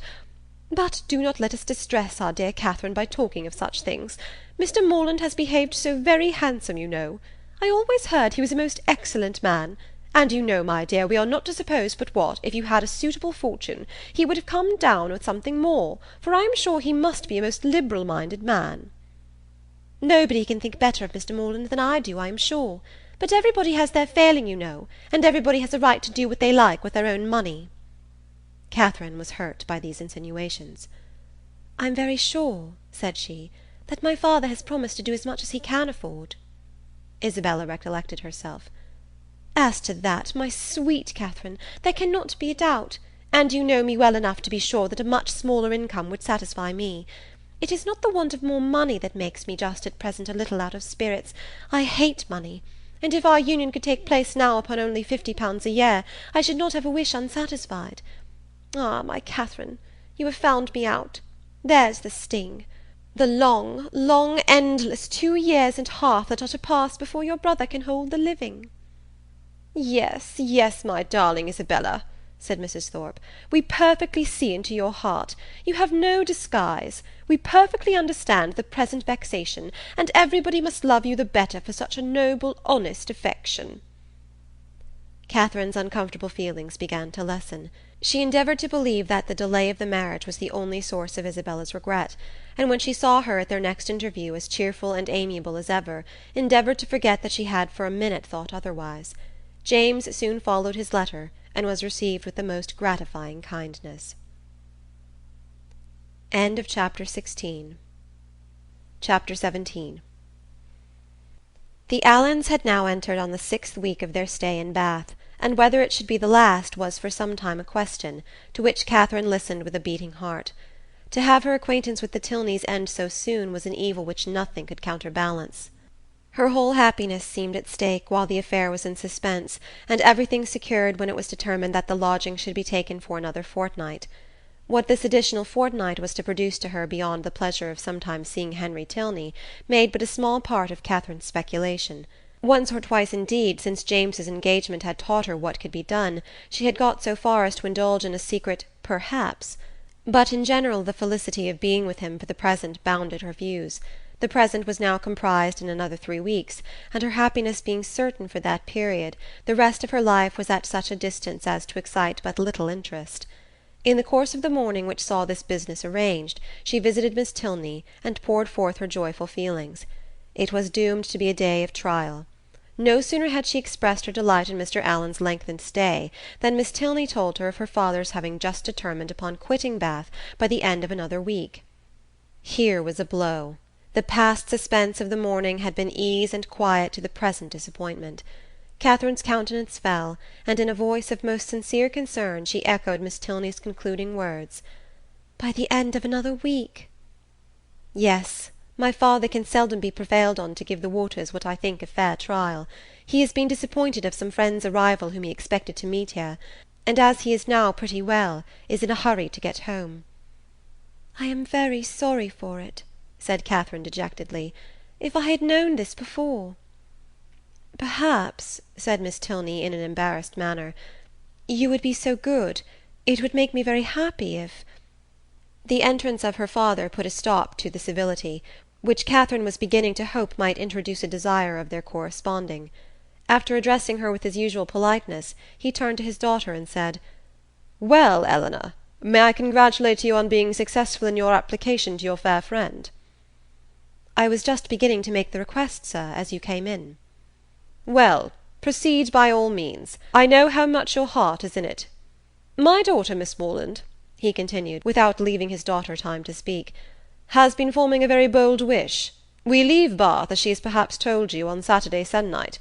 A letter from my steward tells me that my presence is wanted at home, and being disappointed in my hope of seeing the Marquis of Longtown and General Courtenay here, some of my very old friends, there is nothing to detain me longer in Bath. And could we carry our selfish point with you, we should leave it without a single regret. Can you, in short, be prevailed on to quit this scene of public triumph, and oblige your friend Eleanor with your company in Gloucestershire? I am almost ashamed to make the request, though its presumption would certainly appear greater to every creature in Bath than yourself. Modesty such as yours, but not for the world would I pain it by open praise. If you can be induced to honour us with a visit, you will make us happy beyond expression. 'Tis true we can offer you nothing like the gaieties of this lively place. We can tempt you neither by amusement nor splendour, for our mode of living, as you see, is plain and unpretending. Yet no endeavour shall be wanting on our side to make Northanger Abbey not wholly disagreeable." Northanger Abbey! These were thrilling words, and wound up Catherine's feelings to the highest point of ecstasy. Her grateful and gratified heart could hardly restrain its expressions within the language of tolerable calmness. To receive so flattering an invitation, to have her company so warmly solicited. Everything honourable and soothing, every present enjoyment, and every future hope was contained in it, and her acceptance, with only the saving clause of papa and mamma's approbation, was eagerly given.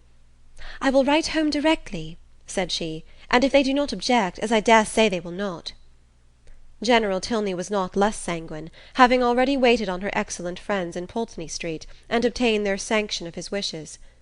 "Since they can consent to part with you," said he, "we may expect philosophy from all the world." Miss Tilney was earnest, though gentle, in her secondary civilities, and the affair became in a few minutes as nearly settled as this necessary reference to Fullerton would allow. The circumstances of the morning had led Catherine's feelings through the varieties of suspense, security, and disappointment, but they were now safely lodged in perfect bliss, and with spirits elated to rapture, with Henry at her heart and Northanger Abbey on her lips, she hurried home to write her letter. Mr. and Mrs. Morland, relying on the discretion of the friends to whom they had already entrusted their daughter, felt no doubt of the propriety of an acquaintance which had been formed under their eye, and sent therefore by return of post their ready consent to her visit in Gloucestershire. This indulgence, though not more than Catherine had hoped for, completed her conviction of being favoured beyond every other human creature, in friends and fortune, circumstance and chance. Everything seemed to co-operate for her advantage. By the kindest of her first friends, the Allens, she had been introduced into scenes where pleasures of every kind had met her. Her feelings, her preferences had each known the happiness of a return. Wherever she felt attachment, she had been able to create it. The affection of Isabella was to be secured to her in a sister. The Tilneys, they, by whom, above all, she desired to be favourably thought of, outstripped even her wishes in the flattering measures by which their intimacy was to be continued. She was to be their chosen visitor, She was to be for weeks under the same roof with the person whose society she most prized, and in addition to all the rest, this roof was to be the roof of an abbey. Her passion for ancient edifices was next in degree to her passion for Henry Tilney, and castles and abbeys made usually the charm of those reveries which his image did not fill. To see and explore either the ramparts and keep of the one, or the cloisters of the other, had been for many weeks a darling wish, though to be more than the visitor of an hour had seemed too nearly impossible for desire. And yet this was to happen. With all the chances against her of house, hall, place, park, court, and cottage, Northanger turned up an abbey, and she was to be its inhabitant. Its long, damp passages, its narrow cells and ruined chapel, were to be within her daily reach, and she could not entirely subdue the hope of some traditional legends, some awful memorials of an injured and ill-fated nun. It was wonderful that her friend should seem so little elated by the possession of such a home, that the consciousness of it should be so meekly borne. The power of early habit only could account for it. A distinction to which they had been born gave no pride. Their superiority of abode was no more to them than their superiority of person. Many were the inquiries she was eager to make of Miss Tilney, but so active were her thoughts that when these inquiries were answered, she was hardly more assured than before of Northanger Abbey having been a richly endowed convent at the time of the Reformation, of its having fallen into the hands of an ancestor of the Tilneys on its dissolution, of a large portion of the ancient buildings still making a part of the present dwelling although the rest was decayed, or of its standing low in a valley, sheltered from the north and east by rising woods of oak. Chapter 18. With a mind thus full of happiness, Catherine was hardly aware that 2 or 3 days had passed away without her seeing Isabella for more than a few minutes together. She began first to be sensible of this, and to sigh for her conversation, as she walked along the pump-room one morning, by Mrs. Allen's side, without anything to say or to hear, and scarcely had she felt a 5 minutes' longing of friendship before the object of it appeared, and inviting her to a secret conference, led the way to a seat. "This is my favourite place," said she as they sat down on a bench between the doors, which commanded a tolerable view of everybody entering at either. "It is so out of the way." Catherine, observing that Isabella's eyes were continually bent towards one door or the other, as in eager expectation, and remembering how often she had been falsely accused of being arch, thought the present a fine opportunity for being really so, and therefore gaily said, "Do not be uneasy, Isabella. James will soon be here." "Pshaw, my dear creature," she replied, "do not think me such a simpleton as to be always wanting to confine him to my elbow. It would be hideous to be always together. We should be the jest of the place.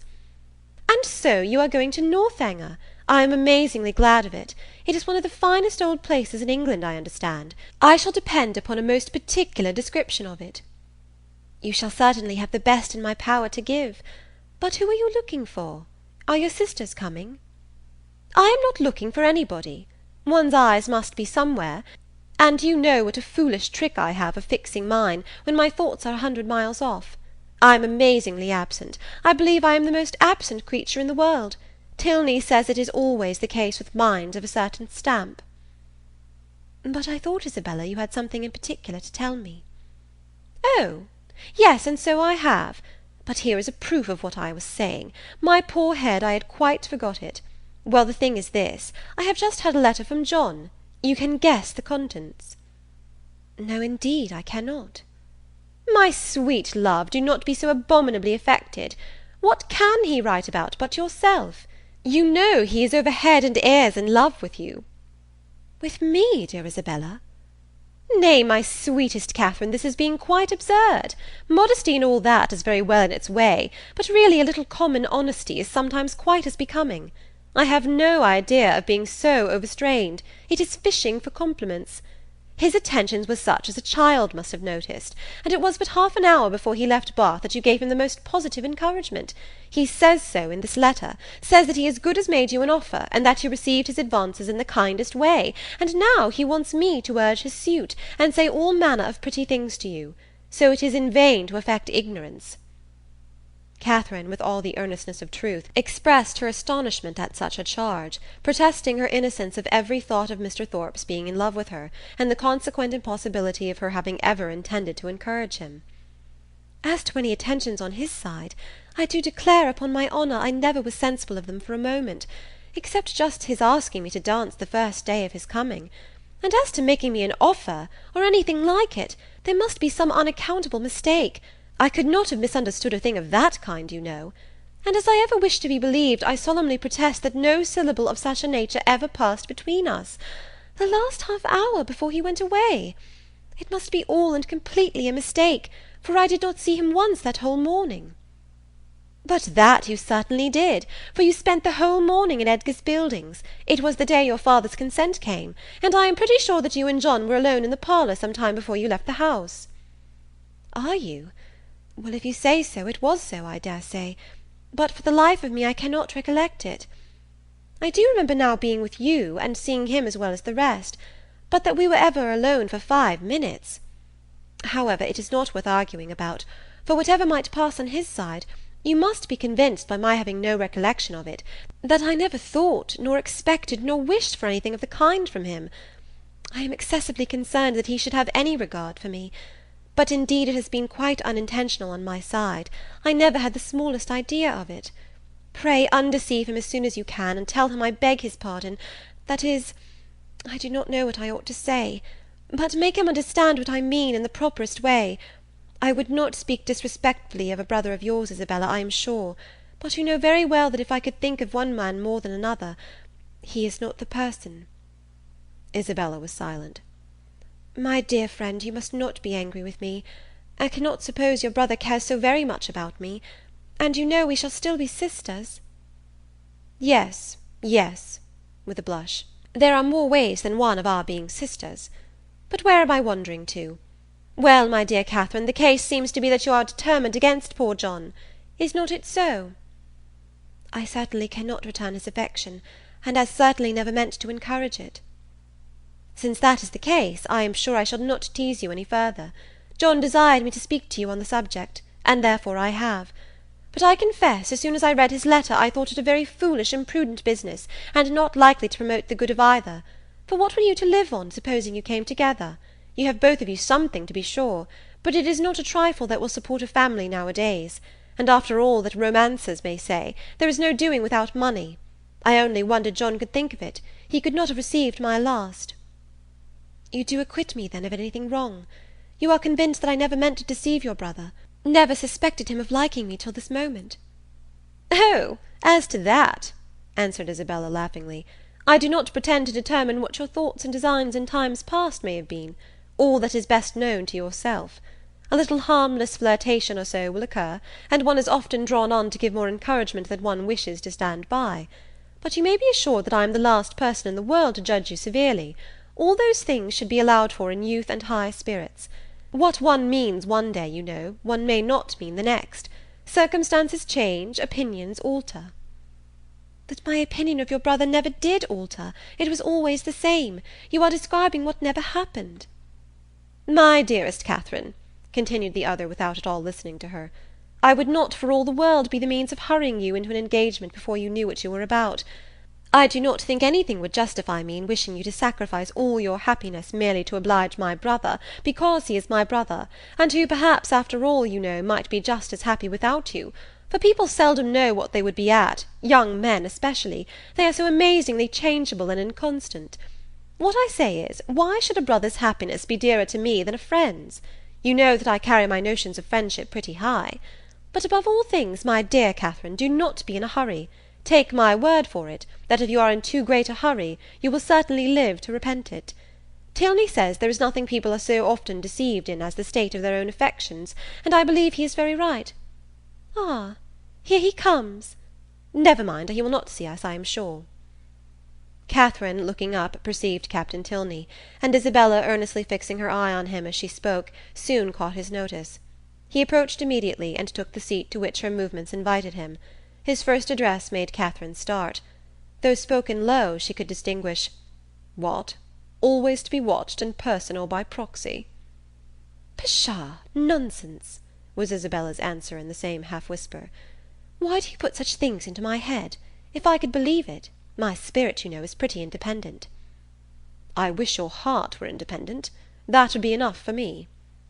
"My heart, indeed! What can you have to do with hearts? You men have none of you any hearts." "If we have not hearts, we have eyes, and they give us torment enough." "Do they? I am sorry for it. I am sorry they find anything so disagreeable in me. I will look another way. I hope this pleases you," turning her back on him. "I hope your eyes are not tormented now." "Never more so, for the edge of a blooming cheek is still in view, at once too much and too little." Catherine heard all this, and, quite out of countenance, could listen no longer. Amazed that Isabella could endure it, and jealous for her brother, she rose up, and saying she should join Mrs. Allen, proposed their walking. But for this Isabella showed no inclination. She was so amazingly tired, and it was so odious to parade about the pump-room, and if she moved from her seat she should miss her sisters, she was expecting her sisters at every moment, so that her dearest Catherine must excuse her, and must sit quietly down again.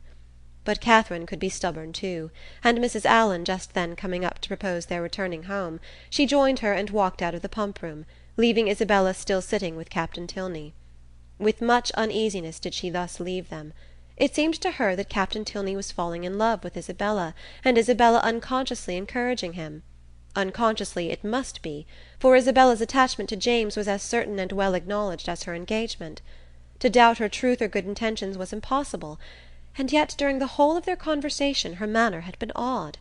She wished Isabella had talked more like her usual self, and not so much about money, and had not looked so well pleased at the sight of Captain Tilney. How strange that she should not perceive his admiration! Catherine longed to give her a hint of it, to put her on her guard, and prevent all the pain which her too lively behaviour might otherwise create both for him and her brother. The compliment of John Thorpe's affection did not make amends for this thoughtlessness in his sister. She was almost as far from believing as from wishing it to be sincere, for she had not forgotten that he could mistake, and his assertion of the offer and of her encouragement convinced her that his mistakes could sometimes be very egregious. In vanity, therefore, she gained but little. Her chief profit was in wonder. That he should think it worth his while to fancy himself in love with her was a matter of lively astonishment. Isabella talked of his attentions. She had never been sensible of any. But Isabella had said many things which she hoped had been spoken in haste, and would never be said again, and upon this she was glad to rest altogether for present ease and comfort. Chapter 18. Chapter 19. A few days passed away, and Catherine, though not allowing herself to suspect her friend, could not help watching her closely. The result of her observations was not agreeable. Isabella seemed an altered creature. When she saw her, indeed, surrounded only by their immediate friends in Edgar's Buildings or Pulteney Street, her change of manners was so trifling that, had it gone no farther, it might have passed unnoticed. A something of languid indifference, or of that boasted absence of mind which Catherine had never heard of before, would occasionally come across her, but had nothing worse appeared, that might only have spread a new grace and inspired a warmer interest. But when Catherine saw her in public, admitting Captain Tilney's attentions as readily as they were offered, and allowing him almost an equal share with James in her notice and smiles, the alteration became too positive to be passed over. What could be meant by such unsteady conduct? What her friend could be at, was beyond her comprehension. Isabella could not be aware of the pain she was inflicting, but it was a degree of wilful thoughtlessness which Catherine could not but resent. James was the sufferer. She saw him grave and uneasy. However careless of his present comfort the woman might be who had given him her heart, to her it was always an object. For poor Captain Tilney, too, she was greatly concerned. Though his looks did not please her, his name was a passport to her good-will, and she thought with sincere compassion of his approaching disappointment. For in spite of what she had believed herself to overhear in the pump-room, his behaviour was so incompatible with the knowledge of Isabella's engagement that she could not, upon reflection, imagine him aware of it. He might be jealous of her brother as a rival, but if more had seemed implied, the fault must have been in her misapprehension. She wished by a gentle remonstrance to remind Isabella of her situation, and make her aware of this double unkindness, but for remonstrance, either opportunity or comprehension was always against her. If able to suggest a hint, Isabella could never understand it. In this distress the intended departure of the Tilney family became her chief consolation. Their journey into Gloucestershire was to take place within a few days, and Captain Tilney's removal would at least restore peace to every heart but his own. But Captain Tilney had at present no intention of removing. He was not to be of the party to Northanger. He was to continue at Bath. When Catherine knew this, her resolution was directly made. She spoke to Henry Tilney on the subject, regretting his brother's evident partiality for Miss Thorpe, and entreating him to make known her prior engagement. "My brother does know it," was Henry's answer. "Does he? Then why does he stay here?" He made no reply, and was beginning to talk of something else, but she eagerly continued. "Why do you not persuade him to go away? The longer he stays, the worse it will be for him at last. Pray advise him, for his own sake, and for everybody's sake, to leave Bath directly. Absence will in time make him comfortable again, but he can have no hope here, and it is only staying to be miserable." Henry smiled and said, "I am sure my brother would not wish to do that." "Then you will persuade him to go away?" "Persuasion is not at command. But pardon me, if I cannot even endeavour to persuade him. I have myself told him that Miss Thorpe is engaged. He knows what he is about, and must be his own master." "No, he does not know what he is about," cried Catherine. "He does not know the pain he is giving my brother. Not that James has ever told me so, but I am sure he is very uncomfortable." "And are you sure it is my brother's doing?" "Yes, very sure." "Is it my brother's attentions to Miss Thorpe, or Miss Thorpe's admission of them, that gives the pain?" "Is not it the same thing?" "I think Mr. Morland would acknowledge a difference. No man is offended by another man's admiration of the woman he loves. It is the woman only who can make it a torment." Catherine blushed for her friend, and said, "Isabella is wrong, but I am sure she cannot mean to torment, for she is much attached to my brother.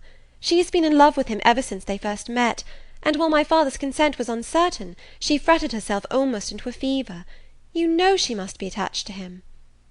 "I understand. She is in love with James, and flirts with Frederick." "Oh no, not flirts. A woman in love with one man cannot flirt with another." "It is probable that she will neither love so well, nor flirt so well, as she might do either singly. The gentlemen must each give up a little." After a short pause, Catherine resumed with, "Then you do not believe Isabella so very much attached to my brother?" "I can have no opinion on that subject." "But what can your brother mean? If he knows her engagement, what can he mean by his behaviour?" "You are a very close questioner." "Am I? I only ask what I want to be told." "But do you only ask what I can be expected to tell?" "Yes, I think so, for you must know your brother's heart." "My brother's heart, as you term it, on the present occasion, I assure you I can only guess at." "Well?" "Well? Nay, if it is to be guess-work, let us all guess for ourselves. To be guided by second-hand conjecture is pitiful. The premises are before you.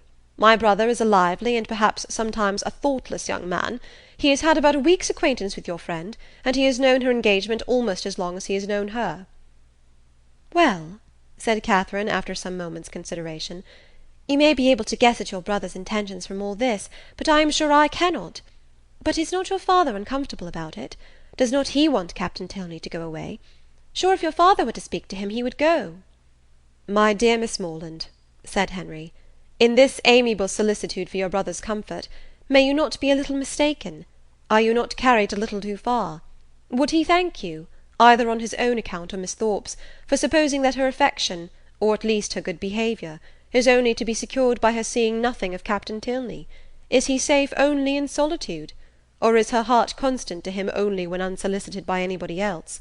He cannot think this, and you may be sure that he would not have you think it. I will not say, do not be uneasy, because I know that you are so at this moment, but be as little uneasy as you can. You have no doubt of the mutual attachment of your brother and your friend. Depend upon it, therefore, that real jealousy never can exist between them. Depend upon it that no disagreement between them can be of any duration. Their hearts are open to each other, as neither heart can be to you. They know exactly what is required and what can be borne, and you may be certain that one will never tease the other beyond what is known to be pleasant." Perceiving her still to look doubtful and grave, he added, "Though Frederick does not leave Bath with us, he will probably remain but a very short time, perhaps only a few days behind us. His leave of absence will soon expire, and he must return to his regiment. And what will then be their acquaintance? The mess-room will drink Isabella Thorpe for a fortnight, and she will laugh with your brother over poor Tilney's passion for a month." Catherine would contend no longer against comfort. She had resisted its approaches during the whole length of a speech, but now it carried her captive. Henry Tilney must know best. She blamed herself for the extent of her fears, and resolved never to think so seriously on the subject again. Her resolution was supported by Isabella's behaviour in their parting interview. The Thorpes spent the last evening of Catherine's stay in Pulteney Street, and nothing passed between the lovers to excite her uneasiness or make her quit them in apprehension. James was in excellent spirits, and Isabella most engagingly placid.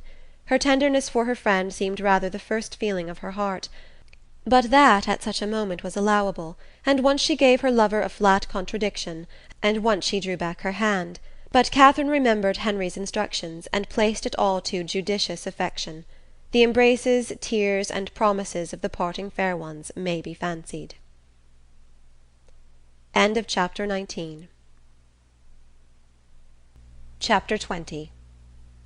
Mr. and Mrs. Allen were sorry to lose their young friend, whose good humour and cheerfulness had made her a valuable companion, and in the promotion of whose enjoyment their own had been greatly increased.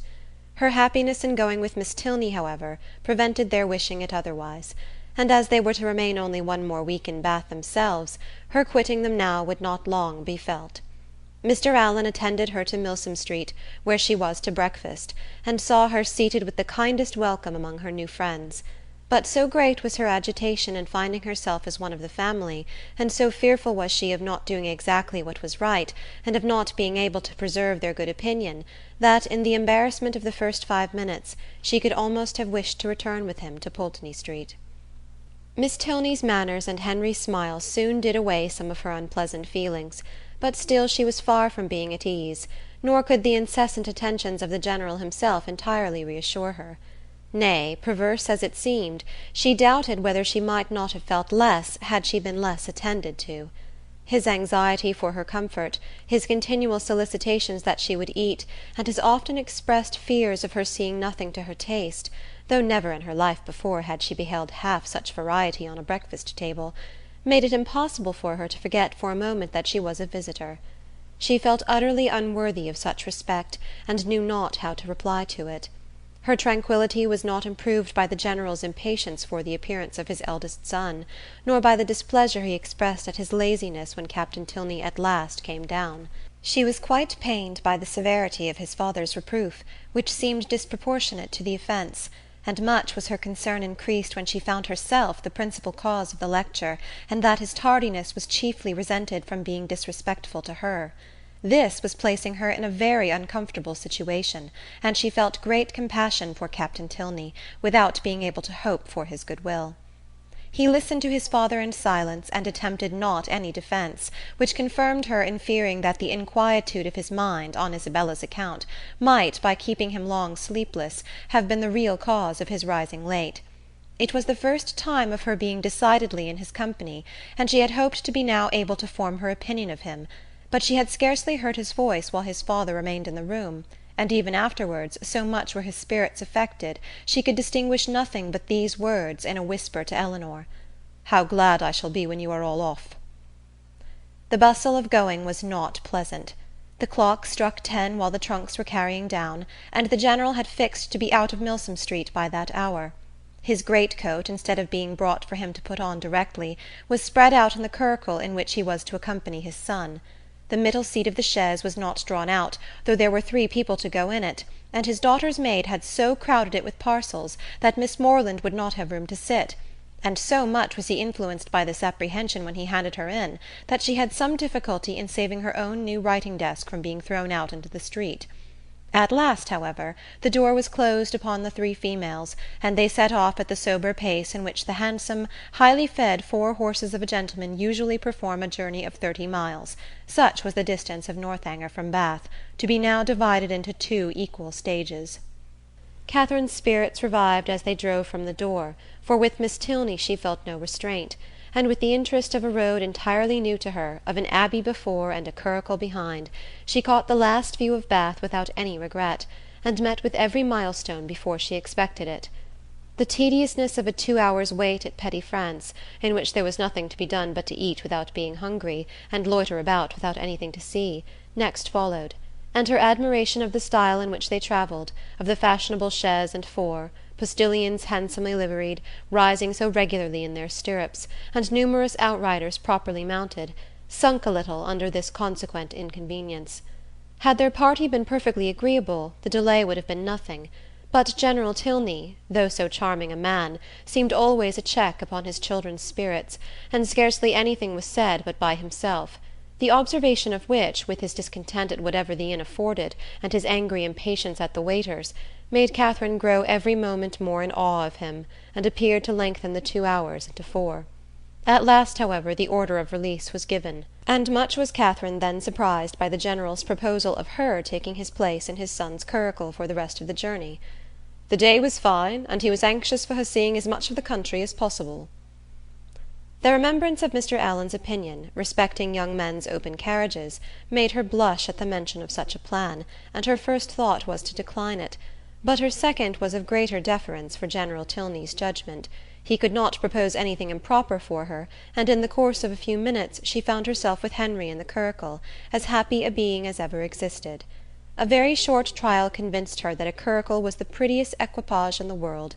The chaise and four wheeled off with some grandeur, to be sure, but it was a heavy and troublesome business, and she could not easily forget its having stopped 2 hours at Petty France. Half the time would have been enough for the curricle, and so nimbly were the light horses disposed to move, that had not the General chosen to have his own carriage lead the way, they could have passed it with ease in half a minute. But the merit of the curricle did not all belong to the horses.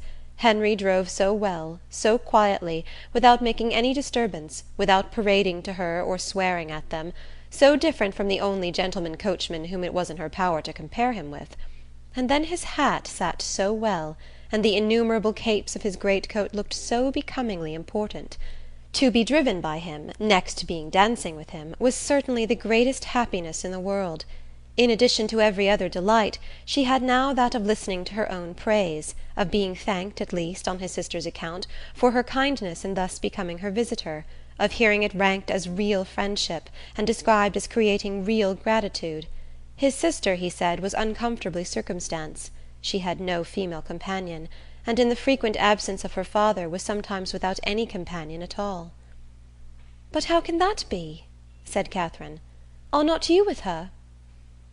"Northanger is not more than half my home. I have an establishment at my own house in Woodstone, which is nearly 20 miles from my father's, and some of my time is necessarily spent there."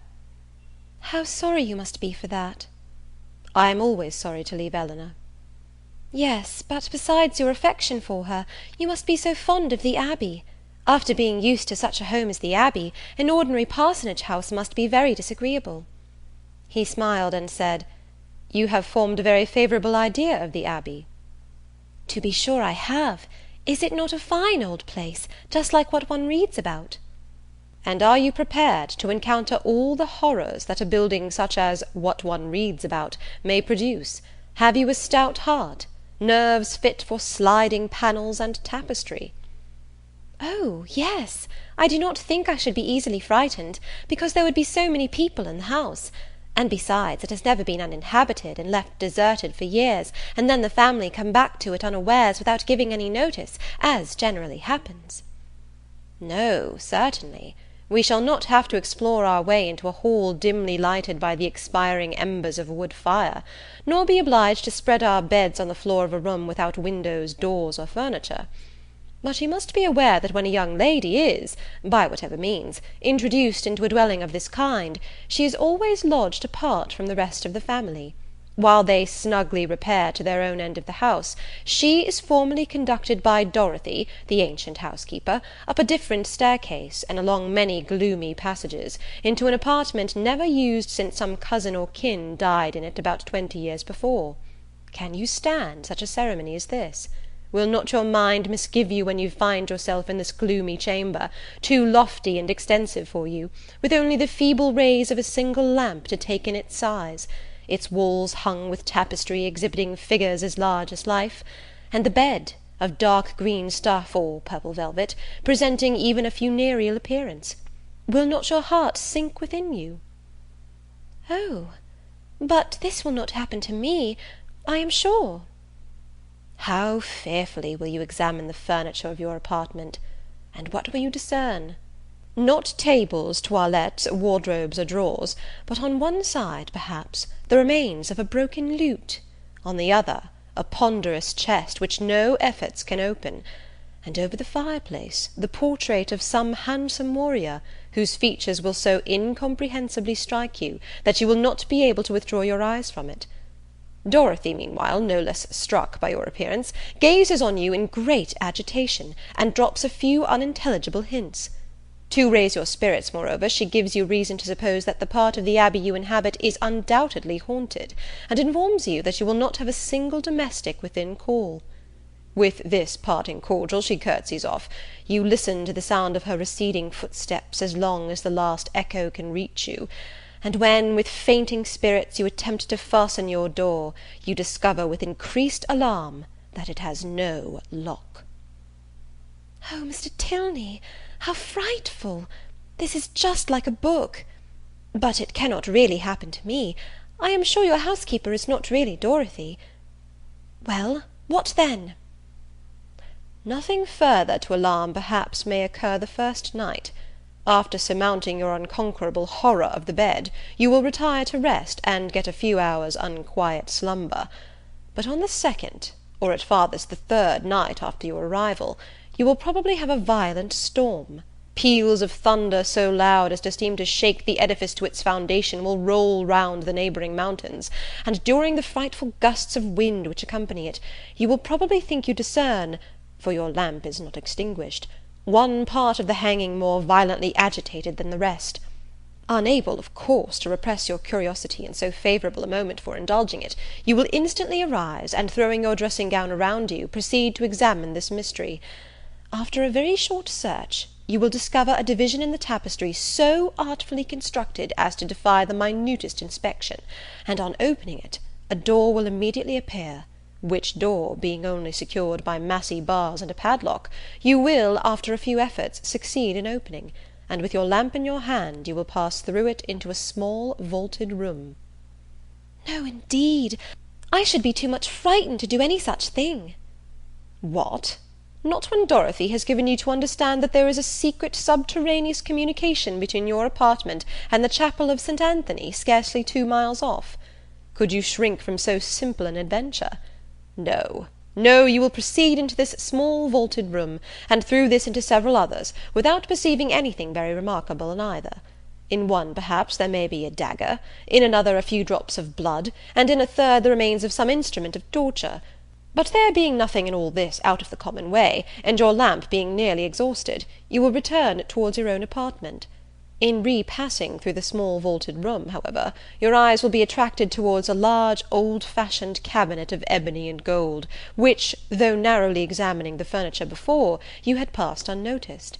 Impelled by an irresistible presentiment, you will eagerly advance to it, unlock its folding doors, and search into every drawer, but for some time without discovering anything of importance, perhaps nothing but a considerable hoard of diamonds. At last, however, by touching a secret spring, an inner compartment will open, a roll of paper appears, you seize it, it contains many sheets of manuscript.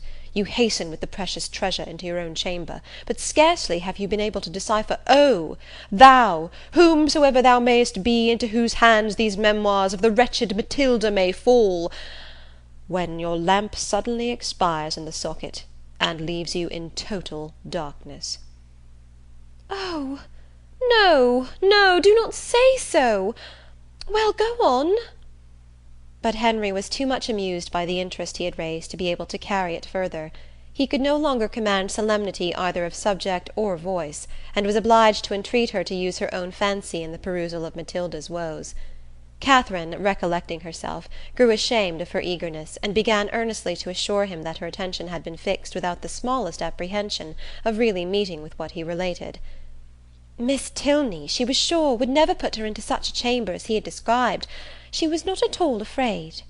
As they drew near the end of their journey, her impatience for a sight of the Abbey, for some time suspended by his conversation on subjects very different, returned in full force, and every bend in the road was expected with solemn awe to afford a glimpse of its massy walls of grey stone, rising amidst a grove of ancient oaks, with the last beams of the sun playing in beautiful splendour on its high Gothic windows. But so low did the building stand that she found herself passing through the great gates of the lodge into the very grounds of Northanger, without having discerned even an antique chimney. She knew not that she had any right to be surprised, but there was a something in this mode of approach which she certainly had not expected. To pass between lodges of a modern appearance, to find herself with such ease in the very precincts of the Abbey, and driven so rapidly along a smooth, level road of fine gravel, without obstacle, alarm, or solemnity of any kind, struck her as odd and inconsistent.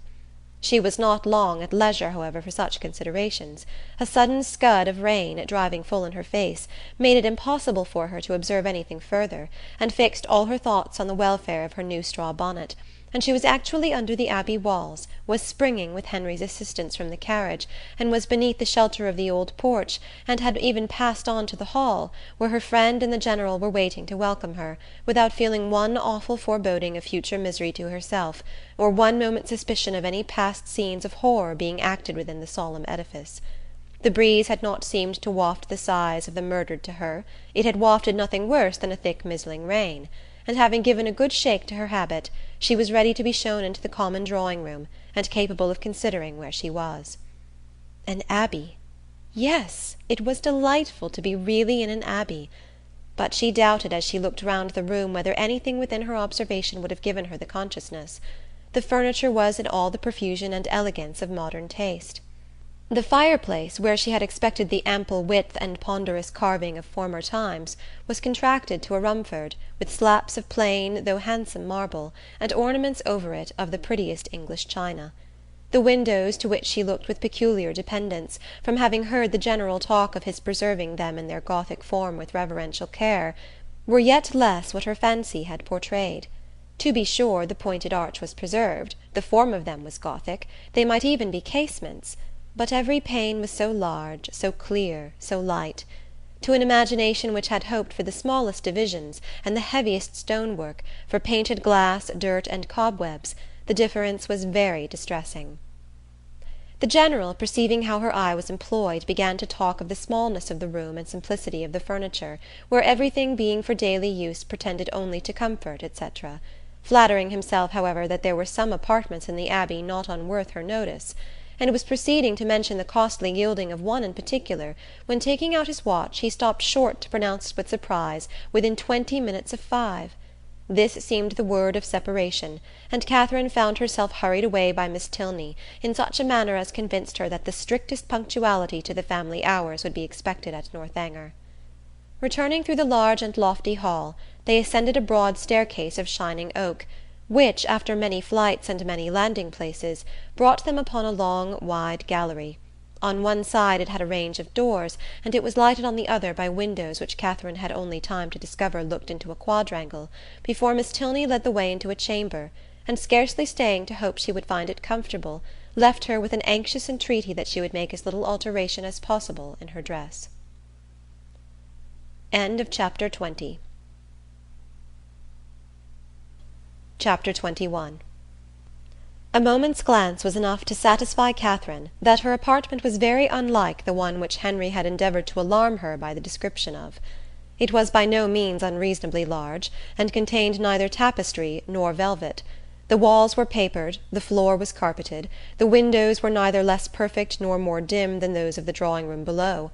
The furniture, though not of the latest fashion, was handsome and comfortable, and the air of the room altogether far from uncheerful. Her heart instantaneously at ease on this point, she resolved to lose no time in particular examination of anything, as she greatly dreaded disobliging the General by any delay. Her habit therefore was thrown off with all possible haste, and she was preparing to unpin the linen package which the chaise seat had conveyed for her immediate accommodation, when her eye suddenly fell on a large high chest, standing back in a deep recess on one side of the fireplace. The sight of it made her start, and forgetting everything else, she stood gazing on it in motionless wonder, while these thoughts crossed her. "This is strange indeed. I did not expect such a sight as this. An immense heavy chest. What can it hold? Why should it be placed here? pushed back, too, as if meant to be out of sight. I will look into it. Cost me what it may, I will look into it, and directly, too, by daylight. If I stay till evening, my candle may go out." She advanced and examined it closely. It was of cedar, curiously inlaid with some darker wood, and raised about a foot from the ground on a carved stand of the same. The lock was silver, though tarnished from age. At each end were the imperfect remains of handles also of silver, broken perhaps prematurely by some strange violence, and on the centre of the lid was a mysterious cipher in the same metal. Catherine bent over it intently, but without being able to distinguish anything with certainty. She could not, in whatever direction she took it, believe the last letter to be a T, and yet that it should be anything else in that house was a circumstance to raise no common degree of astonishment. If not originally theirs, by what strange events could it have fallen into the Tilney family? Her fearful curiosity was every moment growing greater, and seizing with trembling hands the hasp of the lock, she resolved at all hazards to satisfy herself at least as to its contents. With difficulty, for something seemed to resist her efforts, she raised the lid a few inches, but at that moment a sudden knocking at the door of the room made her, starting, quit her hold, and the lid closed with alarming violence. This ill-timed intruder was Miss Tilney's maid, sent by her mistress to be of use to Miss Morland, and though Catherine immediately dismissed her, it recalled her to the sense of what she ought to be doing, and forced her, in spite of her anxious desire to penetrate this mystery, to proceed in her dressing without further delay. Her progress was not quick, for her thoughts and her eyes were still bent on the object so well calculated to interest and alarm, and though she dared not waste a moment upon a second attempt, she could not remain many paces from the chest. At length, however, having slipped one arm into her gown, her toilette seemed so nearly finished that the impatience of her curiosity might safely be indulged. One moment surely might be spared, and so desperate should be the exertion of her strength that, unless secured by supernatural means, the lid in one moment should be thrown back. With this spirit she sprang forward, and her confidence did not deceive her. Her resolute effort threw back the lid, and gave to her astonished eyes the view of a white cotton counterpane, properly folded, reposing at one end of the chest in undisputed possession. She was gazing on it with the first blush of surprise, when Miss Tilney, anxious for her friend's being ready, entered the room, and to the rising shame of having harboured for some minutes an absurd expectation, was then added the shame of being caught in so idle a search. "That is a curious old chest, is it not?" said Miss Tilney, as Catherine hastily closed it and turned away to the glass. "It is impossible to say how many generations it has been here. How it came to be first put in this room I know not, but I have not had it moved, because I thought it might sometimes be of use in holding hats and bonnets. The worst of it is that its weight makes it difficult to open. In that corner, however, it is at least out of the way." Catherine had no leisure for speech, being at once blushing, tying her gown, and forming wise resolutions with the most violent dispatch. Miss Tilney gently hinted her fear of being late, and in half a minute they ran downstairs together, in an alarm not wholly unfounded, for General Tilney was pacing the drawing-room, his watch in his hand, and having on the very instant of their entering pulled the bell with violence, ordered "Dinner to be on table directly." Catherine trembled at the emphasis with which he spoke, and sat pale and breathless, in a most humble mood, concerned for his children and detesting old chests; and the General, recovering his politeness as he looked at her, spent the rest of his time in scolding his daughter for so foolishly hurrying her fair friend, who was absolutely out of breath from haste, when there was not the least occasion for hurry in the world.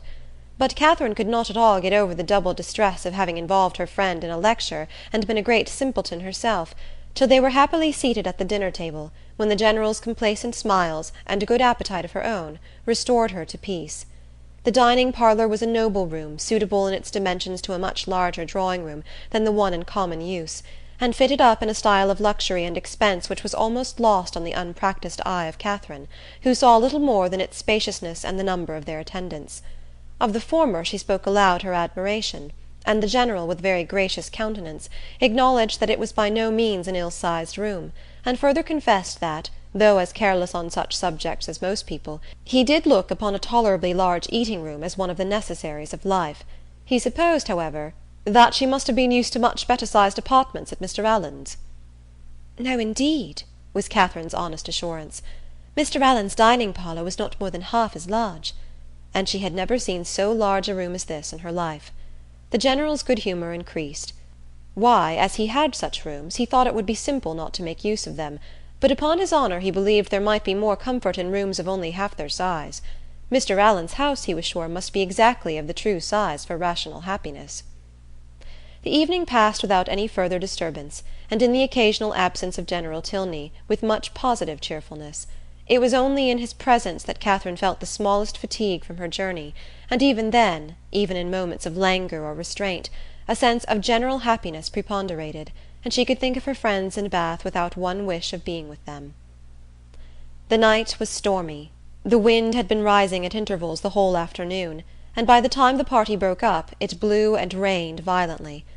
Catherine, as she crossed the hall, listened to the tempest with sensations of awe, and when she heard it rage round a corner of the ancient building and close with sudden fury a distant door, felt for the first time that she was really in an abbey. Yes, these were characteristic sounds. They brought to her recollection a countless variety of dreadful situations and horrid scenes which such buildings had witnessed, and such storms ushered in, and most heartily did she rejoice in the happier circumstances attending her entrance within walls so solemn. She had nothing to dread from midnight assassins or drunken gallants.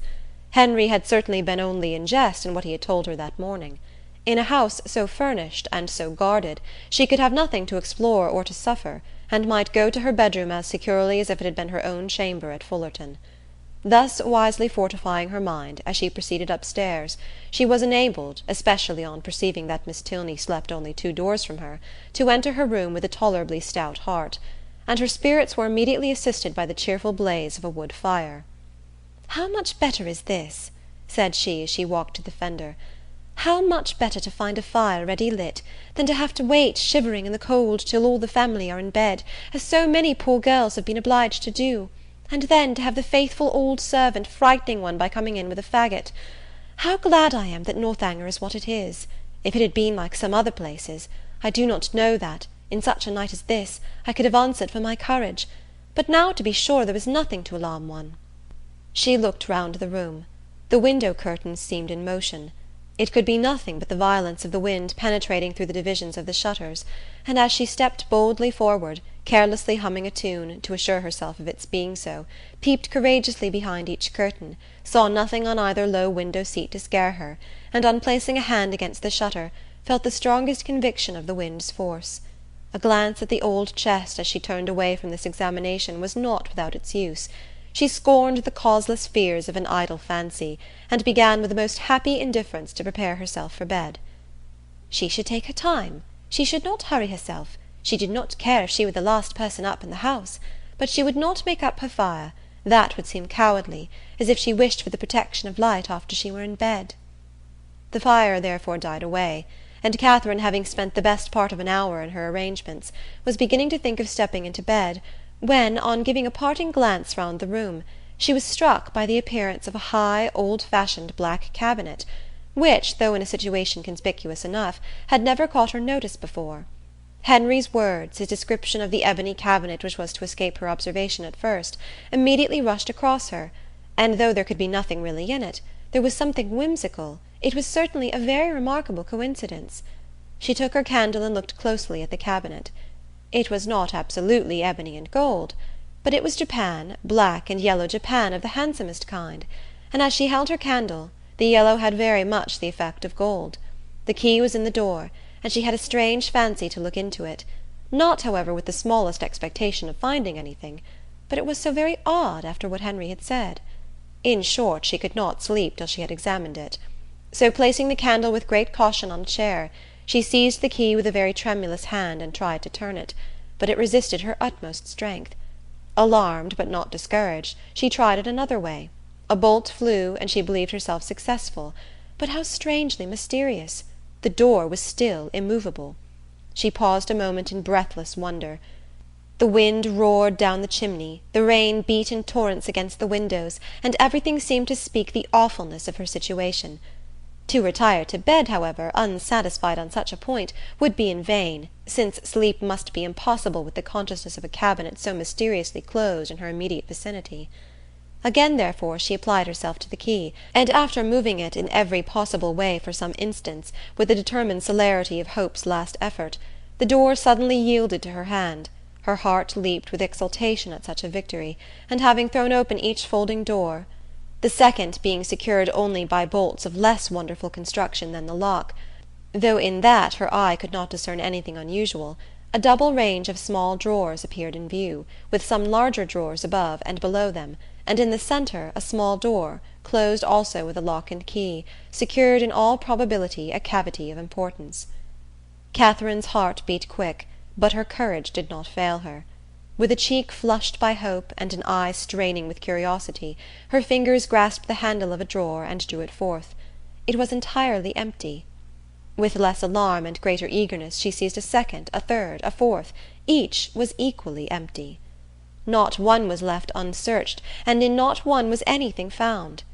Well read in the art of concealing a treasure, the possibility of false linings to the drawers did not escape her, and she felt round each with anxious acuteness. In vain. The place in the middle alone remained now unexplored, and though she had never from the first had the smallest idea of finding anything in any part of the cabinet, and was not in the least disappointed at her ill success thus far, it would be foolish not to examine it thoroughly while she was about it. It was some time, however, before she could unfasten the door, the same difficulty occurring in the management of this inner lock as of the outer; but at length it did open, and not vain, as hitherto, was her search. Her quick eyes directly fell on a roll of paper pushed back into the further part of the cavity, apparently for concealment, and her feelings at that moment were indescribable. Her heart fluttered, her knees trembled, and her cheeks grew pale. She seized with an unsteady hand the precious manuscript, for half a glance sufficed to ascertain written characters, and while she acknowledged with awful sensations this striking exemplification of what Henry had foretold, resolved instantly to peruse every line before she attempted to rest. The dimness of the light her candle emitted made her turn to it with alarm, but there was no danger of its sudden extinction. It had yet some hours to burn, and that she might not have any greater difficulty in distinguishing the writing than what its ancient date might occasion, she hastily snuffed it. Alas! It was snuffed and extinguished in one. A lamp could not have expired with more awful effect. Catherine, for a few moments, was motionless with horror. It was done completely. Not a remnant of light in the wick could give hope to the rekindling breath. Darkness impenetrable and immovable filled the room. A violent gust of wind, rising with sudden fury, added fresh horror to the moment. Catherine trembled from head to foot. In the pause which succeeded, a sound like receding footsteps and the closing of a distant door struck on her affrighted ear. Human nature could support no more. A cold sweat stood on her forehead, the manuscript fell from her hand, and groping her way to the bed she jumped hastily in, and sought some suspension of agony by creeping far underneath the clothes. To close her eyes and sleep that night she felt must be entirely out of the question. With a curiosity so justly awakened, and feelings in every way so agitated, repose must be absolutely impossible.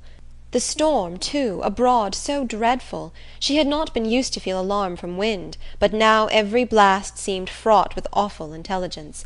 The manuscript so wonderfully found, so wonderfully accomplishing the morning's prediction, how was it to be accounted for? What could it contain? To whom could it relate? By what means could it have been so long concealed? And how singularly strange that it should fall to her lot to discover it!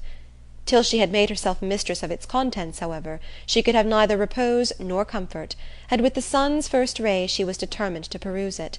But many were the tedious hours which must yet intervene. She shuddered, tossed about in her bed, and envied every quiet sleeper. The storm still raged, and various were the noises, more terrific even than the wind, which struck at intervals on her startled ear. The very curtains of her bed seemed at one moment in motion, and at another the lock of her door was agitated, as if by the attempt of somebody to enter. Hollow murmurs seemed to creep along the gallery, and more than once her blood was chilled by the sound of distant moans. Hour after hour passed away, and the wearied Catherine had heard 3 proclaimed by all the clocks in the house before the tempest subsided, or she unknowingly fell fast asleep. Chapter 21. Chapter 22. The housemaid's folding back her window shutters at 8 o'clock the next day was the sound which first roused Catherine, and she opened her eyes, wondering that they could ever have been closed, on objects of cheerfulness. Her fire was already burning, and a bright morning had succeeded the tempest of the night. Instantaneously, with the consciousness of existence, returned her recollection of the manuscript, and springing from the bed in the very moment of the maid's going away, she eagerly collected every scattered sheet which had burst from the roll on its falling to the ground, and flew back to enjoy the luxury of their perusal on her pillow. She now plainly saw that she must not expect a manuscript of equal length with the generality of what she had shuddered over in books, for the roll, seeming to consist entirely of small disjointed sheets, was altogether but of trifling size, and much less than she had supposed it to be at first. Her greedy eye glanced rapidly over a page. She started at its import. Could it be possible, or did not her senses play her false? An inventory of linen, in coarse and modern characters, seemed all that was before her. If the evidence of sight might be trusted, she held a washing bill in her hand. She seized another sheet, and saw the same articles with little variation. A third, a fourth, and fifth presented nothing new. Shirts, stockings, cravats, and waistcoats faced her in each. Two others, penned by the same hand, marked an expenditure scarcely more interesting, in letters, hair-powder, shoestring, and breeches-ball; and the larger sheet, which had enclosed the rest, seemed by its first cramped line to poultice chestnut mare, a farrier's bill. Such was the collection of papers, left perhaps, as she could then suppose, by the negligence of a servant in the place whence she had taken them, which had filled her with expectation and alarm, and robbed her of half her night's rest. She felt humbled to the dust. Could not the adventure of the chest have taught her wisdom? A corner of it, catching her eye as she lay, seemed to rise up in judgment against her. Nothing could now be clearer than the absurdity of her recent fancies. To suppose that a manuscript of many generations back could have remained undiscovered in a room such as that, so modern, so habitable; or that she should be the first to possess the skill of unlocking a cabinet, the key of which was open to all. How could she have so imposed on herself? Heaven forbid that Henry Tilney should ever know her folly. And it was in a great measure his own doing, for had not the cabinet appeared so exactly to agree with his description of her adventures, she should never have felt the smallest curiosity about it. This was the only comfort that occurred. Impatient to get rid of those hateful evidences of her folly, those detestable papers then scattered over the bed, she rose directly, and folding them up as nearly as possible in the same shape as before, returned them to the same spot within the cabinet, with a very hearty wish that no untoward accident might ever bring them forward again, to disgrace her even with herself.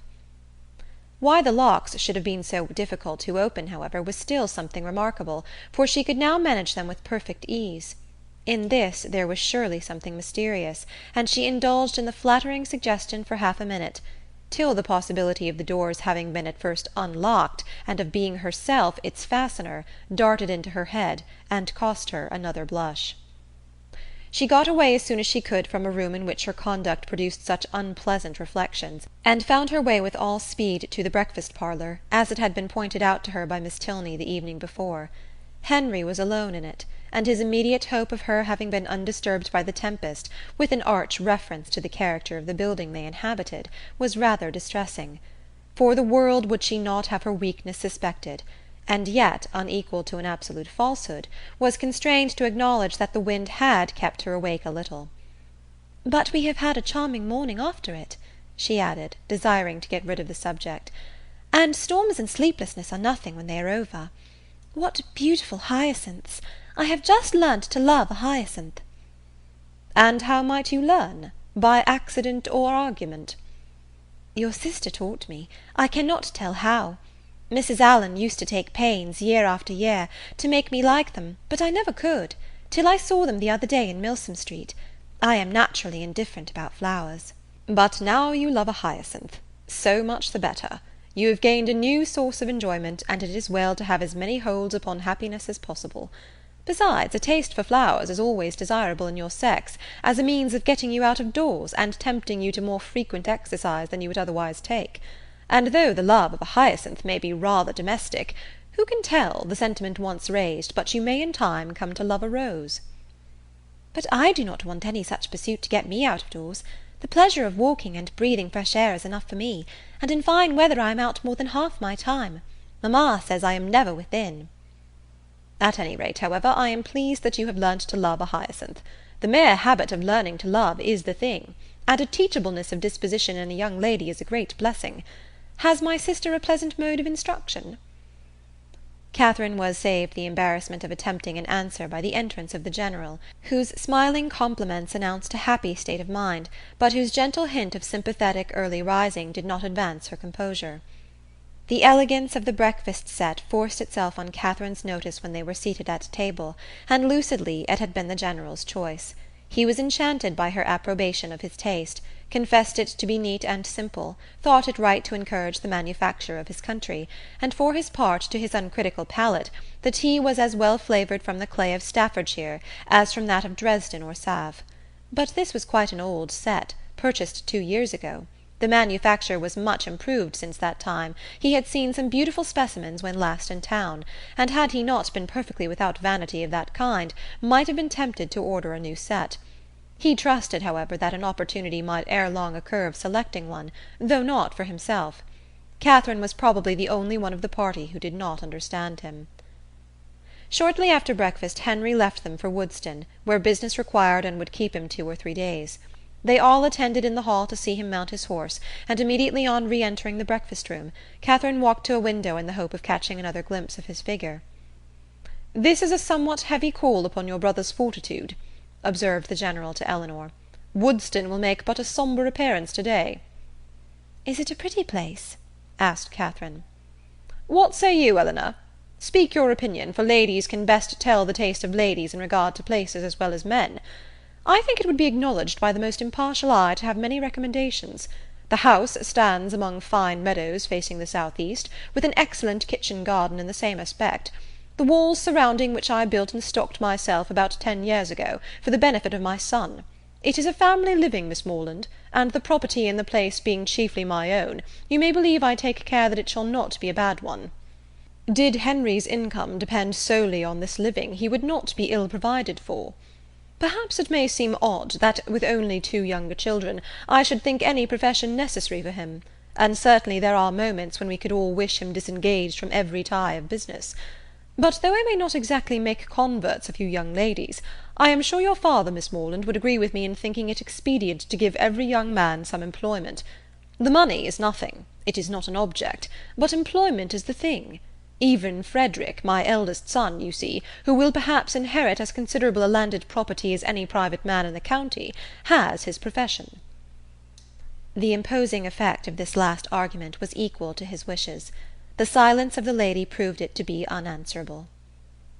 Something had been said the evening before of her being shown over the house, and he now offered himself as her conductor, and though Catherine had hoped to explore it accompanied only by his daughter, it was a proposal of too much happiness in itself, under any circumstances, not to be gladly accepted, for she had been already 18 hours in the Abbey, and had seen only a few of its rooms.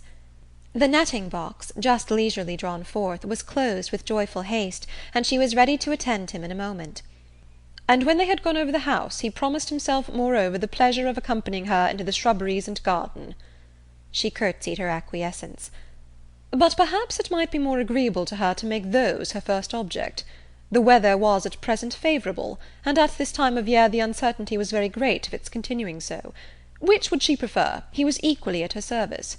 Which did his daughter think would most accord with her fair friend's wishes? But he thought he could discern. Yes, he certainly read in Miss Morland's eyes a judicious desire of making use of the present smiling weather. But when did she judge amiss? The Abbey would be always safe and dry. He yielded implicitly, and would fetch his hat and attend them in a moment. He left the room, and Catherine, with a disappointed, anxious face, began to speak of her unwillingness that he should be taking them out of doors against his own inclination, under a mistaken idea of pleasing her. But she was stopped by Miss Tilney's saying, with a little confusion, "I believe it will be wisest to take the morning while it is so fine, and do not be uneasy on my father's account. He always walks out at this time of day." Catherine did not exactly know how this was to be understood. Why was Miss Tilney embarrassed? Could there be any unwillingness on the General's side to show her over the Abbey? The proposal was his own, and was it not odd that he should always take his walk so early? Neither her father nor Mr. Allen did so. It was certainly very provoking. She was all impatience to see the house, and had scarcely any curiosity about the grounds. If Henry had been with them, indeed! But now she should not know what was picturesque when she saw it. Such were her thoughts, but she kept them to herself, and put on her bonnet in patient discontent. She was struck, however, beyond her expectation by the grandeur of the Abbey as she saw it for the first time from the lawn, and two sides of the quadrangle, rich in Gothic ornaments, stood forward for admiration. The remainder was shut off by knolls of old trees or luxuriant plantations, and the steep woody hills rising behind to give it shelter were beautiful even in the leafless month of March. Catherine had seen nothing to compare with it, and her feelings of delight were so strong that, without waiting for any better authority, she boldly burst forth in wonder and praise. The General listened with assenting gratitude, and it seemed as if his own estimation of Northanger had waited unfixed till that hour. The kitchen garden was to be next admired, and he led the way to it across a small portion of the park. The number of acres contained in this garden was such as Catherine could not listen to without dismay, being more than double the extent of all Mr. Allen's, as well as her father's, including churchyard and orchard. The walls seemed countless in number, endless in length. A village of hothouses seemed to arise among them, and a whole parish to be at work within the enclosure. The General was flattered by her looks of surprise, which told him almost as plainly, as soon as he forced her to tell him in words, that she had never seen any gardens at all equal to them before, and he then modestly owned that, without any ambition of that sort himself, without any solicitude about it, he did believe them to be unrivalled in the kingdom. If he had a hobby-horse, it was that. He loved a garden.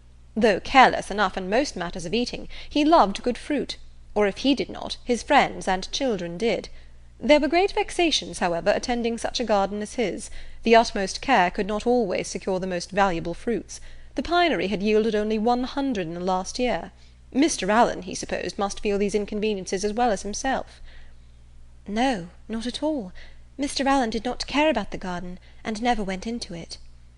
With a triumphant smile of self-satisfaction, the General wished he could do the same, for he never entered his, without being vexed in some way or another by its falling short of his plan. "How were Mr. Allen's succession houses worked?" describing the nature of his own as they entered them. Mr. Allen had only one small hothouse, which Mrs. Allen had the use of for her plants in winter, and there was a fire in it now and then.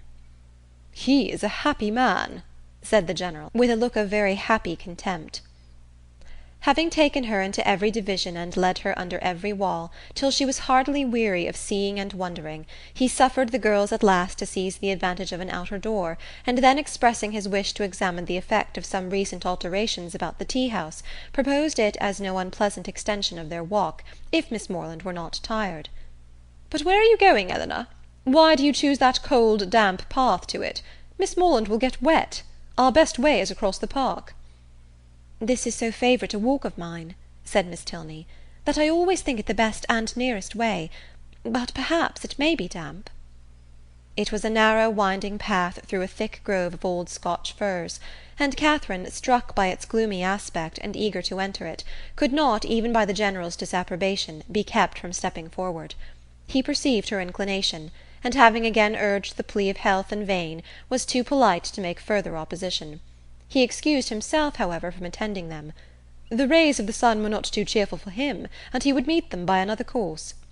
He turned away, and Catherine was shocked to find how much her spirits were relieved by the separation. The shock, however, being less real than the relief, offered it no injury, and she began to talk with easy gaiety of the delightful melancholy which such a grove inspired.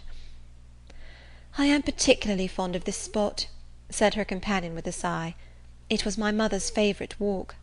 Catherine had never heard Mrs. Tilney mentioned in the family before, and the interest excited by this tender remembrance showed itself directly in her altered countenance, and in the attentive pause with which she waited for something more. "I used to walk here so often with her," added Eleanor, "though I never loved it then as I have loved it since. At that time, indeed, I used to wonder at her choice, but her memory endears it now." "And ought it not," reflected Catherine, "to endear it to her husband? Yet the General would not enter it." Miss Tilney continuing silent, she ventured to say, "Her death must have been a great affliction." "A great and increasing one," replied the other in a low voice. "I was only 13 when it happened, and though I felt my loss perhaps as strongly as one so young could feel it, I could not, then know what a loss it was." She stopped for a moment, and then added with great firmness, I have no sister, you know, and though my brothers are very affectionate, and Henry is a great deal here, which I am most thankful for, it is impossible for me not to be often solitary." "To be sure, you must miss him very much." "A mother would have been always present. A mother would have been a constant friend. Her influence would have been beyond all other." "Was she a very charming woman? Was she handsome? Was there any picture of her in the Abbey? And why had she been so partial to that grove? Was it from dejection of spirits?" were questions now eagerly poured forth. The first three received a ready affirmative, the two others were passed by; and Catherine's interest in the deceased Mrs. Tilney augmented with every question, whether answered or not. Of her unhappiness in marriage she felt persuaded. The General certainly had been an unkind husband. He did not love her walk; could he therefore have loved her? And besides, handsome as he was, there was a something in the turn of his features which spoke his not having behaved well to her. "Her picture, I suppose," blushing at the consummate art of her own question, "hangs in your father's room?" "No, it was intended for the drawing-room, but my father was dissatisfied with the painting, and for some time it had no place. Soon after her death I obtained it for my own, and hung it in my bedchamber, where I shall be happy to show it you. It is very like." Here was another proof. A portrait, very like, of a departed wife, not valued by the husband. He must have been dreadfully cruel to her. Catherine attempted no longer to hide from herself the nature of the feelings which, in spite of all his attentions, he had previously excited, and what had been terror and dislike before was now absolute aversion. Yes, aversion. His cruelty to such a charming woman made him odious to her. She had often read of such characters which Mr. Allen had been used to call unnatural and overdrawn, but here was proof positive of the contrary. She had just settled this point when the end of the path brought them directly upon the General, and in spite of all her virtuous indignation, she found herself again obliged to walk with him, listen to him, and even to smile when he smiled. Being no longer able, however, to receive pleasure from the surrounding objects, she soon began to walk with lassitude. The General perceived it, and with a concern for her health, which seemed to reproach her for her opinion of him, was most urgent for returning with his daughter to the house. He would follow them in a quarter of an hour. Again they parted, but Eleanor was called back in half a minute to receive a strict charge against taking her friend round the Abbey till his return. This second instance of his anxiety to delay what she so much wished for struck Catherine as very remarkable. Chapter 23. An hour passed away before the General came in, spent, on the part of his young guest, in no very favourable consideration of his character. This lengthened absence, these solitary rambles, did not speak a mind at ease, or a conscience void of reproach. At length he appeared, and whatever might have been the gloom of his meditations, he could still smile with them. Miss Tilney, understanding in part her friend's curiosity to see the house, soon revived the subject, and her father being, contrary to Catherine's expectations, unprovided with any pretence for further delay, beyond that of stopping 5 minutes to order refreshments to be in the room by their return, was at last ready to escort them. They set forward, and with a grandeur of air, a dignified step which caught the eye but could not shake the doubts of the well-read Catherine, he led the way across the hall, through the common drawing-room and one useless antechamber, into a room magnificent both in size and furniture, the real drawing-room, used only with company of consequence. It was very noble, very grand, very charming, was all that Catherine had to say, for her indiscriminating eyes scarcely discerned the colour of the satin, and all minuteness of praise, all praise that had much meaning, was supplied by the General. The costliness or elegance of any room's fitting up could be nothing to her. She cared for no furniture of a more modern date than the 15th century. When the General had satisfied his own curiosity, in a close examination of every well-known ornament, they proceeded into the library, an apartment in its way of equal magnificence, exhibiting a collection of books on which an humble man might have looked with pride. Catherine heard, admired, and wondered with more genuine feeling than before, gathered all that she could from this storehouse of knowledge by running over the titles of half a shelf, and was ready to proceed. But suites of apartments did not spring up with her wishes. Large as was the building, she had already visited the greatest part, though on being told that, with the addition of the kitchen, the 6 or 7 rooms she had now seen surrounded 3 sides of the court, she could scarcely believe it, or overcome the suspicion of there being many chambers secreted. It was some relief, however, that they were to return to the rooms in common use, by passing through a few of less importance, looking into the court, which, with occasional passages not wholly unintricate, connected the different sides, and she was further soothed in her progress by being told that she was treading what had once been a cloister, having traces of cells pointed out, and observing several doors that were neither opened nor explained to her, by finding herself successively in a billiard-room and in the General's private apartment, without comprehending their connection, or being able to turn aright when she left them, and lastly by passing through a dark little room, owning Henry's authority, and strewed with his litter of books, guns, and greatcoats. From the dining-room, of which, though already seen and always to be seen at 5 o'clock, the General could not forego the pleasure of pacing out the length for the more certain information of Miss Morland, as to what she neither doubted nor cared for, they proceeded by quick communication to the kitchen, the ancient kitchen of the convent, rich in the massy walls and smoke of former days, and in the stoves and hot closets of the present. The General's improving hand had not loitered here. Every modern invention to facilitate the labour of the cooks had been adopted within this, their spacious theatre, and when the genius of others had failed, his own had often produced the perfection wanted. His endowments of this spot alone might at any time have placed him high among the benefactors of the convent.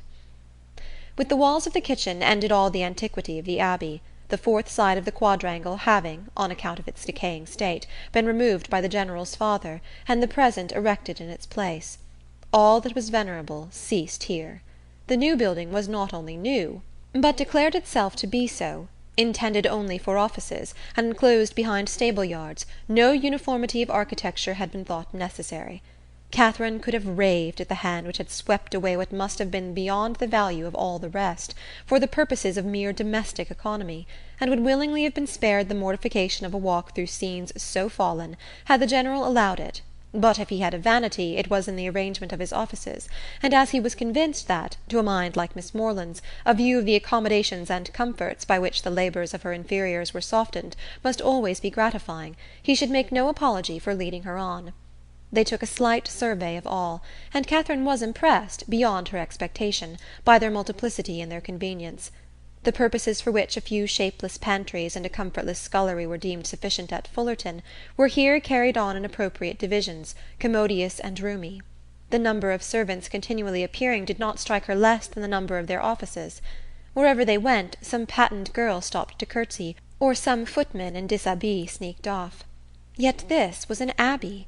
How inexpressibly different in these domestic arrangements from such as she had read about, from abbeys and castles, in which, though certainly larger than Northanger, all the dirty work of the house was to be done by 2 pair of female hands at the utmost. How they could get through it all had often amazed Mrs. Allen, and when Catherine saw what was necessary here, she began to be amazed herself. They returned to the hall, that the chief staircase might be ascended, and the beauty of its wood and ornaments of rich carving might be pointed out. Having gained the top, they turned in an opposite direction from the gallery in which her room lay, and shortly entered one on the same plan, but superior in length and breadth. She was here shown successively into 3 large bedchambers, with their dressing-rooms, most completely and handsomely fitted up. Everything that money and taste could do, to give comfort and elegance to apartments, had been bestowed on these, and being furnished within the last 5 years, they were perfect in all that would be generally pleasing, and wanting in all that could give pleasure to Catherine. As they were surveying the last, the General, after slightly naming a few of the distinguished characters by whom they had been at times honoured, turned with a smiling countenance to Catherine, and ventured to hope that henceforward some of their earliest tenants might be "our friends from Fullerton." She felt the unexpected compliment, and deeply regretted the impossibility of thinking well of a man so kindly disposed towards herself, and so full of civility to all her family. The gallery was terminated by folding doors, which Miss Tilney, advancing, had thrown open, and passed through, and seemed on the point of doing the same by the first door to the left, in another long reach of gallery, when the General, coming forwards, called her hastily, and, as Catherine thought, rather angrily back, demanding whither she were going, and what was there more to be seen? Had not Miss Morland already seen all that could be worth her notice? And did she not suppose her friend might be glad of some refreshment after so much exercise?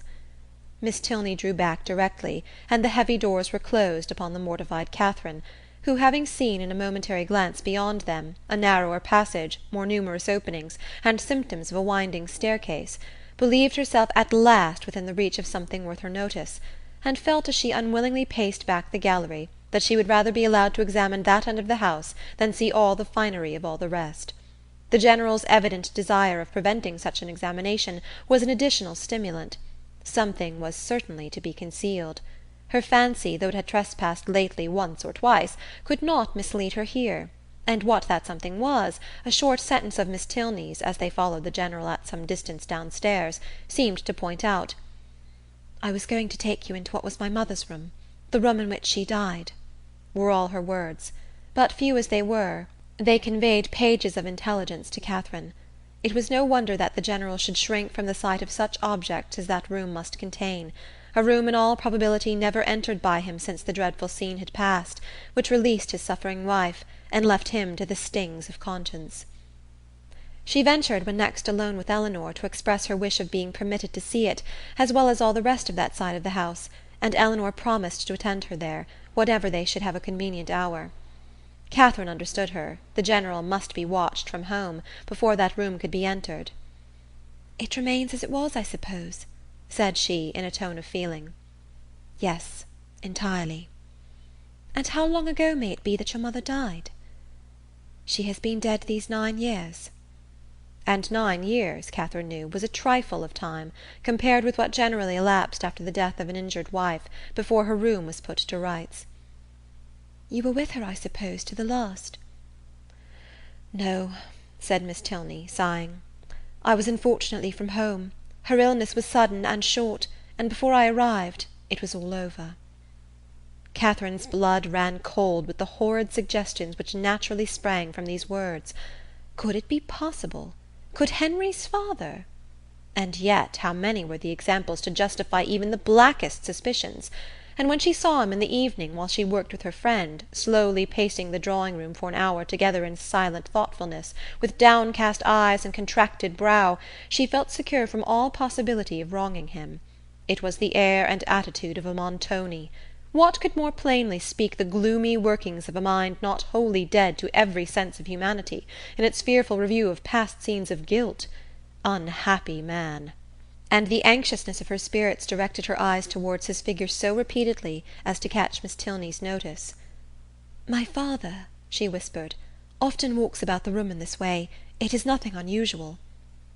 So much the worse, thought Catherine. Such ill-timed exercise was of a piece with the strange unseasonableness of his morning walks, and boded nothing good.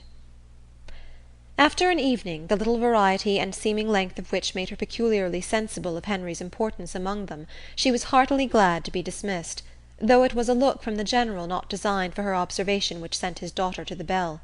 When the butler would have lit his master's candle, however, he was forbidden. The latter was not going to retire. "I have many pamphlets to finish," said he to Catherine, "before I can close my eyes, and perhaps may be poring over the affairs of the nation for hours after you are asleep. Can either of us be more meetly employed? My eyes will be blinding for the good of others, and yours preparing by rest for future mischief." But neither the business alleged nor the magnificent compliment could win Catherine from thinking that some very different object must occasion so serious a delay of proper repose. To be kept up for hours after the family were in bed by stupid pamphlets was not very likely. There must be some deeper cause. Something was to be done which could be done only while the household slept, and the probability that Mrs. Tilney yet lived, shut up for causes unknown, and receiving from the pitiless hands of her husband a nightly supply of coarse food, was the conclusion which necessarily followed. Shocking as was the idea, it was at least better than a death unfairly hastened, as, in the natural course of things, she must ere long be released. The suddenness of her reputed illness, the absence of her daughter, and probably of her other children at the time, all favoured the supposition of her imprisonment. Its origin, jealousy perhaps, or wanton cruelty, was yet to be unravelled. In revolving these matters, while she undressed, it suddenly struck her as not unlikely that she might that morning have passed near the very spot of this unfortunate woman's confinement, might have been within a few paces of the cell in which she languished out her days, for what part of the Abbey could be more fitted for the purpose than that which yet bore the traces of monastic division? In the high arched passage, paved with stone, which already she had trodden with peculiar awe, she well remembered the doors of which the General had given no account. To what might not those doors lead?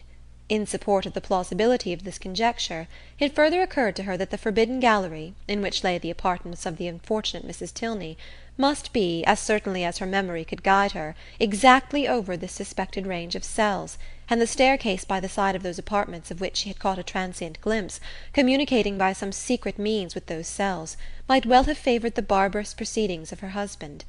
Down that staircase she had perhaps been conveyed in a state of well-prepared insensibility. Catherine sometimes started at the boldness of her own surmises, and sometimes hoped or feared that she had gone too far, but they were supported by such appearances as made their dismissal impossible. The side of the quadrangle in which she supposed the guilty scene to be acting, being, according to her belief, just opposite her own, it struck her that, if judiciously watched, some rays of light from the General's lamp might glimmer through the lower windows as he passed to the prison of his wife, and twice before she stepped into bed she stole gently from her room to the corresponding window in the gallery to see if it appeared, but all abroad was dark, and it must yet be too early. The various ascending noises convinced her that the servants must still be up. Till midnight she supposed it would be in vain to watch, but then, when the clock had struck 12, and all was quiet, she would, if not quite appalled by darkness, steal out and look once more. The clock struck 12, and Catherine had been half an hour asleep. End of chapter 23. Chapter 24. The next day afforded no opportunity for the proposed examination of the mysterious apartments. It was Sunday, and the whole time between morning and afternoon service was required by the General in exercise abroad or eating cold meat at home. And great as was Catherine's curiosity, her courage was not equal to a wish of exploring them after dinner, either by the fading light of the sky between 6 and 7 o'clock, or by the yet more partial though stronger illumination of a treacherous lamp. The day was unmarked, therefore, by anything to interest her imagination, beyond the sight of a very elegant monument to the memory of Mrs. Tilney, which immediately fronted the family pew. By that her eye was instantly caught and long retained, and the perusal of the highly strained epitaph, in which every virtue was ascribed to her by the inconsolable husband, who must have been in some way or other her destroyer, affected her even to tears. That the General, having erected such a monument, should be able to face it, was not perhaps very strange, and yet that he could sit so boldly collected within its view, maintain so elevated an air, look so fearlessly around, nay, that he should even enter the church, seemed wonderful to Catherine. Not, however, that many instances of beings equally hardened in guilt might not be produced. She could remember dozens who had persevered in every possible vice, going on from crime to crime, murdering whomsoever they chose, without any feeling of humanity or remorse, till a violent death or a religious retirement closed their black career. The erection of the monument itself could not in the smallest degree affect her doubts of Mrs. Tilney's actual decease. Were she even to descend into the family vault where her ashes were supposed to slumber, were she to behold the coffin in which they were said to be enclosed, what could it avail in such a case? Catherine had read too much not to be perfectly aware of the ease with which a waxen figure might be introduced, and a supposititious funeral carried on. The succeeding morning promised something better. The General's early walk, ill-timed as it was in every other view, was favourable here, and when she knew him to be out of the house, she directly proposed to Miss Tilney the accomplishment of her promise. Eleanor was ready to oblige her, and Catherine reminding her as they went of another promise, their first visit in consequence was to the portrait in her bedchamber. It represented a very lovely woman, with a mild and pensive countenance, justifying so far the expectations of its new observer, but they were not in every respect answered, for Catherine had depended upon meeting with features, hair, complexion, that should be the very counterpart, the very image, if not of Henry's, of Eleanor's, the only portraits of which she had been in the habit of thinking, bearing always an equal resemblance of mother and child. A face once taken was taken for generations. But here she was obliged to look and consider and study for a likeness. She contemplated it, however, in despite of this drawback, with much emotion, and, but for a yet stronger interest, would have left it unwillingly. Her agitation as they entered the great gallery was too much for any endeavour at discourse. She could only look at her companion.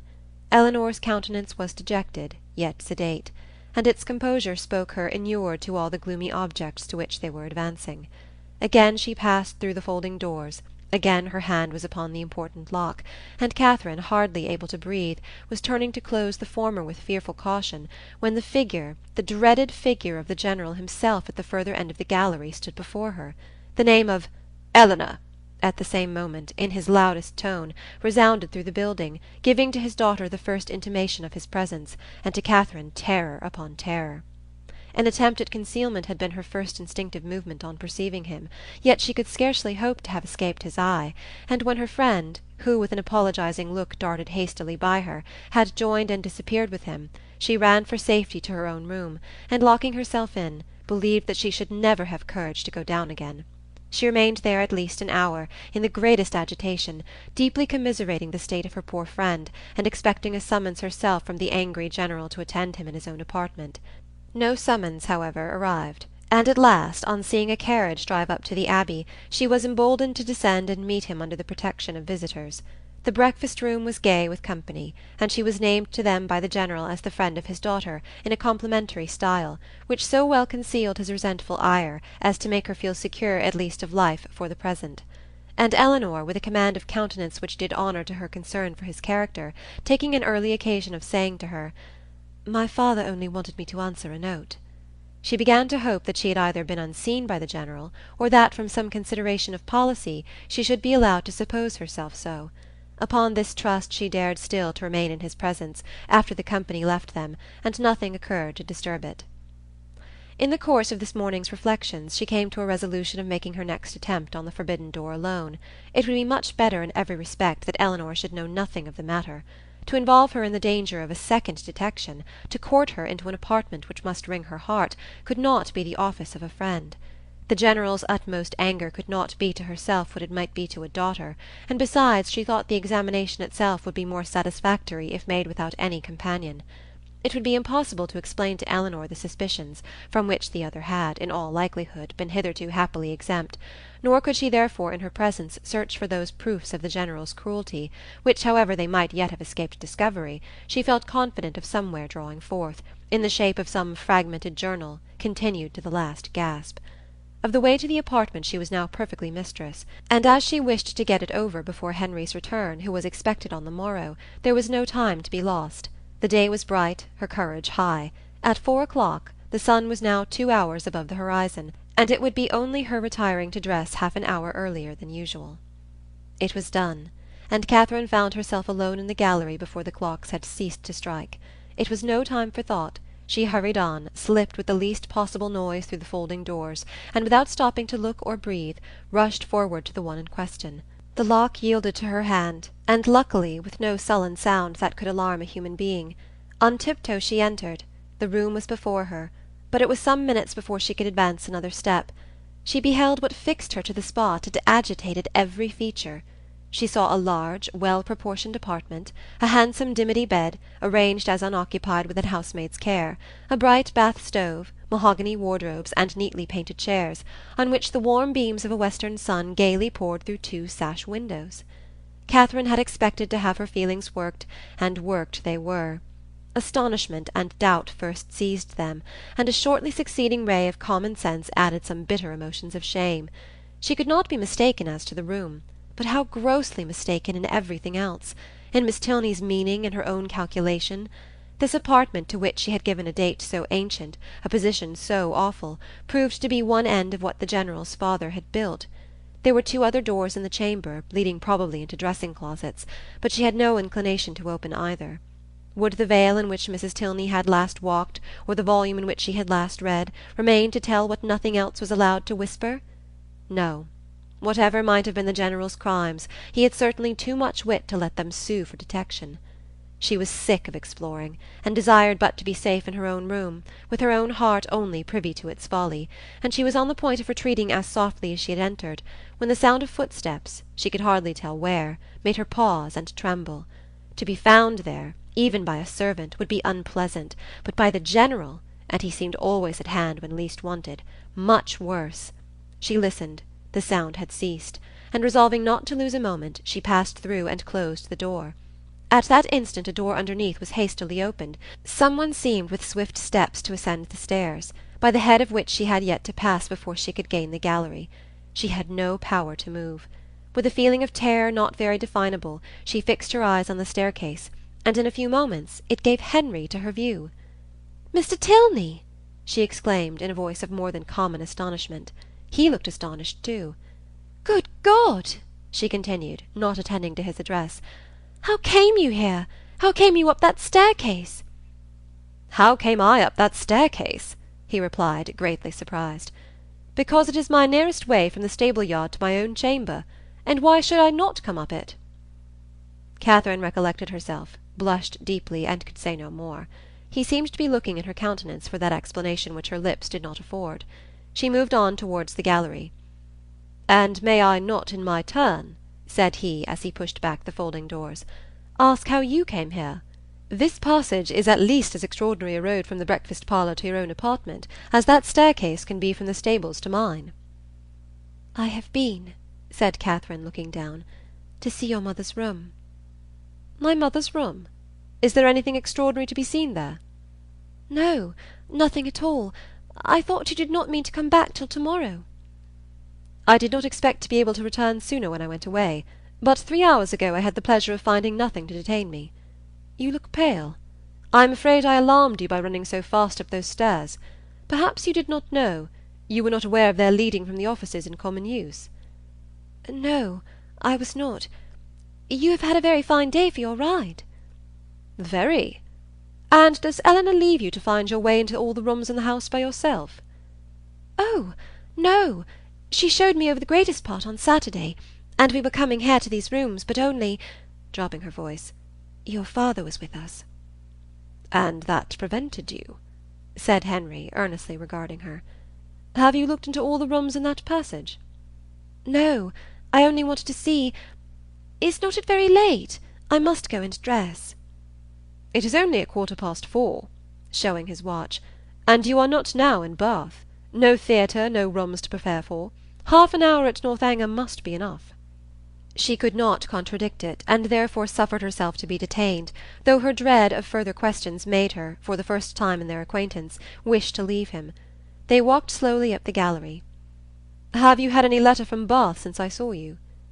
"No, and I am very much surprised. Isabella promised so faithfully to write directly." "Promised so faithfully? A faithful promise? That puzzles me. I have heard of a faithful performance, but a faithful promise, the fidelity of promising. It is a power little worth knowing, however, since it can deceive and pain you. My mother's room is very commodious, is it not? Large and cheerful looking, and the dressing-closet so well disposed. It always strikes me as the most comfortable apartment in the house, and I rather wonder that Eleanor should not take it for her own. She sent you to look at it, I suppose?" "No." "It has been your own doing entirely?" Catherine said nothing. After a short silence, during which he closely observed her, he added, "As there is nothing in the room in itself to raise curiosity, this must have proceeded from a sentiment of respect for my mother's character, as described by Eleanor, which does honour to her memory. The world, I believe, never saw a better woman. But it is not often that virtue can boast an interest such as this. The domestic, unpretending merits of a person never known do not often create that kind of fervent, venerating tenderness which would prompt a visit like yours. Eleanor, I suppose, has talked of her a great deal?" "Yes, a great deal. That is, no, not much. But what she did say was very interesting. Her dying so suddenly." Slowly and with hesitation it was spoken. "And you, none of you being at home, and your father, I thought, perhaps had not been very fond of her." "And from these circumstances," he replied, his quick eye fixed on hers, "you infer perhaps the probability of some negligence, some—" involuntarily she shook her head, "or it may be, of something still less pardonable." She raised her eyes towards him more fully than she had ever done before. "My mother's illness," he continued, "the seizure which ended in her death, was sudden. The malady itself, one from which she had often suffered, a bilious fever, its cause therefore constitutional. On the 3rd day, in short, as soon as she could be prevailed upon, a physician attended her, a very respectable man, and one in whom she had always placed great confidence. Upon his opinion of her danger, 2 others were called in the next day, and remained in almost constant attendance for 24 hours. On the 5th day she died. During the progress of her disorder, Frederick and I—we were both at home—saw her repeatedly, and from our own observation can bear witness to her having received every possible attention which could spring from the affection of those about her, or which her situation in life could command. Poor Eleanor was absent, and at such a distance as to return only to see her mother in her coffin. "But your father," said Catherine, "was he afflicted?" "For a time, greatly so. You have erred in supposing him not attached to her. He loved her, I am persuaded, as well as it was possible for him to. We have not all, you know, the same tenderness of disposition, and I will not pretend to say that while she lived she might not often have had much to bear, but though his temper injured her, his judgment never did. His value of her was sincere, and if not permanently, he was truly afflicted by her death." "I am very glad of it," said Catherine. "It would have been very shocking." "If I understand you rightly, you had formed a surmise of such horror as I have hardly words to. Dear Miss Morland, consider the dreadful nature of the suspicions you have entertained. What have you been judging from? Remember the country and the age in which we live. Remember that we are English, that we are Christians. Consult your own understanding, your own sense of the probable, your own observation of what is passing around you. Does our education prepare us for such atrocities? Do our laws connive at them? Could they be perpetrated without being known in a country like this, where social and literary intercourse is on such a footing, where every man is surrounded by a neighbourhood of voluntary spies, and where roads and newspapers lay everything open? Dearest Miss Morland, what ideas have you been admitting?" They had reached the end of the gallery, and with tears of shame she ran off to her own room. Chapter 24. Chapter 25. The visions of romance were over. Catherine was completely awakened. Henry's address, short as it had been, had more thoroughly opened her eyes to the extravagance of her late fancies than all their several disappointments had done. Most grievously was she humbled, most bitterly did she cry. It was not only with herself that she was sunk, but with Henry.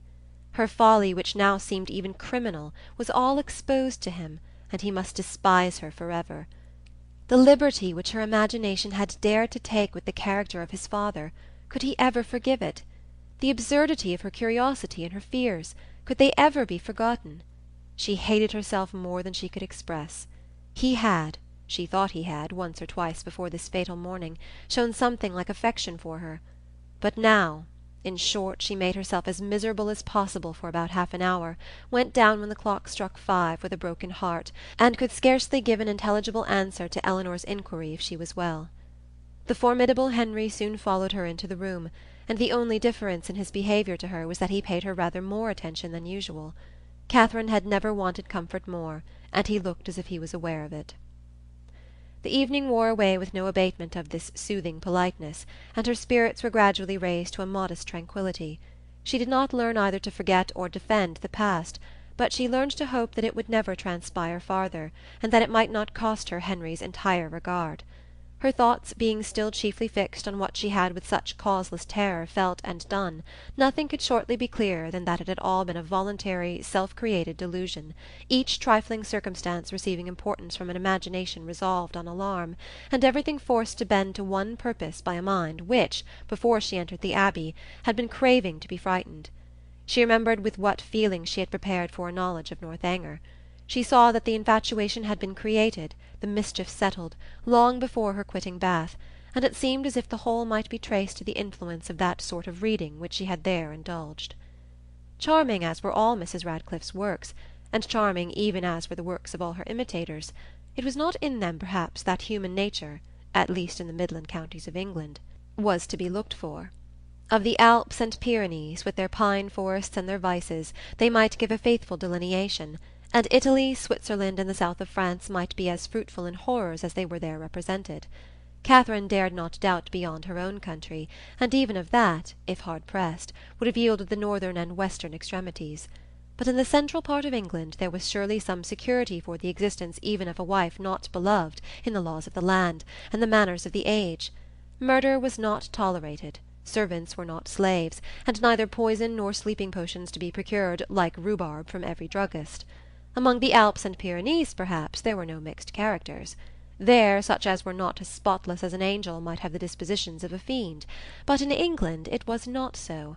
Among the English, she believed, in their hearts and habits, there was a general though unequal mixture of good and bad. Upon this conviction she would not be surprised if even in Henry and Eleanor Tilney some slight imperfection might hereafter appear, and upon this conviction she need not fear to acknowledge some actual specks in the character of their father, who, though cleared from the grossly injurious suspicions which she must ever blush to have entertained, she did believe, upon serious consideration, to be not perfectly amiable. Her mind made up on these several points, and her resolution formed, of always judging and acting in future with the greatest good sense, she had nothing to do but to forgive herself and be happier than ever, and the lenient hand of time did much for her by insensible gradations in the course of another day. Henry's astonishing generosity and nobleness of conduct, in never alluding in the slightest way to what had passed, was of the greatest assistance to her, and sooner than she could have supposed it possible in the beginning of her distress, her spirits became absolutely comfortable, and capable, as heretofore, of continual improvement by anything he said. There were still some subjects, indeed, under which she believed they must always tremble, the mention of a chest or a cabinet, for instance, and she did not love the sight of Japan in any shape. But even she could allow that an occasional memento of past folly, however painful, might not be without use. The anxieties of common life began soon to succeed to the alarms of romance. Her desire of hearing from Isabella grew every day greater. She was quite impatient to know how the Bath world went on, and how the rooms were attended, and especially was she anxious to be assured of Isabella's having matched some fine netting cotton on which she had left her intent, and of her continuing on the best terms with James. Her only dependence for information of any kind was on Isabella. James had protested against writing to her till his return to Oxford, and Mrs. Allen had given her no hopes of a letter till she had got back to Fullerton. But Isabella had promised and promised again, and when she promised a thing she was so scrupulous in performing it. This made it so particularly strange. For 9 successive mornings Catherine wondered over the repetition of a disappointment, which each morning became more severe. But on the 10th, when she entered the breakfast-room, her first object was a letter, held out by Henry's willing hand. She thanked him as heartily as if he had written it himself. "'Tis only from James, however," as she looked at the direction. She opened it. It was from Oxford, and to this purpose.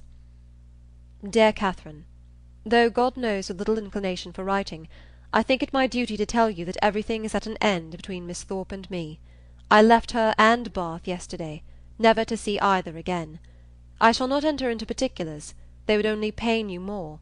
You will soon hear enough from another quarter to know where lies the blame, and I hope will acquit your brother of everything but the folly of too easily thinking his affection returned. Thank God, I am undeceived in time, but it is a heavy blow. After my father's consent had been so kindly given. But no more of this. She has made me miserable for ever. Let me soon hear from you, dear Catherine. You are my only friend. Your love I do build upon. I wish your visit at Northanger may be over before Captain Tilney makes his engagement known, or you will be uncomfortably circumstanced. Poor Thorpe is in town. I dread the sight of him. His honest heart would feel so much. I have written to him and my father. Her duplicity hurts me more than all. Till the very last, if I reasoned with her, she declared herself as much attached to me as ever, and laughed at my fears. I am ashamed to think how long I bore with it. But if ever man had reason to believe himself loved, I was that man. I cannot understand even now what she would be at, for there could be no need of my being played off to make her secure of Tilney. We parted at last by mutual consent. Happy for me had we never met. I can never expect to know another such woman. Dearest Catherine, beware how you give your heart. Believe me, etc. Catherine had not read 3 lines before her sudden change of countenance and short exclamations of sorrowing wonder declared her to be receiving unpleasant news, and Henry, earnestly watching her throughout the whole letter, saw plainly that it ended no better than it began. He was prevented, however, from even looking his surprise by his father's entrance. They went to breakfast directly, but Catherine could hardly eat anything. Tears filled her eyes and even ran down her cheeks as she sat. The letter was one moment in her hand, then in her lap, and then in her pocket, and she looked as if she knew not what she did. The General, between his cocoa and his newspaper, had luckily no leisure for noticing her, but to the other 2 her distress was equally visible. As soon as she dared leave the table she hurried away to her own room, but the housemaids were busy in it, and she was obliged to come down again. She turned into the drawing-room for privacy, But Henry and Eleanor had likewise retreated thither, and were at that moment deep in consultation about her. She drew back, trying to beg their pardon, but was with gentle violence forced to return, and the others withdrew, after Eleanor had affectionately expressed a wish of being of use or comfort to her. After half an hour's free indulgence of grief and reflection, Catherine felt equal to encountering her friends, but whether she should make her distress known to them was another consideration. Perhaps, if particularly questioned, she might just give an idea, just distantly hint at it, but not more. To expose a friend, such a friend as Isabella had been to her, and then their own brother so closely concerned in it, she believed she must waive the subject altogether. Henry and Eleanor were by themselves in the breakfast-room, and each as she entered it looked at her anxiously. Catherine took her place at the table, and after a short silence Eleanor said, "No bad news from Fullerton, I hope? Mr. and Mrs. Morland, your brothers and sisters, I hope they are none of them ill?" "No, I thank you," sighing as she spoke. "They are all very well. My letter was from my brother at Oxford." Nothing further was said for a few minutes, and then, speaking through her tears, she added, "I do not think I shall ever wish for a letter again." "I am sorry," said Henry, closing the book he had just opened. "If I had suspected the letter of containing anything unwelcome, I should have given it with very different feelings." "It contained something worse than anybody could suppose. Poor James is so unhappy. You will soon know why." "To have so kind-hearted, so affectionate a sister," replied Henry warmly, "must be a comfort to him under any distress." "I have one favour to beg," said Catherine shortly afterwards in an agitated manner, "that, if your brother should be coming here, you will give me notice of it, that I may go away." "Our brother? Frederick?" "Yes. I am sure I should be very sorry to leave you so soon, but something has happened that would make it very dreadful for me to be in the same house with Captain Tilney." Eleanor's work was suspended while she gazed with increasing astonishment, but Henry began to suspect the truth, and something, in which Miss Thorpe's name was included, passed his lips. "How quick you are!" cried Catherine. "You have guessed it, I declare. And yet, when we talked about it in Bath, you little thought of its ending so. Isabella! No wonder now I have not heard from her. Isabella has deserted my brother and is to marry yours. Could you have believed there had been such inconstancy and fickleness, and everything that is bad in the world?" "I hope, so far as concerns my brother, you are misinformed. I hope he has not had any material share in bringing on Mr. Morland's disappointment. His marrying Miss Thorpe is not probable. I think you must be deceived so far. I am very sorry for Mr. Morland, sorry that any one you love should be unhappy, but my surprise would be greater at Frederick's marrying her than at any other part of the story." "It is very true, however. You shall read James's letter yourself. Stay, there is one part," recollecting with a blush the last line. "Will you take the trouble of reading to us the passages which concern my brother?" "No, read it yourself," cried Catherine, whose second thoughts were clearer. "I do not know what I was thinking of," blushing again that she had blushed before. "James only means to give me good advice." He gladly received the letter, and having read it through with close attention, returned it, saying, "Well, if it is to be so, I can only say that I am sorry for it. Frederick will not be the first man who has chosen a wife with less sense than his family expected. I do not envy his situation, either as a lover or a son." Miss Tilney, at Catherine's invitation, now read the letter likewise, and having expressed also her concern and surprise, began to inquire into Miss Thorpe's connections and fortune. "Her mother is a very good sort of woman," was Catherine's answer. "What was her father?" "A lawyer, I believe. They live at Putney." "Are they a wealthy family?" "No, not very. I do not believe Isabella has any fortune at all, but that will not signify in your family. Your father is so very liberal. He told me the other day that he only valued money as it allowed him to promote the happiness of his children." The brother and sister looked at each other. "But," said Eleanor after a short pause, "would it be to promote his happiness to enable him to marry such a girl? She must be an unprincipled one, or she could not have used your brother so. And how strange an infatuation on Frederick's side! A girl who, before his eyes, is violating an engagement voluntarily entered into with another man. Is it not inconceivable, Henry? Frederick, too, who always wore his heart so proudly, who found no woman good enough to be loved." "That is the most unpromising circumstance, the strongest presumption against him. When I think of his past declarations, I give him up. Moreover, I have too good an opinion of Miss Thorpe's prudence to suppose that she would part with one gentleman before the other was secured. It is all over with Frederick indeed. He is a deceased man, defunct in understanding. Prepare for your sister-in-law, Eleanor, and such a sister-in-law as you must delight in. Open, candid, artless, guileless, with affections strong but simple, forming no pretensions, and knowing no disguise. Such a sister-in-law, Henry, I should delight in, said Eleanor with a smile. But perhaps, observed Catherine, though she has behaved so ill by our family, she may behave better by yours. Now she has really got the man she likes, she may be constant. Indeed, I am afraid she will, replied Henry. I am afraid she will be very constant, unless a baronet should come in her way. That is Frederick's only chance. I will get the Bath paper and look over the arrivals. You think it is all for ambition, then? And upon my word there are some things that seem very like it. I cannot forget that, when she first knew what my father would do for them, she seemed quite disappointed that it was not more. I never was so deceived in any one's character in my life before. Among all the great variety that you have known and studied. My own disappointment and loss in her is very great, but as for poor James, I suppose he will hardly ever recover it. Your brother is certainly very much to be pitied at present, but we must not, in our concern for his sufferings, undervalue yours.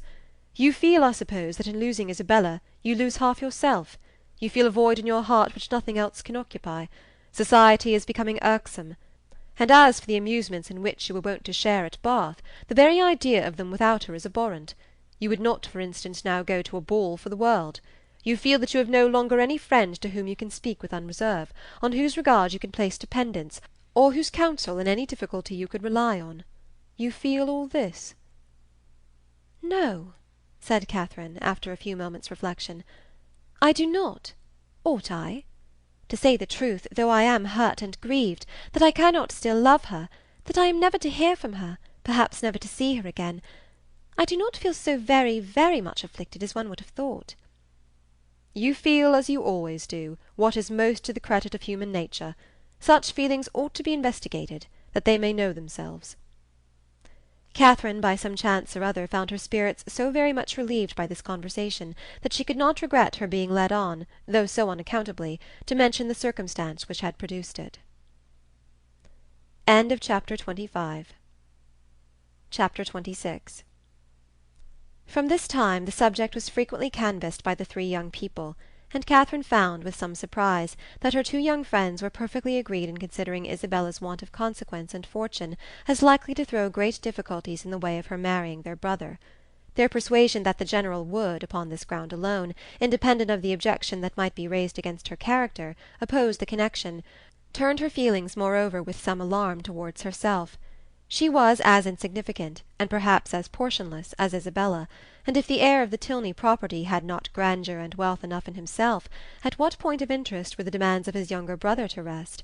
The very painful reflections to which this thought led could be only dispersed by a dependence on the effect of that particular partiality, which, as she was given to understand by his words as well as his actions, she had from the first been so fortunate as to excite in the General, and by a recollection of some most generous and disinterested sentiments on the subject of money, which she had more than once heard him utter, and which tempted her to think his disposition in such matters misunderstood by his children. They were so fully convinced, however, that their brother would not have the courage to apply in person for his father's consent, and so repeatedly assured her that he had never in his life been less likely to come to Northanger than at the present time, that she suffered her mind to be at ease as to the necessity of any sudden removal of her own. But as it was not to be supposed that Captain Tilney, whenever he made his application, would give his father any just idea of Isabella's conduct, it occurred to her as highly expedient that Henry should lay the whole business before him as it really was, enabling the General by that means to form a cool and impartial opinion, and prepare his objections on a fairer ground than inequality of stations. She proposed it to him accordingly, but he did not catch at the measure so eagerly as she had expected. "No," said he, "my father's hands need not be strengthened, and Frederick's confession of folly need not be forestalled. He must tell his own story." "But he will only tell half of it." "A quarter would be enough." A day or two passed away, and brought no tidings of Captain Tilney. His brother and sister knew not what to think. Sometimes it appeared to them as if his silence would be the natural result of the suspected engagement, and at others that it was wholly incompatible with it. The General, meanwhile, though offended every morning by Frederick's remissness in writing, was free from any real anxiety about him, and had no more pressing solicitude than that of making Miss Morland's time at Northanger pass pleasantly. He often expressed his uneasiness on this head, feared the sameness of every-day society and employments would disgust her with the place, wished the Lady Frasers had been in the country, talked every now and then of having a large party to dinner, and once or twice began even to calculate the number of young dancing people in the neighbourhood. But then it was such a dead time of year, no wild-fowl, no game, and the Lady Frasers were not in the country.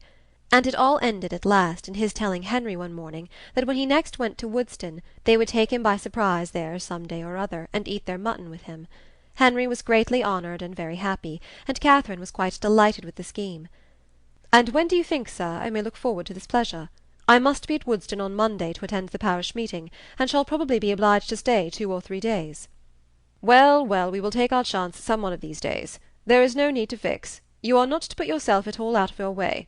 Whatever you may happen to have in the house will be enough. I think I can answer for the young ladies making allowance for a bachelor's table. Let me see.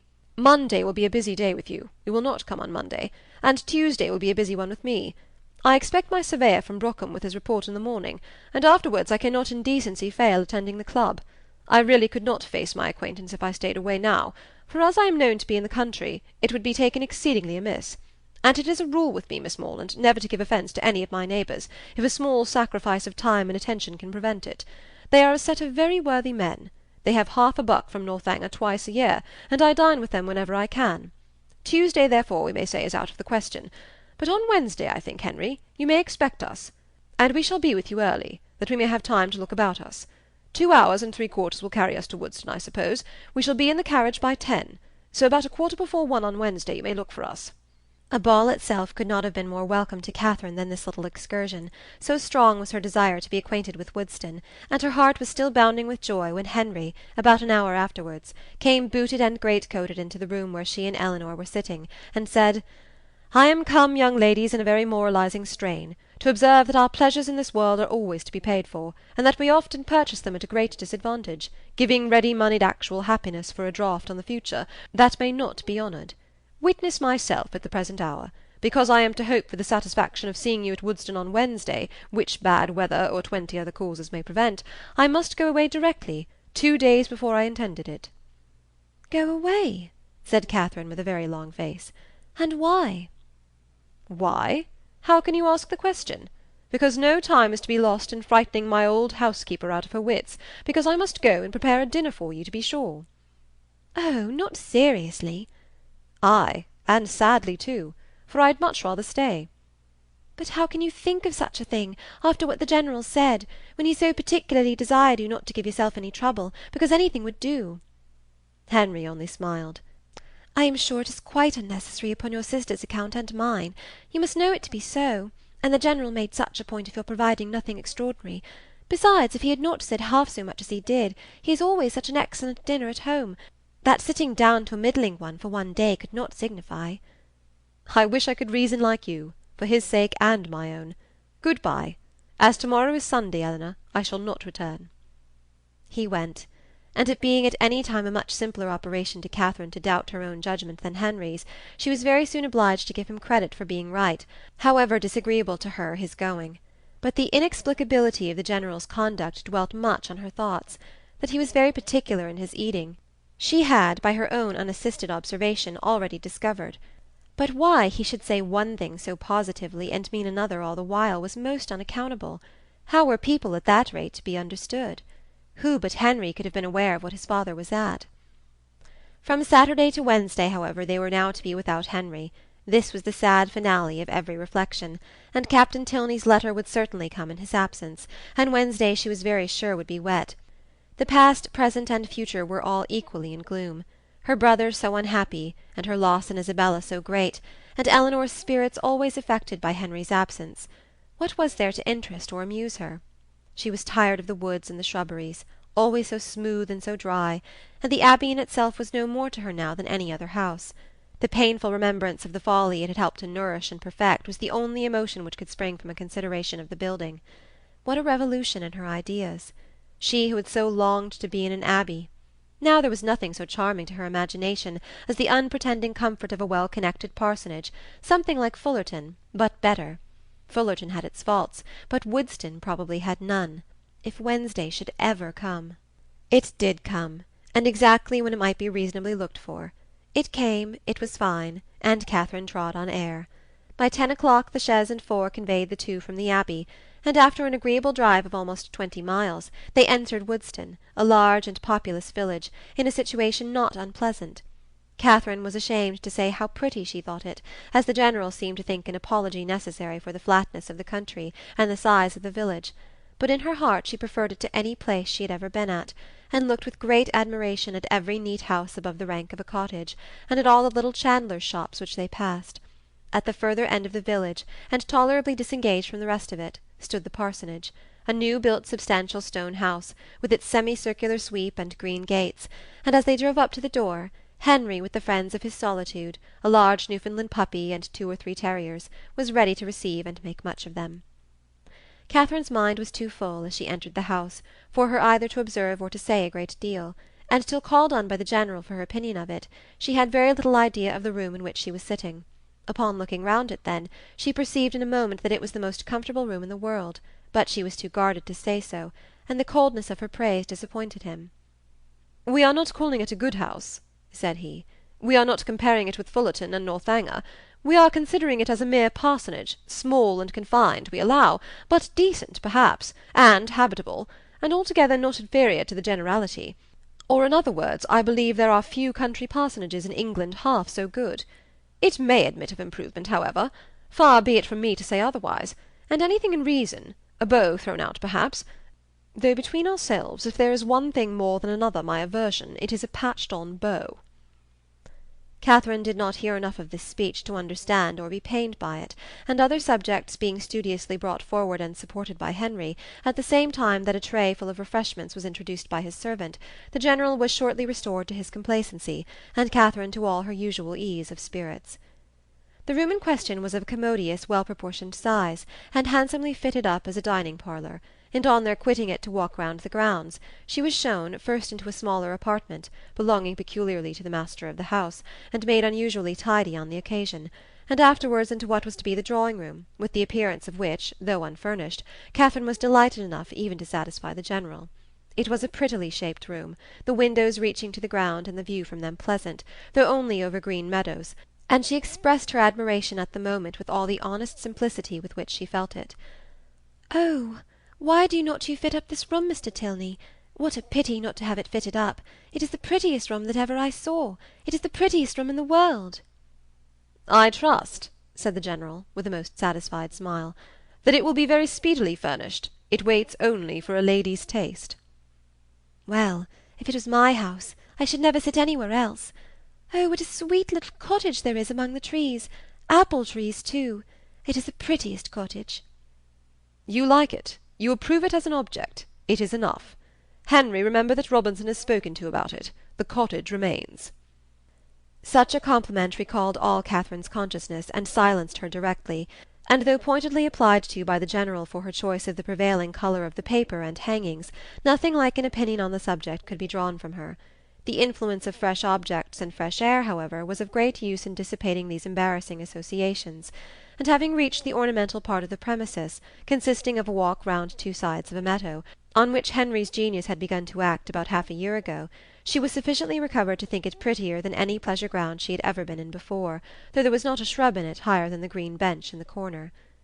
A saunter into other meadows, and through part of the village, with a visit to the stables to examine some improvements, and a charming game of play with a litter of puppies just able to roll about, brought them to 4 o'clock, when Catherine scarcely thought it could be 3. At 4 they were to dine, and at 6 to set off on their return. Never had any day passed so quickly. She could not but observe that the abundance of the dinner did not seem to create the smallest astonishment in the General, nay, that he was even looking at the side table for cold meat which was not there. His son and daughter's observations were of a different kind. They had seldom seen him eat so heartily at any table but his own, and never before known him so little disconcerted by the melted butters being oiled. At 6 o'clock, the General having taken his coffee, the carriage again received them, and so gratifying had been the tenor of his conduct throughout the whole visit, so well assured was her mind on the subject of his expectations, that, could she have felt equally confident of the wishes of his son, Catherine would have quitted Woodston with little anxiety as to the how or the when she might return to it.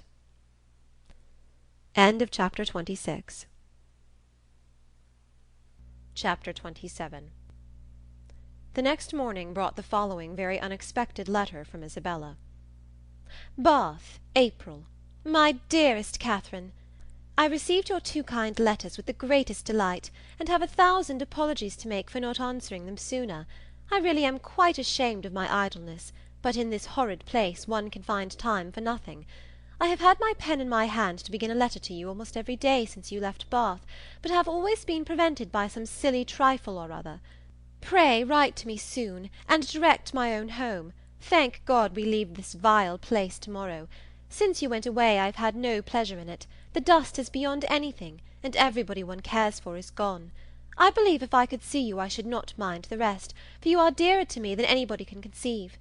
I am quite uneasy about your dear brother, not having heard from him since he went to Oxford, and am fearful of some misunderstanding. Your kind offices will set all right. He is the only man I ever did or ever could love, and I trust you will convince him of it. The spring fashions are partly down, and the hats the most frightful you can imagine. I hope you spend your time pleasantly, but am afraid you never think of me. I will not say all that I could of the family you are with, because I would not be ungenerous, or set you against those you esteem, but it is very difficult to know whom to trust, and young men never know their minds 2 days together. I rejoice to say that the young man whom of all others I particularly abhor has left Bath. You will know from this description I must mean Captain Tilney, who, as you may remember, was amazingly disposed to follow and tease me before you went away. Afterwards he got worse, and became quite my shadow. Many girls might have been taken in, for never were such attentions, but I knew the fickle sex too well. He went away to his regiment 2 days ago, and I trust I shall never be plagued with him again. He is the greatest coxcomb I ever saw, and amazingly disagreeable. The last 2 days he was always by the side of Charlotte Davis. I pitied his taste, but took no notice of him. The last time we met was in Bath Street, and I turned directly into a shop that he might not speak to me. I would not even look at him. He went into the pump-room afterwards, but I would not have followed him for all the world. Such a contrast between him and your brother! Pray send me some news of the latter. I am quite unhappy about him. He seemed so uncomfortable when he went away, with a cold or something that affected his spirits. I would write to him myself, but have mislaid his direction, and as I hinted above, am afraid he took something in my conduct amiss. Pray explain everything to his satisfaction, or if he still harbours any doubt, a line from himself to me, or a call at Putney when next in town, might set all to rights. I have not been to the rooms this age, nor to the play, except going in last night with the Hodges for a frolic, at half price. They teased me into it, and I was determined they should not say I shut myself up because Tilney was gone. We happened to sit by the Mitchells, and they pretended to be quite surprised to see me out. I knew their spite. At one time they could not be civil to me, but now they are all friendship. But I am not such a fool as to be taken in by them. You know I have a pretty good spirit of my own. Anne Mitchell had tried to put on a turban like mine, as I wore it the week before at the concert, but made wretched work of it. It happened to become my odd face, I believe. At least Tilney told me so at the time, and said every eye was upon me. But he is the last man whose word I would take. I wear nothing but purple now. I know I look hideous in it, but no matter. It is your dear brother's favourite colour. Lose no time, my dearest, sweetest Catherine, in writing to him and to me, whoever am, etc. Such a strain of shallow artifice could not impose even upon Catherine. Its inconsistencies, contradictions, and falsehoods struck her from the very first. She was ashamed of Isabella, and ashamed of having ever loved her. Her professions of attachment were now as disgusting as her excuses were empty, and her demands imprudent. Write to James on her behalf? No, James should never hear Isabella's name mentioned by her again. On Henry's arrival from Woodston, she made known to him and Eleanor their brother's safety, congratulating them with sincerity on it, and reading aloud the most material passages of her letter with strong indignation. When she had finished it, "So much for Isabella," she cried, "and for all our intimacy. She must think me an idiot, or she could not have written so, but perhaps this has served to make her character better known to me than mine is to her. I see what she has been about. She is a vain coquette, and her tricks have not answered. I do not believe she had ever any regard either for James or for me, and I wish I had never known her."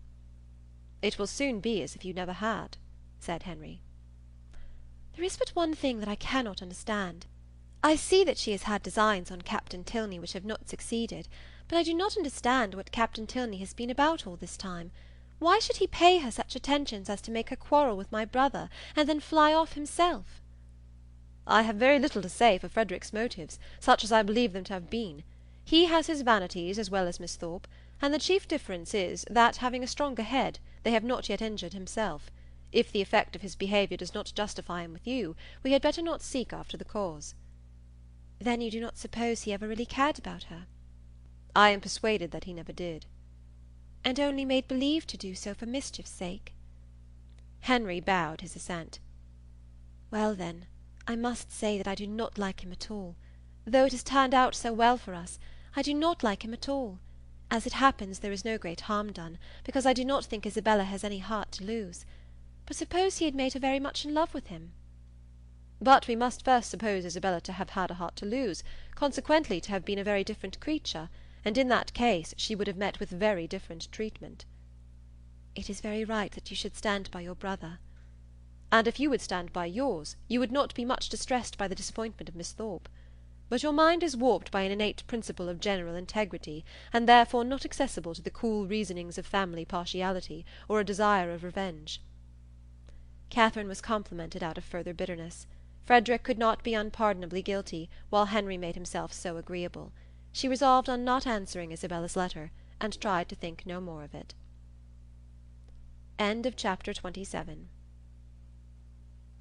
Chapter 28.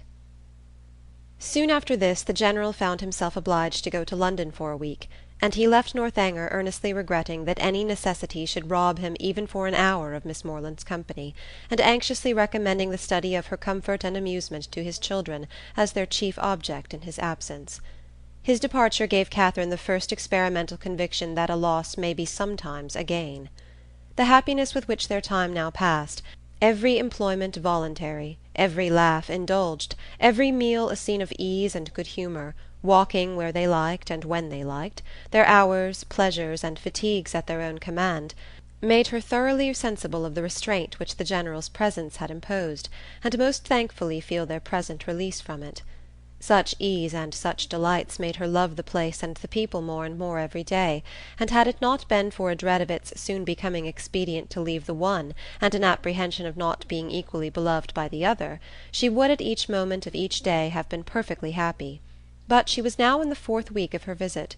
Before the General came home the 4th week would be turned, and perhaps it might seem an intrusion if she stayed much longer. This was a painful consideration whenever it occurred, and eager to get rid of such a weight on her mind, she very soon resolved to speak to Eleanor about it at once, propose going away, and be guided in her conduct by the manner in which her proposal might be taken.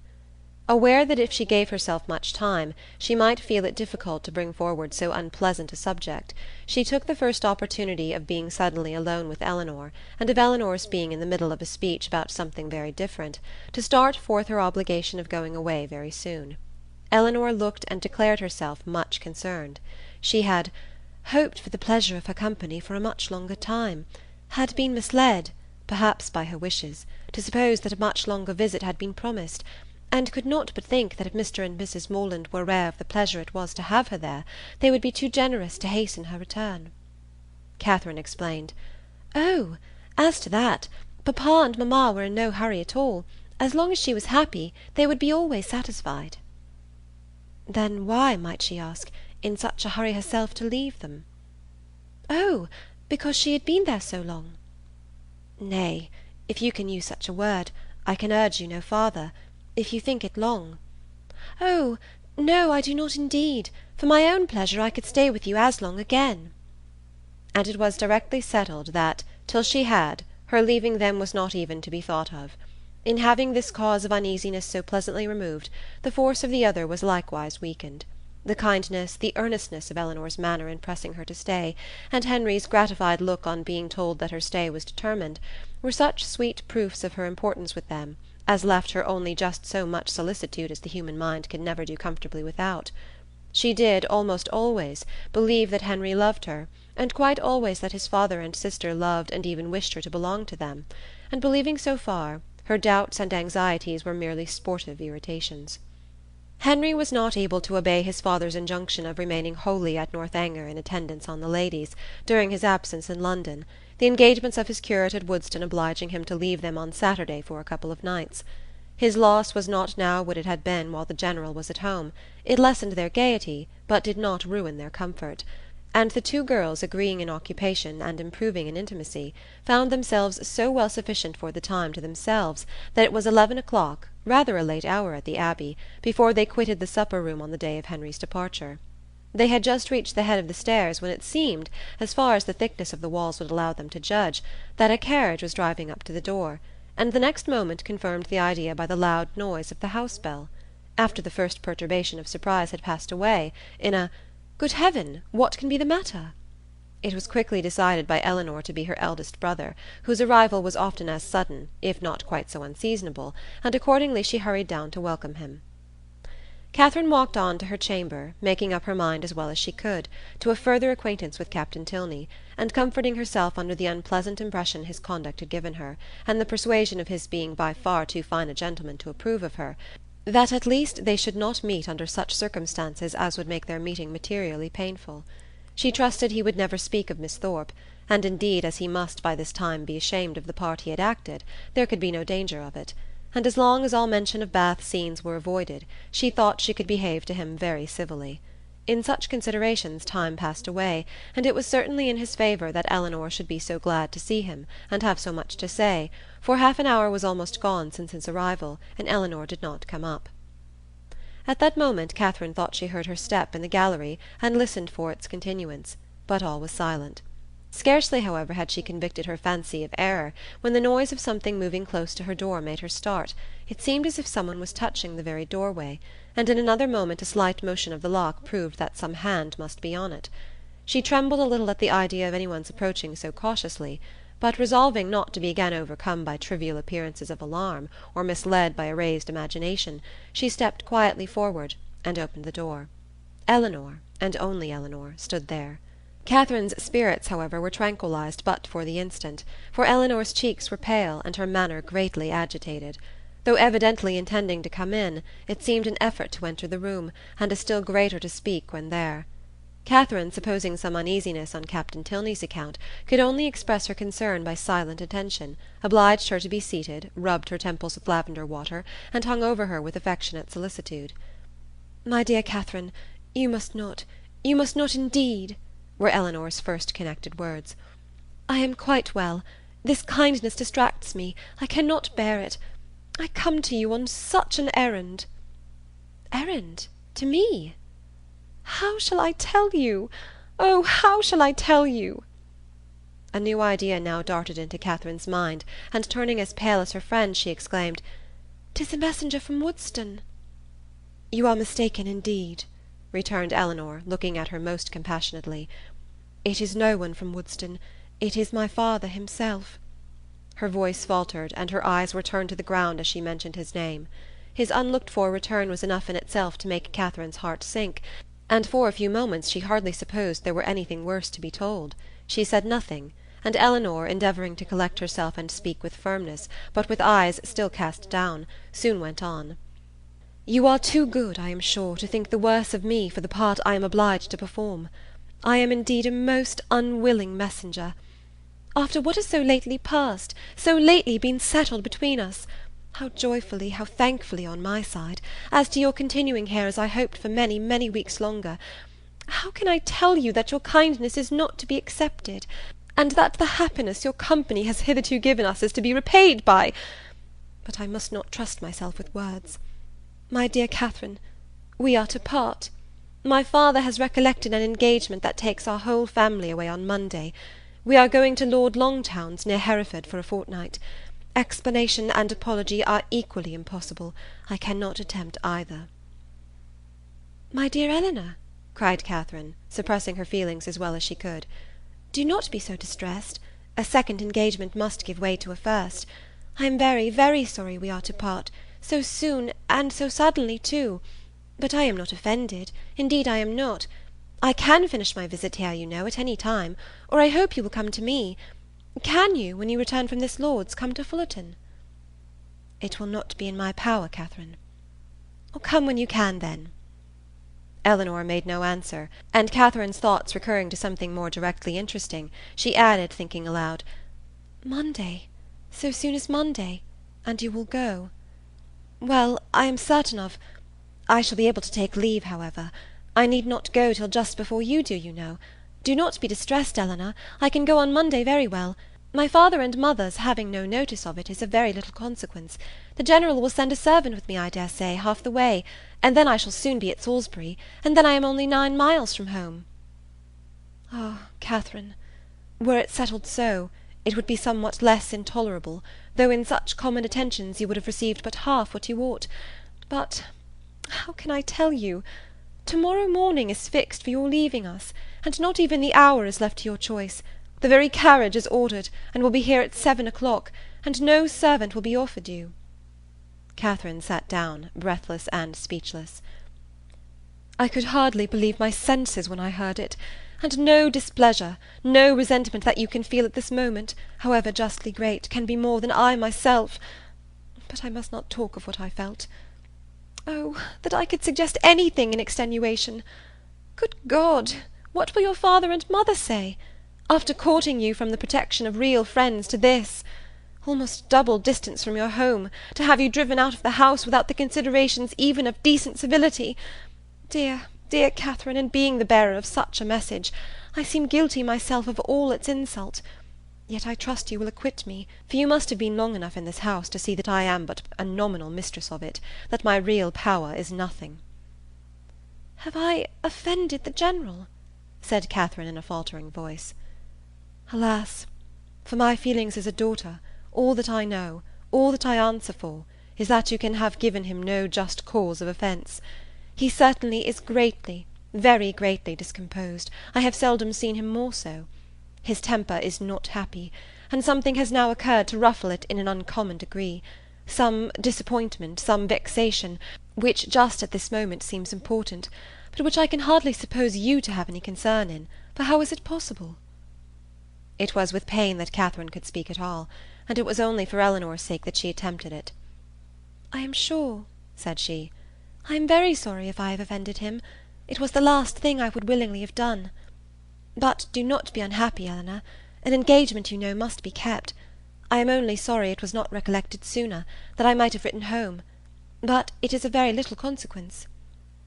I earnestly hope that to your real safety it will be of none. But to everything else it is of the greatest consequence, to comfort, appearance, propriety, to your family, to the world. Were your friends, the Allens, still in Bath, you might go to them with comparative ease. A few hours would take you there. But a journey of 70 miles, to be taken post by you, at your age, alone, unattended! Oh, the journey is nothing. Do not think about that. And if we are to part, a few hours sooner or later, you know, makes no difference. I can be ready by 7. Let me be called in time." Eleanor saw that she wished to be alone, and believing it better for each that they should avoid any further conversation, now left her with, "I shall see you in the morning." Catherine's swelling heart needed relief. In Eleanor's presence friendship and pride had equally restrained her tears, but no sooner was she gone than they burst forth in torrents. Turn from the house, and in such a way! Without any reason that could justify, any apology that could atone for the abruptness, the rudeness, nay, the insolence of it. Henry at a distance, not able even to bid him farewell. Every hope, every expectation from him suspended at least, and who could say how long? Who could say when they might meet again? And all this by such a man as General Tilney, so polite, so well-bred, and heretofore so particularly fond of her. It was as incomprehensible as it was mortifying and grievous.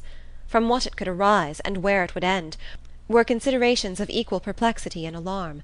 The manner in which it was done, so grossly uncivil, hurrying her away without any reference to her own convenience, or allowing her even the appearance of choice as to the time or mode of her travelling, of 2 days, the earliest fixed on, and of that almost the earliest hour, as if resolved to have her gone before he was stirring in the morning, that he might not be obliged even to see her. What could all this mean but an intentional affront?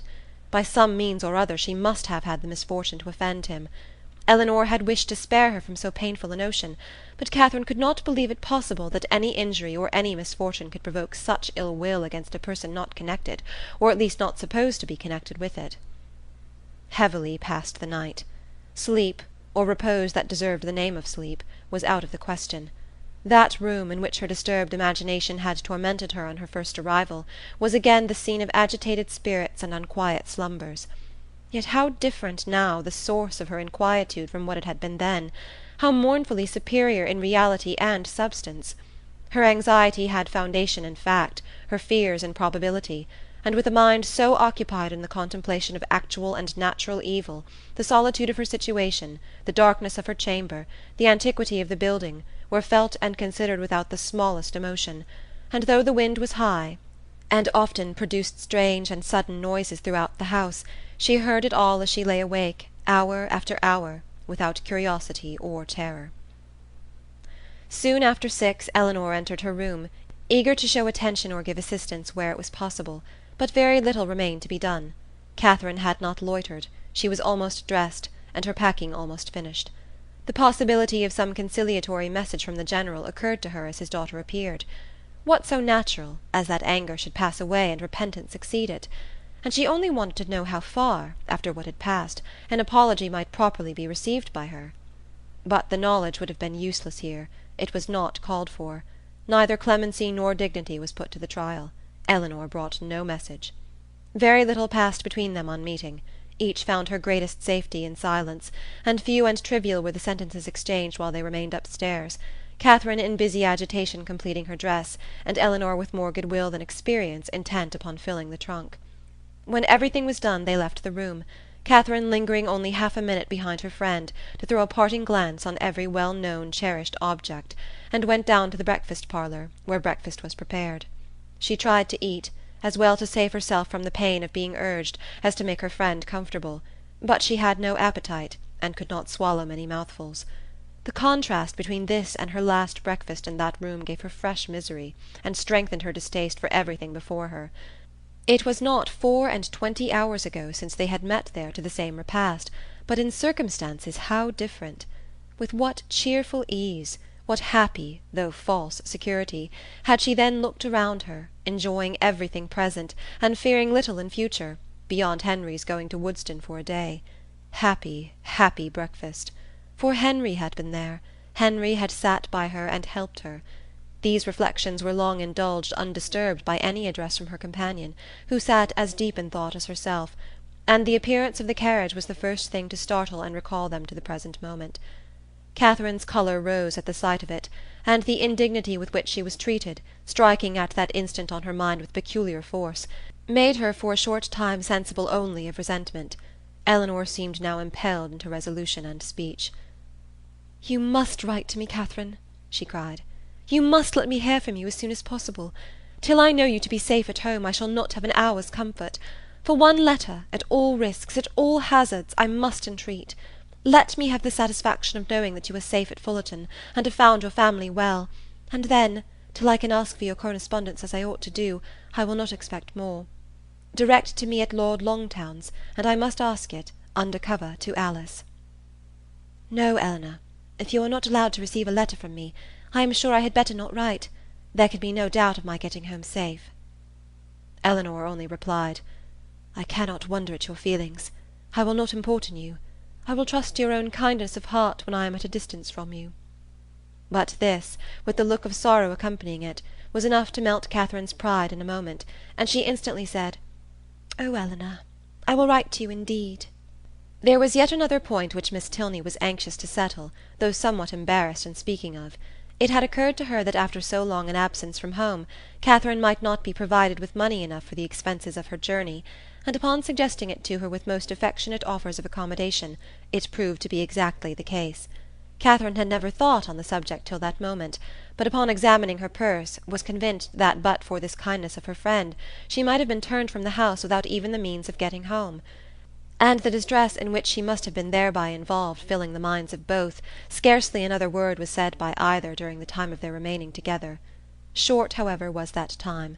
The carriage was soon announced to be ready, and Catherine, instantly rising, a long and affectionate embrace supplied the place of language in bidding each other adieu. And as they entered the hall, unable to leave the house without some mention of one whose name had not yet been spoken by either, she paused a moment, and with quivering lips just made it intelligible that she left her kind remembrance for her absent friend. But with this approach to his name ended all possibility of restraining her feelings, and hiding her face as well as she could with her handkerchief, she darted across the hall, jumped into the chaise, and in a moment was driven from the door. Chapter 28. Chapter 29. Catherine was too wretched to be fearful. The journey in itself had no terrors for her, and she began it without either dreading its length or feeling its solitariness. Leaning back in one corner of the carriage, in a violent burst of tears, she was conveyed some miles beyond the walls of the Abbey before she raised her head, and the highest point of ground within the park was almost closed from her view before she was capable of turning her eyes towards it.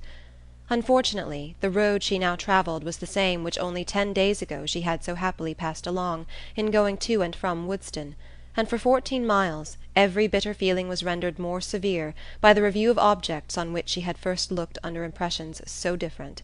Every mile, as it brought her nearer Woodston, added to her sufferings, and when within the distance of 5 she passed the turning which led to it, and thought of Henry, so near, yet so unconscious, her grief and agitation were excessive. The day which she had spent at that place had been one of the happiest of her life. It was on that day, that the General had made use of such expressions with regard to Henry and herself, had so spoken and so looked as to give her the most positive conviction of his actually wishing their marriage. Yes, only 10 days ago had he elated her by his pointed regard, had he even confused her by his too significant reference, and now, what had she done, or what had she omitted to do, to merit such a change? The only offence against him of which she could accuse herself had been such as was scarcely possible to reach his knowledge. Henry and her own heart only were privy to the shocking suspicions which she had so idly entertained, and equally safe did she believe her secret with each. Designedly, at least, Henry could not have betrayed her. If indeed by any strange mischance his father should have gained intelligence of what she had dared to think and look for, of her causeless fancies and injurious examinations, she could not wonder at any degree of his indignation. If aware of her having viewed him as a murderer, she could not wonder at his even turning her from his house. But a justification so full of torture to herself, she trusted, would not be in his power. Anxious as were all her conjectures on this point, it was not, however, the one on which she dwelt most. There was a thought yet nearer, a more prevailing, more impetuous concern. How would Henry think, and feel, and look, when he returned on the morrow to Northanger and heard of her being gone, was a question of force and interest to rise over every other, to be never ceasing, alternately irritating and soothing. It sometimes suggested the dread of his calm acquiescence, and at others was answered by the sweetest confidence in his regret and resentment. To the General, of course, he would not dare to speak, but to Eleanor, what might he not say to Eleanor about her? In this unceasing recurrence of doubts and inquiries, on any one article of which her mind was incapable of more than momentary repose, the hours passed away, and her journey advanced much faster than she looked for. The pressing anxieties of thought, which prevented her from noticing anything before her, when once beyond the neighbourhood of Woodston, saved her at the same time from watching her progress, and though no object on the road could engage a moment's attention, she found no stage of it tedious. From this she was preserved too by another cause, by feeling no eagerness for her journey's conclusion, for to return in such a manner to Fullerton was almost to destroy the pleasure of a meeting with those she loved best, even after an absence such as hers, an 11 weeks' absence. What had she to say that would not humble herself and pain her family, that would not increase her own grief by the confession of it, extend an useless resentment, and perhaps involve the innocent with the guilty in undistinguishing ill will? She could never do justice to Henry and Eleanor's merit, she felt it too strongly for expression, and should a dislike be taken against them, should they be thought of unfavourably, on their father's account, it would cut her to the heart. With these feelings she rather dreaded than sought for the first view of that well-known spire which would announce her within 20 miles of home. Salisbury she had known to be her point on leaving Northanger. But after the first stage she had been indebted to the postmasters for the names of the places which were then to conduct her to it, so great had been her ignorance of her route. She met with nothing, however, to distress or frighten her. Her youth, civil manners, and liberal pay procured her all the attention that a traveller like herself could require, and stopping only to change horses, she travelled on for about 11 hours without accident or alarm, and between 6 and 7 o'clock in the evening found herself entering Fullerton. A heroine returning, at the close of her career, to her native village, in all the triumph of recovered reputation, and all the dignity of a countess, with a long train of noble relations in their several phaetons, and 3 waiting maids in a travelling chaise and 4 behind her, is an event on which the pen of the contriver may well delight to dwell. It gives credit to every conclusion, and the author must share in the glory she so liberally bestows. But my affair is widely different. I bring back my heroine to her home in solitude and disgrace, and no sweet elation of spirits can lead me into minuteness. A heroine in a hack post-chaise is such a blow upon sentiment as no attempt at grandeur or pathos can withstand. Swiftly, therefore, shall her post-boy drive through the village, amid the gaze of Sunday groups, and speedy shall be her descent from it. But whatever might be the distress of Catherine's mind, as she thus advanced towards the parsonage, and whatever the humiliation of her biographer in relating it, she was preparing enjoyment of no everyday nature for those to whom she went, first in the appearance of her carriage, and secondly in herself. The chaise of a traveller being a rare sight in Fullerton, the whole family were immediately at the window, and to have it stop at the sweep-gate was a pleasure to brighten every eye and occupy every fancy, a pleasure quite unlooked for by all but the 2 youngest children, a boy and girl of 6 and 4 years old, who expected a brother or sister in every carriage. Happy the glance that first distinguished Catherine, happy the voice that proclaimed the discovery, but whether such happiness were the lawful property of George or Harriet could never be exactly understood. Her father, mother, Sarah, George, and Harriet, all assembled at the door to welcome her with affectionate eagerness, was a sight to awaken the best feelings of Catherine's heart, and in the embrace of each, as she stepped from the carriage, she found herself soothed beyond anything that she had believed possible. So surrounded, so caressed, she was even happy.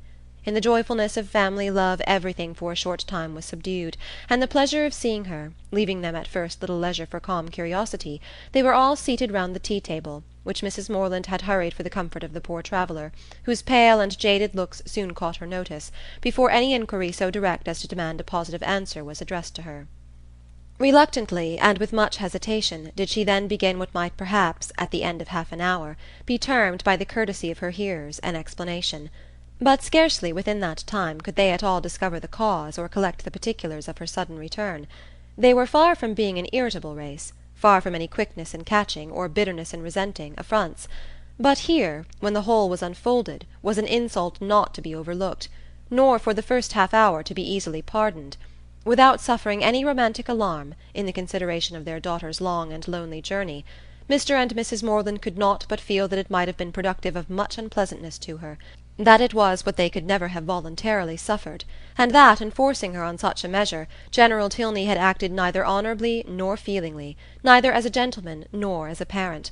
Why he had done it, what could have provoked him to such a breach of hospitality, and so suddenly turned all his partial regard for their daughter into actual ill-will, was a matter which they were at least as far from divining as Catherine herself. But it did not oppress them by any means so long, and after a due course of useless conjecture, that it was a strange business, and that he must be a very strange man, grew enough for all their indignation and wonder, though Sarah, indeed, still indulged in the sweets of incomprehensibility, exclaiming and conjecturing with youthful ardour. "My dear, you give yourself a great deal of needless trouble," said her mother at last. "Depend upon it, it is something not at all worth understanding." "I can allow for his wishing Catherine away when he recollected his engagement," said Sarah, "but why not do it civilly?" "I am sorry for the young people," returned Mrs. Morland. "They must have a sad time of it, but as for anything else, it is no matter now. Catherine is safe at home, and our comfort does not depend upon General Tilney." Catherine sighed. "Well," continued her philosophic mother, "I am glad I did not know of your journey at the time, but now it is all over, perhaps there is no great harm done. It is always good for young people to be put upon exerting themselves, and you know, my dear Catherine, you always were a sad little scatterbrained creature, but now you must have been forced to have your wits about you, with so much changing of chaises and so forth, and I hope it will appear that you have not left anything behind you in any of the pockets." Catherine hoped so too, and tried to feel an interest in her own amendment, but her spirits were quite worn down, and to be silent and alone becoming soon her only wish, She readily agreed to her mother's next counsel of going early to bed. Her parents, seeing nothing in her ill looks and agitation but the natural consequence of mortified feelings, and of the unusual exertion and fatigue of such a journey, parted from her without any doubt of their being soon slept away; and though, when they all met the next morning, her recovery was not equal to their hopes, they were still perfectly unsuspicious of there being any deeper evil. They never once thought of her heart, which, for the parents of a young lady of 17, just returned from her first excursion from home, was odd enough. As soon as breakfast was over, she sat down to fulfil her promise to Miss Tilney, whose trust in the effect of time and distance on her friend's disposition was already justified, for already did Catherine reproach herself with having parted from Eleanor coldly, with having never enough valued her merits or kindness, and never enough commiserated her for what she had been yesterday left to endure. The strength of these feelings, however, was far from assisting her pen, and never had it been harder for her to write than in addressing Eleanor Tilney. To compose a letter which might at once do justice to her sentiments and her situation, convey gratitude without servile regret, be guarded without coldness, and honest without resentment, a letter which Eleanor might not be pained by the perusal of, and above all which she might not blush herself if Henry should chance to see, was an undertaking to frighten away all her powers of performance, and after long thought and much perplexity, to be very brief was all that she could determine on with any confidence of safety. The money, therefore, which Eleanor had advanced was enclosed with little more than grateful thanks, and the 1,000 good wishes of a most affectionate heart. "This has been a strange acquaintance," observed Mrs. Morland as the letter was finished. "Soon made and soon ended. I am sorry it happened so, for Mrs. Allen thought them very pretty kind of young people, and you were sadly out of luck too in your Isabella. Ah, poor James! Well, we must live and learn, and the next new friends you make I hope will be better worth keeping." Catherine coloured as she warmly answered, "No friend can be better worth keeping than Eleanor." "If so, my dear, I dare say you will meet again some time or other. Do not be uneasy. It is 10 to 1 but you are thrown together again in the course of a few years, and then what a pleasure it will be." Mrs. Morland was not happy in her attempt at consolation. The hope of meeting again in the course of a few years could only put into Catherine's head what might happen within that time to make a meeting dreadful to her. She could never forget Henry Tilney, or think of him with less tenderness than she did at that moment, but he might forget her, and in that case to meet. Her eyes filled with tears as she pictured her acquaintance so renewed, and her mother, perceiving her comfortable suggestions to have had no good effect, proposed, as another expedient for restoring her spirits, that they should call on Mrs. Allen. The two houses were only a quarter of a mile apart, and as they walked, Mrs. Morland quickly dispatched all that she felt on the score of James's disappointment. "We are sorry for him," said she, "but otherwise there is no harm done in the match going off, for it could not be a desirable thing to have him engaged to a girl whom we had not the smallest acquaintance with, and who was so entirely without fortune; and now, after such behaviour, we cannot think at all well of her. Just at present it comes hard to poor James, but that will not last for ever, and I dare say he will be a discreeter man all his life, for the foolishness of his first choice." This was just such a summary view of the affair as Catherine could listen to.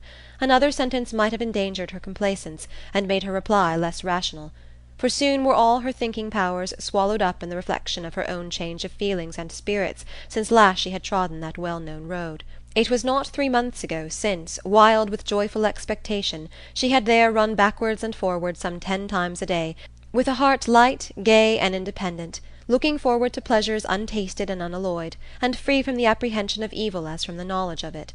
3 months ago had seen her all this, and now how altered a being did she return!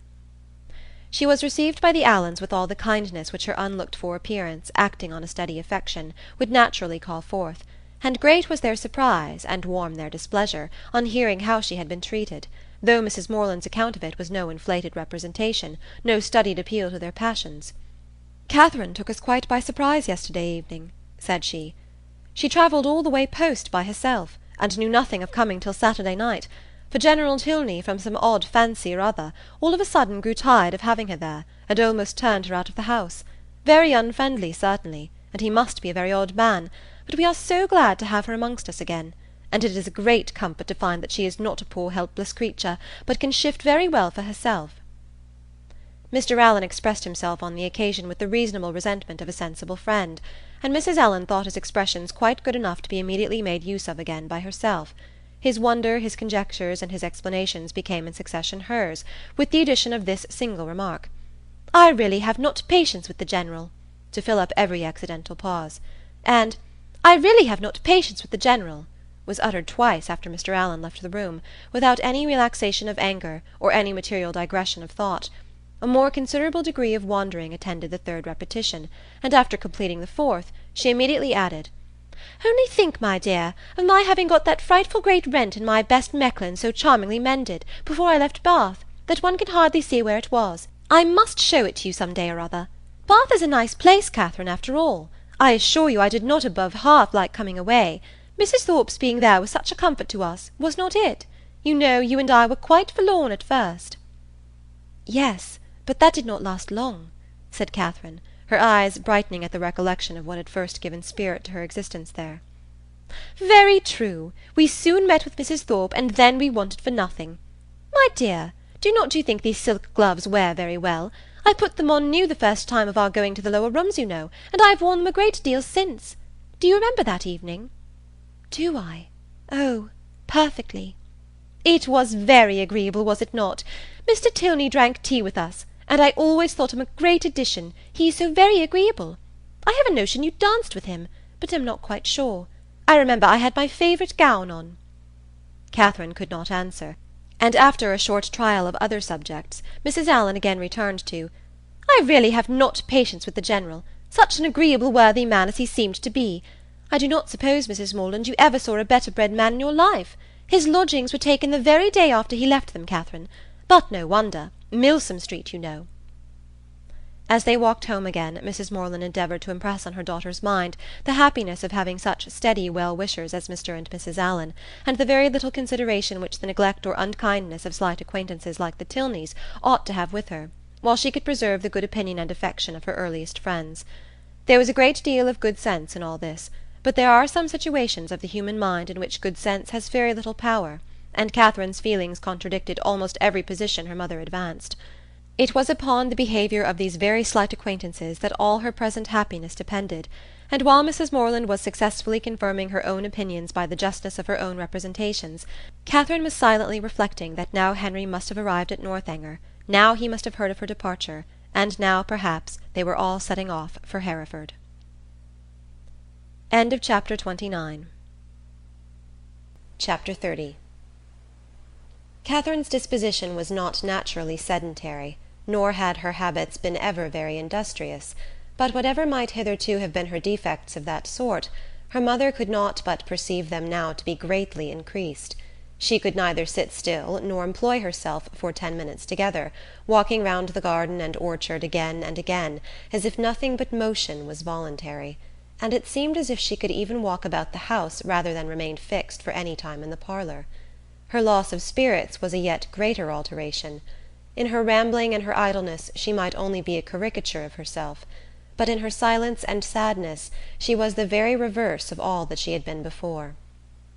For 2 days Mrs. Morland allowed it to pass even without a hint, but when a third night's rest had neither restored her cheerfulness, improved her in useful activity, nor given her a greater inclination for needlework, she could no longer refrain from the gentle reproof of, "My dear Catherine, I am afraid you are growing quite a fine lady.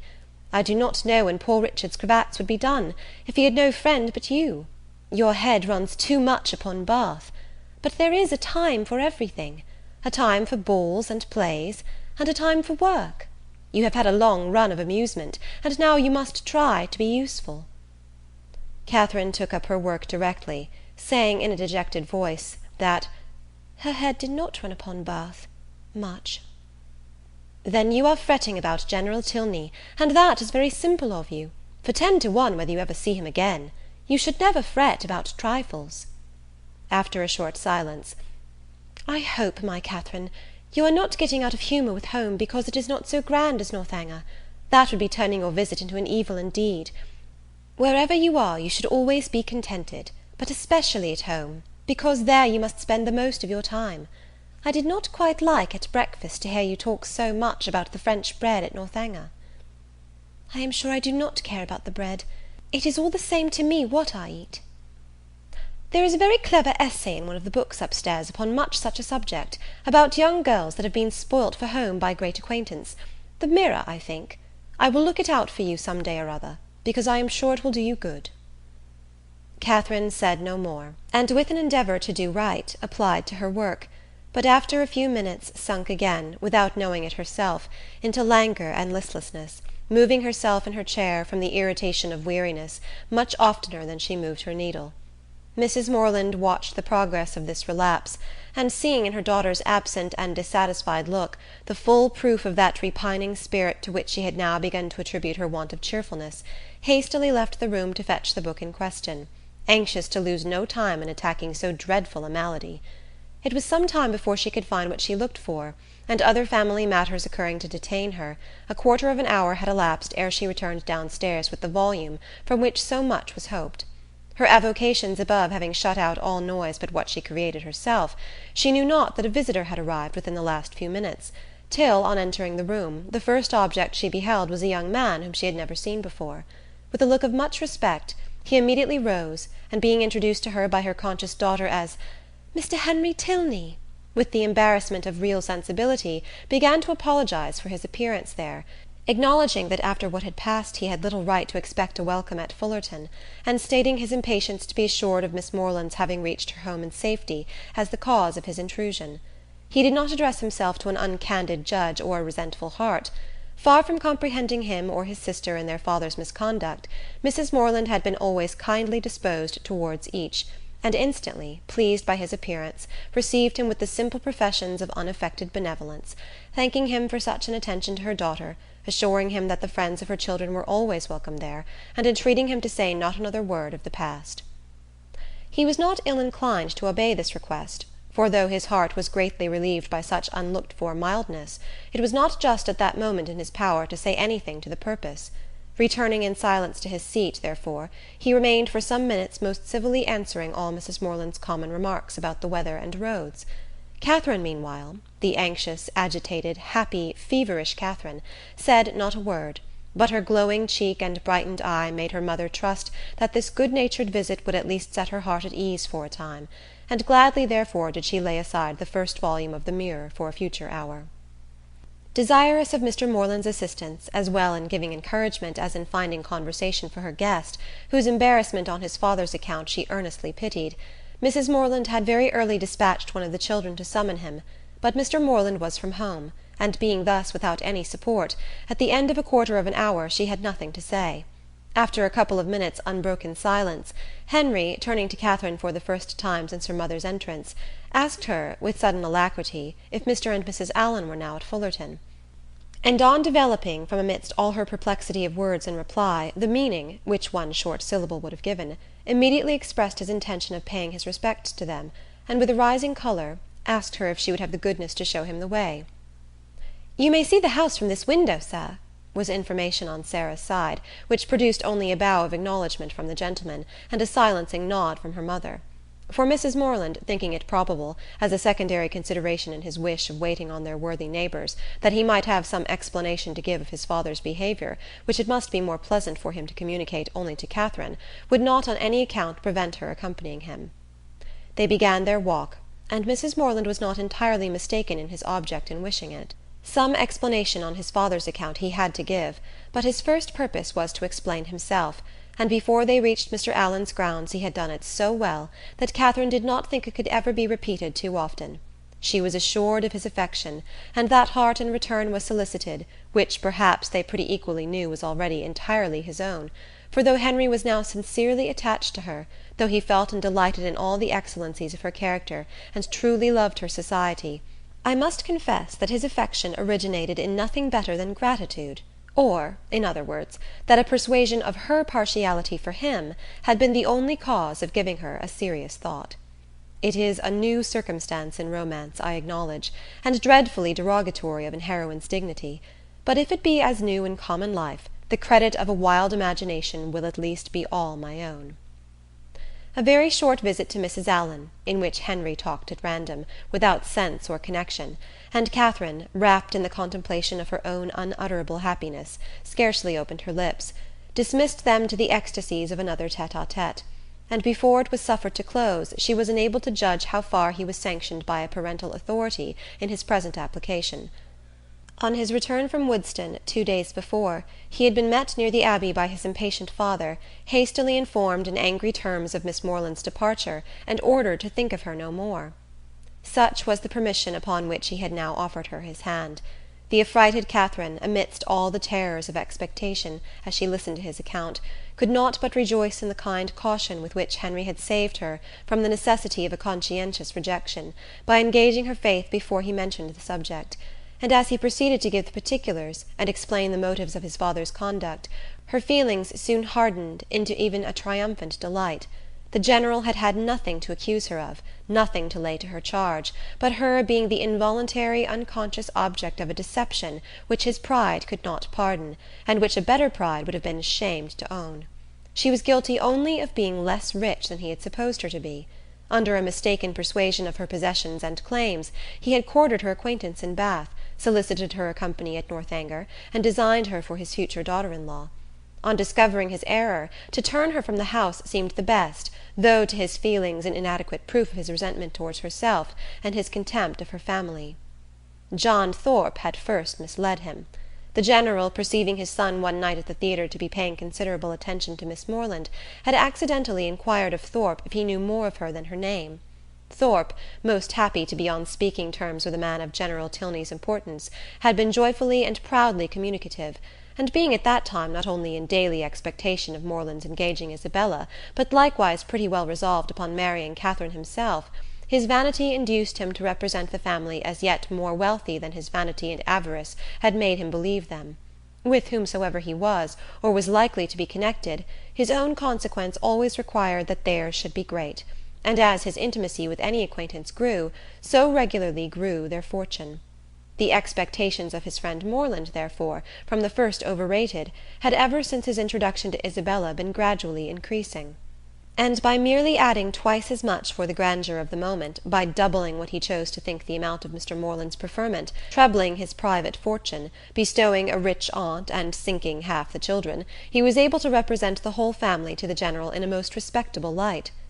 For Catherine, however, the peculiar object of the General's curiosity, and his own speculations, he had yet something more in reserve, and the 10,000 or 15,000 pounds which her father could give her would be a pretty addition to Mr. Allen's estate.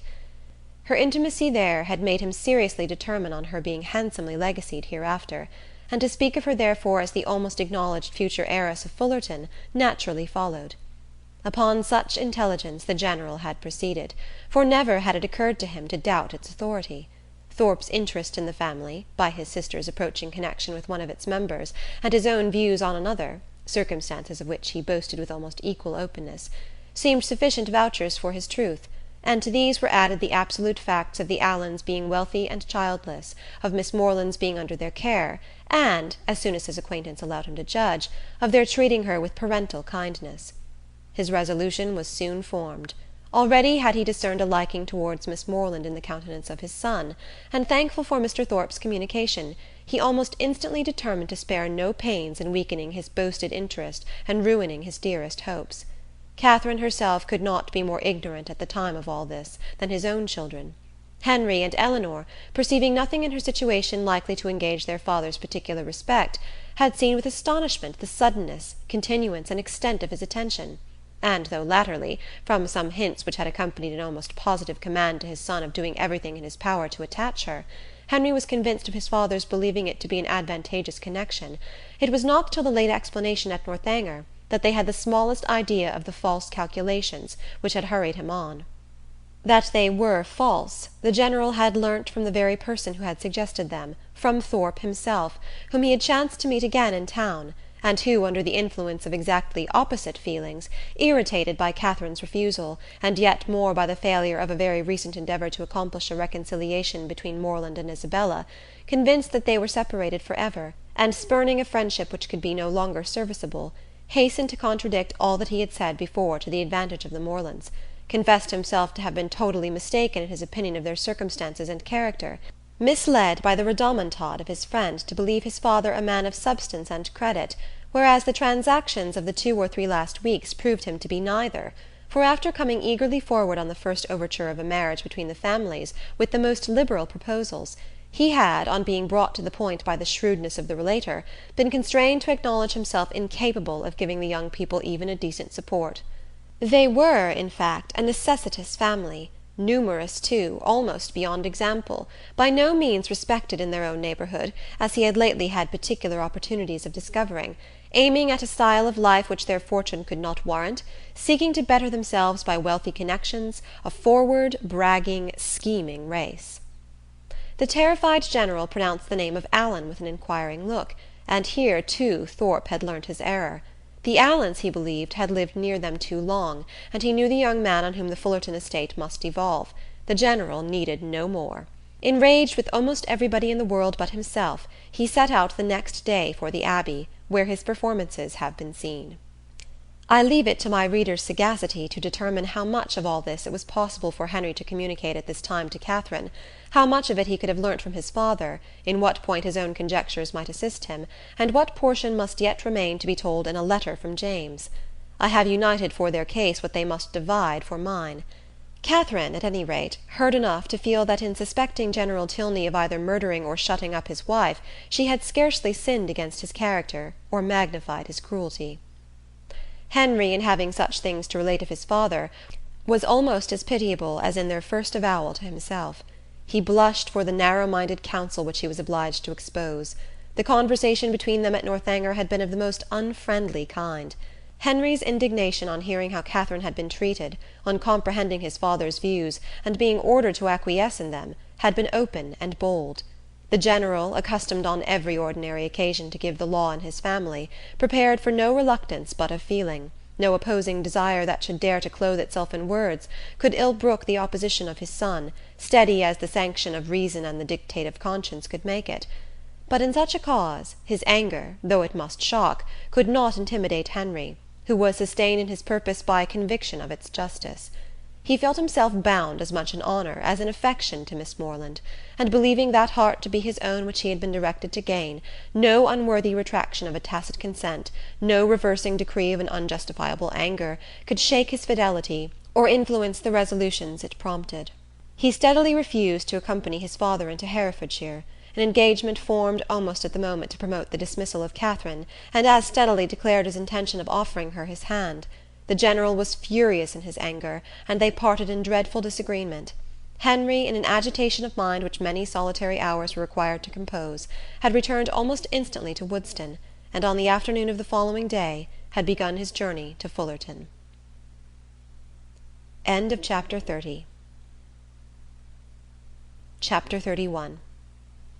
Mr. and Mrs. Morland's surprise on being applied to by Mr. Tilney for their consent to his marrying their daughter was, for a few minutes, considerable, it having never entered their heads to suspect an attachment on either side; but as nothing, after all, could be more natural than Catherine's being beloved, they soon learnt to consider it with only the happy agitation of gratified pride, and as far as they alone were concerned, had not a single objection to start. His pleasing manners and good sense were self-evident recommendations, and having never heard evil of him, it was not their way to suppose any evil could be told. Good-will supplying the place of experience, his character needed no attestation. "Catherine would make a sad, heedless young housekeeper, to be sure," was her mother's foreboding remark, but quick was the consolation of there being nothing like practice. There was but one obstacle, in short, to be mentioned, but till that one was removed it must be impossible for them to sanction the engagement. Their tempers were mild, but their principles were steady, and while his parent so expressly forbade the connection, they could not allow themselves to encourage it. That the General should come forward to solicit the alliance, or that he should even very heartily approve it, they were not refined enough to make any parading stipulation, but the decent appearance of consent must be yielded, and that once obtained, and their own hearts made them trust that it could not be very long denied, their willing approbation was instantly to follow. His consent was all that they wished for. They were no more inclined than entitled to demand his money. Of a very considerable fortune his son was, by marriage settlements, eventually secure. His present income was an income of independence and comfort, and under every pecuniary view it was a match beyond the claims of their daughter. The young people could not be surprised at a decision like this. They felt and they deplored, but they could not resent it. and they parted, endeavouring to hope that such a change in the General, as each believed almost impossible, might speedily take place, to unite them again in the fullness of privileged affection. Henry returned to what was now his only home, to watch over his young plantations, and extend his improvements for her sake, to whose share in them he looked anxiously forward, and Catherine remained at Fullerton to cry. Whether the torments of absence were softened by a clandestine correspondence, let us not inquire. Mr. and Mrs. Morland never did. They had been too kind to exact any promise, and whenever Catherine received a letter, as at that time happened pretty often, they always looked another way. The anxiety, which in this state of their attachment must be the portion of Henry and Catherine, and of all who loved either, as to its final event, can hardly extend, I fear, to the bosom of my readers, who will see in the tell-tale compression of the pages before them that we are all hastening together to perfect felicity. The means by which their early marriage was effected can be the only doubt. What probable circumstance could work upon a temper like the General's? The circumstance which chiefly availed was the marriage of his daughter with a man of fortune and consequence, which took place in the course of the summer, an accession of dignity that threw him into a fit of good humour, from which he did not recover till after Eleanor had obtained his forgiveness of Henry, and his permission for him to be a fool if he liked it. The marriage of Eleanor Tilney, her removal from all the evils of such a home as Northanger had been made by Henry's banishment, to the home of her choice and the man of her choice, is an event which I expect to give general satisfaction among all her acquaintance. My own joy on the occasion is very sincere. I know no one more entitled, by unpretending merit, or better prepared by habitual suffering, to receive and enjoy felicity. Her partiality for this gentleman was not of recent origin, and he had been long withheld only by inferiority of situation from addressing her. His unexpected accession to title and fortune had removed all his difficulties, and never had the General loved his daughter so well, in all her hours of companionship, utility, and patient endurance, as when he first hailed her "Your Ladyship." Her husband was really deserving of her, independent of his peerage, his wealth, and his attachment, being to a precision the most charming young man in the world. Any further definition of his merits must be unnecessary. The most charming young man in the world is instantly before the imagination of us all. Concerning the one in question, therefore, I have only to add, aware that the rules of composition forbid the introduction of a character not connected with my fable, that this was the very gentleman whose negligent servant left behind him that collection of washing bills, resulting from a long visit at Northanger, by which my heroine was involved in one of her most alarming adventures.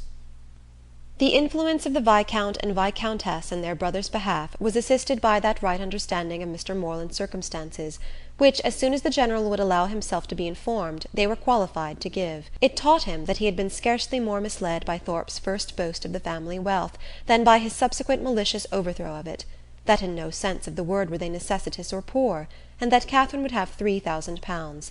This was so material an amendment of his late expectations that it greatly contributed to smooth the descent of his pride. And by no means without its effect was the private intelligence, which he was at some pains to procure, that the Fullerton estate, being entirely at the disposal of its present proprietor, was consequently open to every greedy speculation. On the strength of this, the General, soon after Eleanor's marriage, permitted his son to return to Northanger, and thence made him the bearer of his consent, very courteously worded in a page full of empty professions to Mr. Morland. The event which it authorized soon followed. Henry and Catherine were married, the bells rang, and everybody smiled, and as this took place within a 12-month from the first day of their meeting, it will not appear, after all the dreadful delays occasioned by the General's cruelty, that they were essentially hurt by it. To begin perfect happiness at the respective ages of 26 and 18 is to do pretty well, and professing myself moreover convinced that the General's unjust interference, so far from being really injurious to their felicity, was perhaps rather conducive to it, by improving their knowledge of each other, and adding strength to their attachment, I leave it to be settled, by whomsoever it may concern, whether the tendency of this work be altogether to recommend parental tyranny, or reward filial disobedience. End of Northanger Abbey, by Jane Austen. Greatest Audiobooks is excited to partner with AudioBooks.com. Sign up for a free 30-day trial and get your first audiobook free. Cancel anytime, no strings attached. Click below to get your free audiobook today.